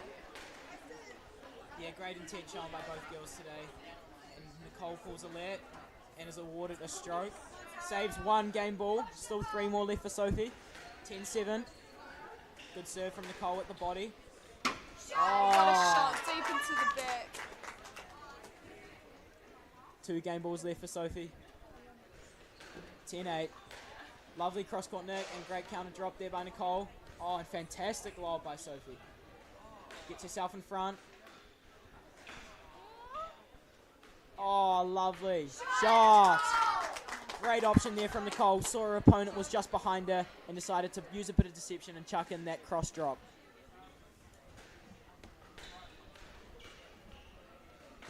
Oh, Sophie closes it out.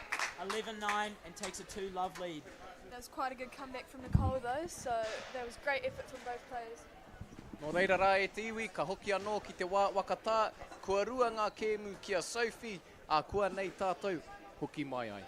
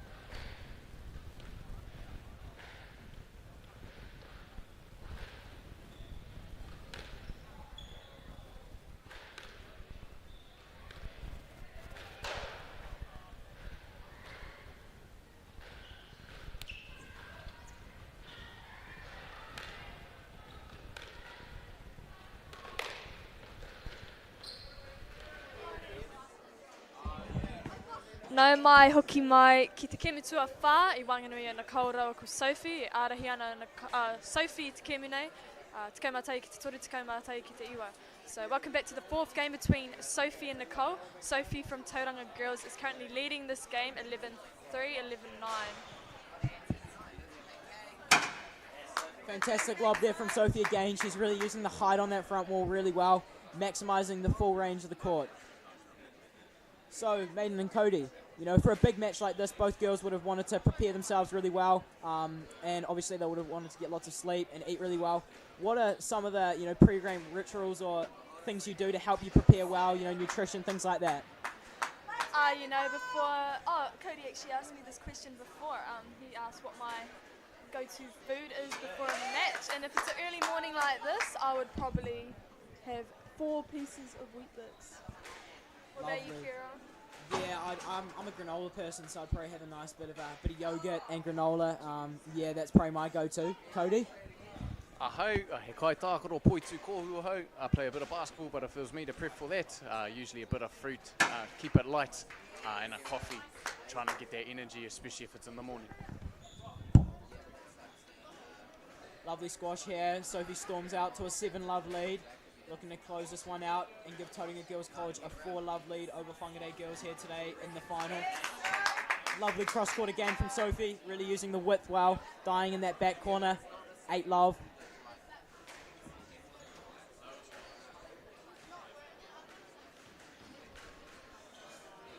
Sophie requests a alert and is awarded one. Still 8-love from in Sophie's favour. What a serve. Like we spoke about here, making sure the serve touches the sidewall is an important element in squash. Nō reira, he kupu tō tēnei āhuatanga, mēnā katoa Sophie, is there a word for that if she gets a clean sweep or wins 11-0? Yeah, in squash, we just normally call it a love. We just go, oh, it's 11-love. But Nicole has managed to claw a point back. She is currently 10-1 down and gets herself to 2-10. No doubt she'll be looking to build some momentum here. Yep, definitely. Fantastic serve from her, and she gets a great cross-court in there. 3 points on the trot. Will Nicole managed to make a comeback in this set? What are your predictions, Kieran? Well, it's going to be pretty hard. 7 more points. I mean, it's definitely been done before. I reckon it's doable. Oh! Stop it. Great shot there from Sophie. Right into the nick, and she gets that fourth match. 11-3, 11-9, 11-3, and gives Tauranga Girls College a 4-love lead. Ana reira e te whānau. Kua toa a Sophie no Tauranga Girls I te kemutua whā o te whiringa whakamutunga nei. Te kaumātai ki te toru, te kaumātai ki te ua, te kaumātai ki te toru. Ako ake nei, ka timata te kemu whakamutunga o te whiringa matua nei.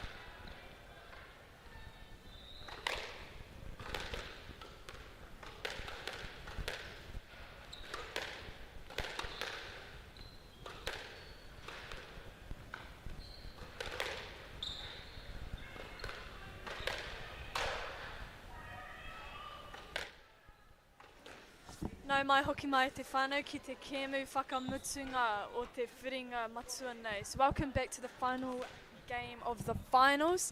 I Wainganui Amalia no te kura o Tauranga Girls. Rauatai ko Michaela no Whangarei Girls.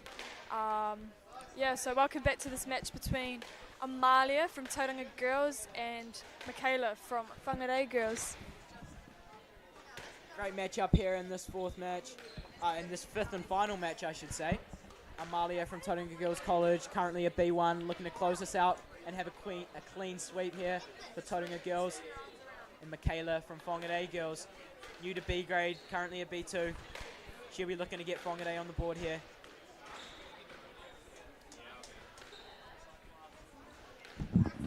Nō reira e kare mā, e waka maana ana e nei kai tākaro, he pātai anō. What are our predictions in terms of the sets for this final match? I reckon it's going to be a pretty close one, you know, no matter who wins, it's definitely going to be, all the sets are going to be very tight. I'm going to have to back, a bit biased, but I'm going to have to back Amalia again. Tauranga Girls, I'm a fellow Tauranga person, so I'm going to have to back her in 4 sets today. I believe she'll get the win over Michaela. Maiden? Well, I've seen Michaela, I've actually commentated a few of Michaela's games, so she's playing actually very well against all of her opponents this weekend, so she's quite a strong player. So I think it's going to be quite close. And Michaela had a great win yesterday when Whangarei Girls versus Otamotai College, so she's coming off with a bit of momentum going into this fifth and final match. And Amalia has won all of her matches at New Zealand secondary schools this year as well, so both girls are playing some phenomenal squash, and it will be an amazing contest. Cody, any predictions for you? Kore kau e hoa, I'm just a fan of the game at this point, hoping for a strong fight. Great to see the atmosphere building and building. More and more players are coming to watch this last match as their matches finish. We've got players from all schools over New Zealand coming to watch this last girls match. Nā reira, kua tāmai te tini o ngā tangata kia mātaki te kēmu whakamutunga nei. Wainganui, Michaela no te kura o Whangarei Girls High, Rauatai ko Amalia no te kura o Tauranga Girls. So many people, pretty much what Kieran said, many people have come and gathered to watch this last match. Both players having a great warm-up here, looking confident on the ball, veering it up, finding good lengths, hitting good lines, mixing it up, chucking in a few drops, a few kills, and both looking really solid going into this last match. What is it that you both focus on during the warm-ups to try and get yourself right for the game? For me, it would probably be just getting a nice range of shots, you know, practicing all your shots. There's no point just hitting drives in a warm-up because then you're not prepared to hit those drops, those kills and those boasts when you have to in the actual match. So for me, it would be just about trying to get all, yeah, exactly, playing a variety of shots in that warm-up, practicing all your shots you've got, and then, yeah, gearing up for some of the shots you're going to play during the match. Maiden, anything from you? Yeah, I'm real paranoid of injury, so I like to have a very, very good warm-up, making sure my body is ready to stretch and lunge onto the ball. And I'd also, I think the mental side of squash is very important too. I think the game is made up of 70% of mental, or if not, probably more. So probably just finding some space and just really getting into the zone.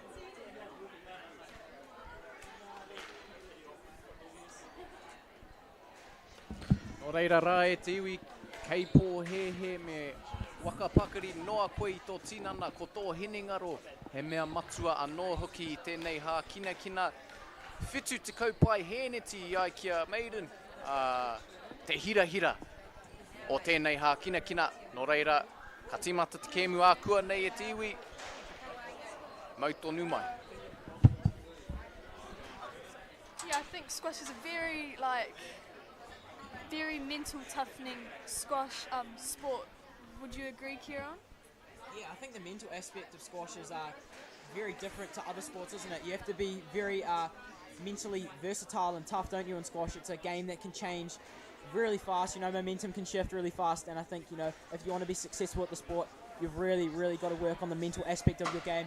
Practice certain scenarios, you know, techniques like breathing, visualization, are often used by players. You know, we've got Liberty Jones down here live from the final, who's just said she loves a good bit of visualization the night before, visualizing her games, her opponents, any tactics she's going to be using. So that seems to be one of the favorites from the junior squash players currently. Cody, do you have any mental techniques or any mental practices you use when you're playing? Or just in general, really? Not so much when I'm playing e karema, engari, me āta whakarite, I mua I tō tainga atu ki te kēmu, getting a good sleep, all of those good characteristics. Fantastic reverse boast there from Michaela. Amalia covered it well. Oh, lovely from Michaela. Fantastic drop there to win that point. It's currently 1-1 in this first set. Oh, lovely cross-court there. Cross-court drop from Amalia. Straight winner. Ahakoa ko te kēmu whakamutunga o tēnei whiringa. Kei reira tonu te wairua whakataitai. Although it's the last game of this round, the competitive spirit is there. Yeah, both players will be looking to win this match, you know. For Michaela, she'll be wanting to, you know, get a good chance to beat a higher graded opponent and also get Whangarei on the board here against Tauranga Girls. For Amalia, she'll be looking to get a clean sweep for Tauranga Girls, push us out to a 5-love win. Ball's just gone out of court.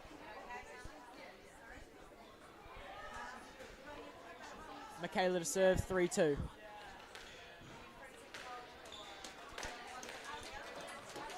Lovely line there from Amalia. Low, hard, and dying in that back corner. Fantastic return to serve, isn't that right, Maiden? It's quite a fantastic return to serve, but then Amalia managed to step her next serve up and managed to ace her. Both girls really focusing hard on that serve and that return to serve. Both had great opportunities here in this early part of this first set. Great shot options and choices from these girls. Again, another great return to serve from Amalia. High, using that lob, using that height on that front wall, and then got that back wall nick tight to the wall and won the point. Michaela requests a let, and she is awarded one. 5-4 in Amalia's favour.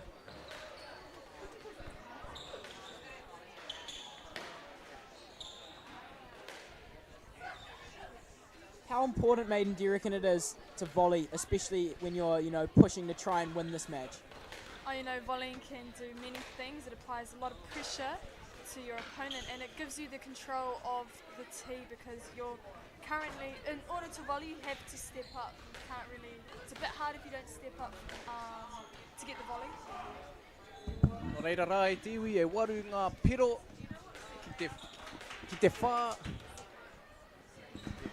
Ki ngā ingoa i tēnei. E ārahi ana a Mālia i te wahanga nei, waru piro ki te rima i nāne. Fantastic rallies going on here from these two girls. Both players using full range of shots, 4 corners being utilised. And even a lob serve there from Michaela, but well dealt by Amalia. She takes a 9-5 lead and is 2 points away from closing out this first set, this very important first set.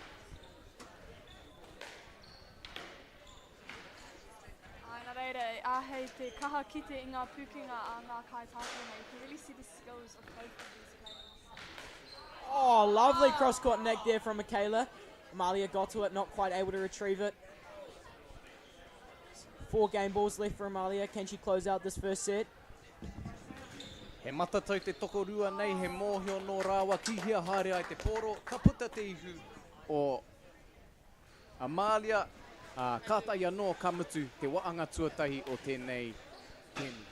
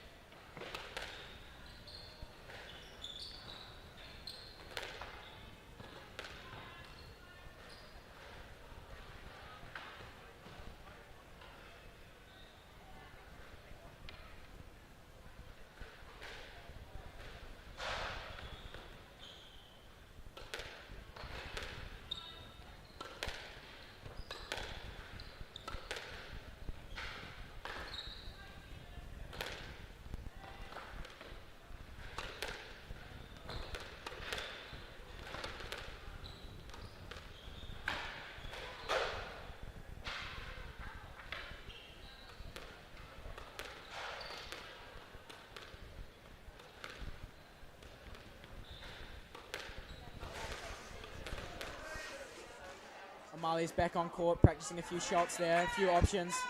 She'll be very happy to have won that first set, 11-6.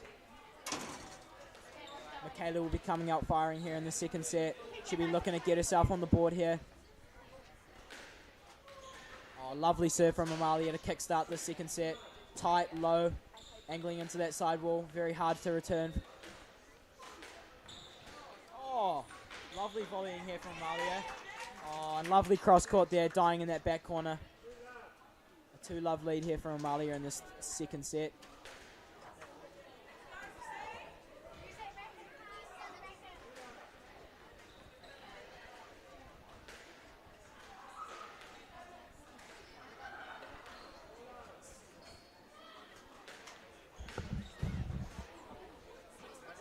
Nā reira, e ārahi ana Amalia i te kēmu nei, rima piro ki te kore. Kua whakai kia tuku anō te pōro. So Amalia is currently leading 5-love. Wasn't quite ready for the serve, so they've agreed to play it again. Ko te hanga nei he momo taupare tēnā, aroha mai e te iwi. Michaela requests alert, and she gets one. Means the point will be replayed. Still 5-love to Amalia. Great coverage by Amalia there, and a fantastic return. Wins her the point, gives her a 6-point lead here. Great volleying here from Amalia. She's really pressing up that court, utilising that volley and hitting all options to all 4 corners of this court. How important, Maiden, is it to have options on the court? Not just being able to hit a few shots, but being able to play a variety. I mean, I think it helps you in the game as well as mentally, knowing that you can hit the ball pretty much anywhere that you want. Like, more options, the better. And is that something that you alongside Evan and your support team are working on in your trainings? Yes, so my coach Matt Green, and I also train with Evan quite a bit. So we work on just trying our best to get the ball to the back to open up more opportunities. Good stuff there. And with that, Amalia takes a 2-love lead over Michaela. 11-6, 11-love. Reira, e ārahi ana Amalia I te kēmu nei. Nō ngā wahanga e rua, te kaumātai ki te ono, te kaumātai ki te kore. Ākoa ki nei rā te ko ki mai.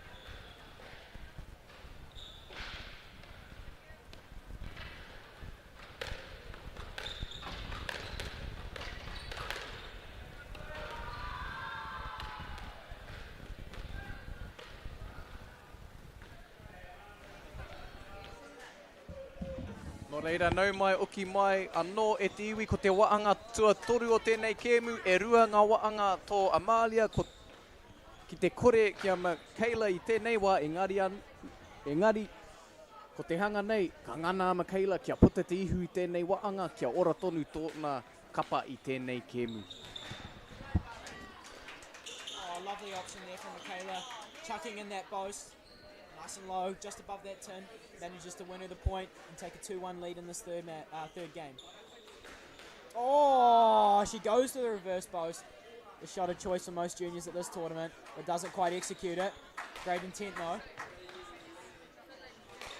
Lovely drive from Amalia, dying in that back corner. That second bounce is just before that that back wall. Oh, she's keen to serve, keen to get on with it. Oh. I te kōrero māua mō tērā āhuatanga te stalling. Ko kite rānei koe I te I rautaki mō tērā āhuatanga. Have you seen any strategies at play to try and buy some time in between sets? And do you have a favourite of your own? Oh, in between sets it's pretty hard, especially because it's only 90 seconds. But during the game, between serves, yeah, it is all, you know, that you've got the classic Masters trick, you know, chuck the ball on your foot and it rolls to the front wall, get a walk up and have a bit extra, but yeah, sometimes just for me, I just like wiping my hand on that side wall, taking 2 or 3 deep breaths, resetting and focusing in what I want to do in that next point. Maiden, do you have any other techniques or? I mean, I did just mention that before, Cody, the old bounce the ball and then hit the foot and then make it roll to the front, buying some more time, but probably the old bouncing and then right before you serve, you just ask the ref again what the score was, even though you're fully aware of what the score is, but I'm pretty sure there's some more. There's the shoelace one, when your shoe isn't actually undone. Yeah. That's a classic. I appreciate these words of advice as someone who hasn't played a game yet. I'm looking to get a win in my first game, so I'll make sure to use these. Oh, lovely boast there from Amalia. Lovely pace on it, really low, just above that 10. Oh, ball's on the court though. Amalia has a 6-point lead here in this third set. 9 points to 3. Can she close it out? She is only 2 points away from winning this match.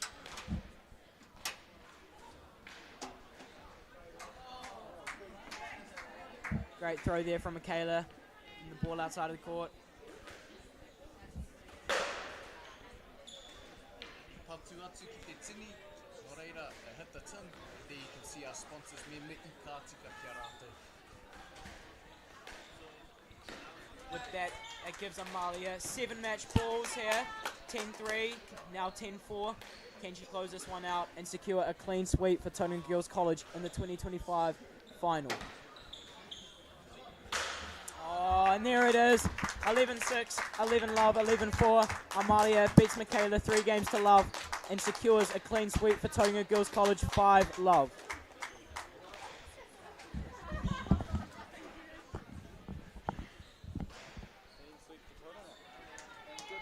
Ka tika me whai wā mātou te karawhiu I o mātou nei mihi ki ngā kai tautoko kua āwhina mai ki hiki hāpaitia I tēnei o ngā kaupapa o te whakataitai ā-motu o ngā kura tuarua o te roa.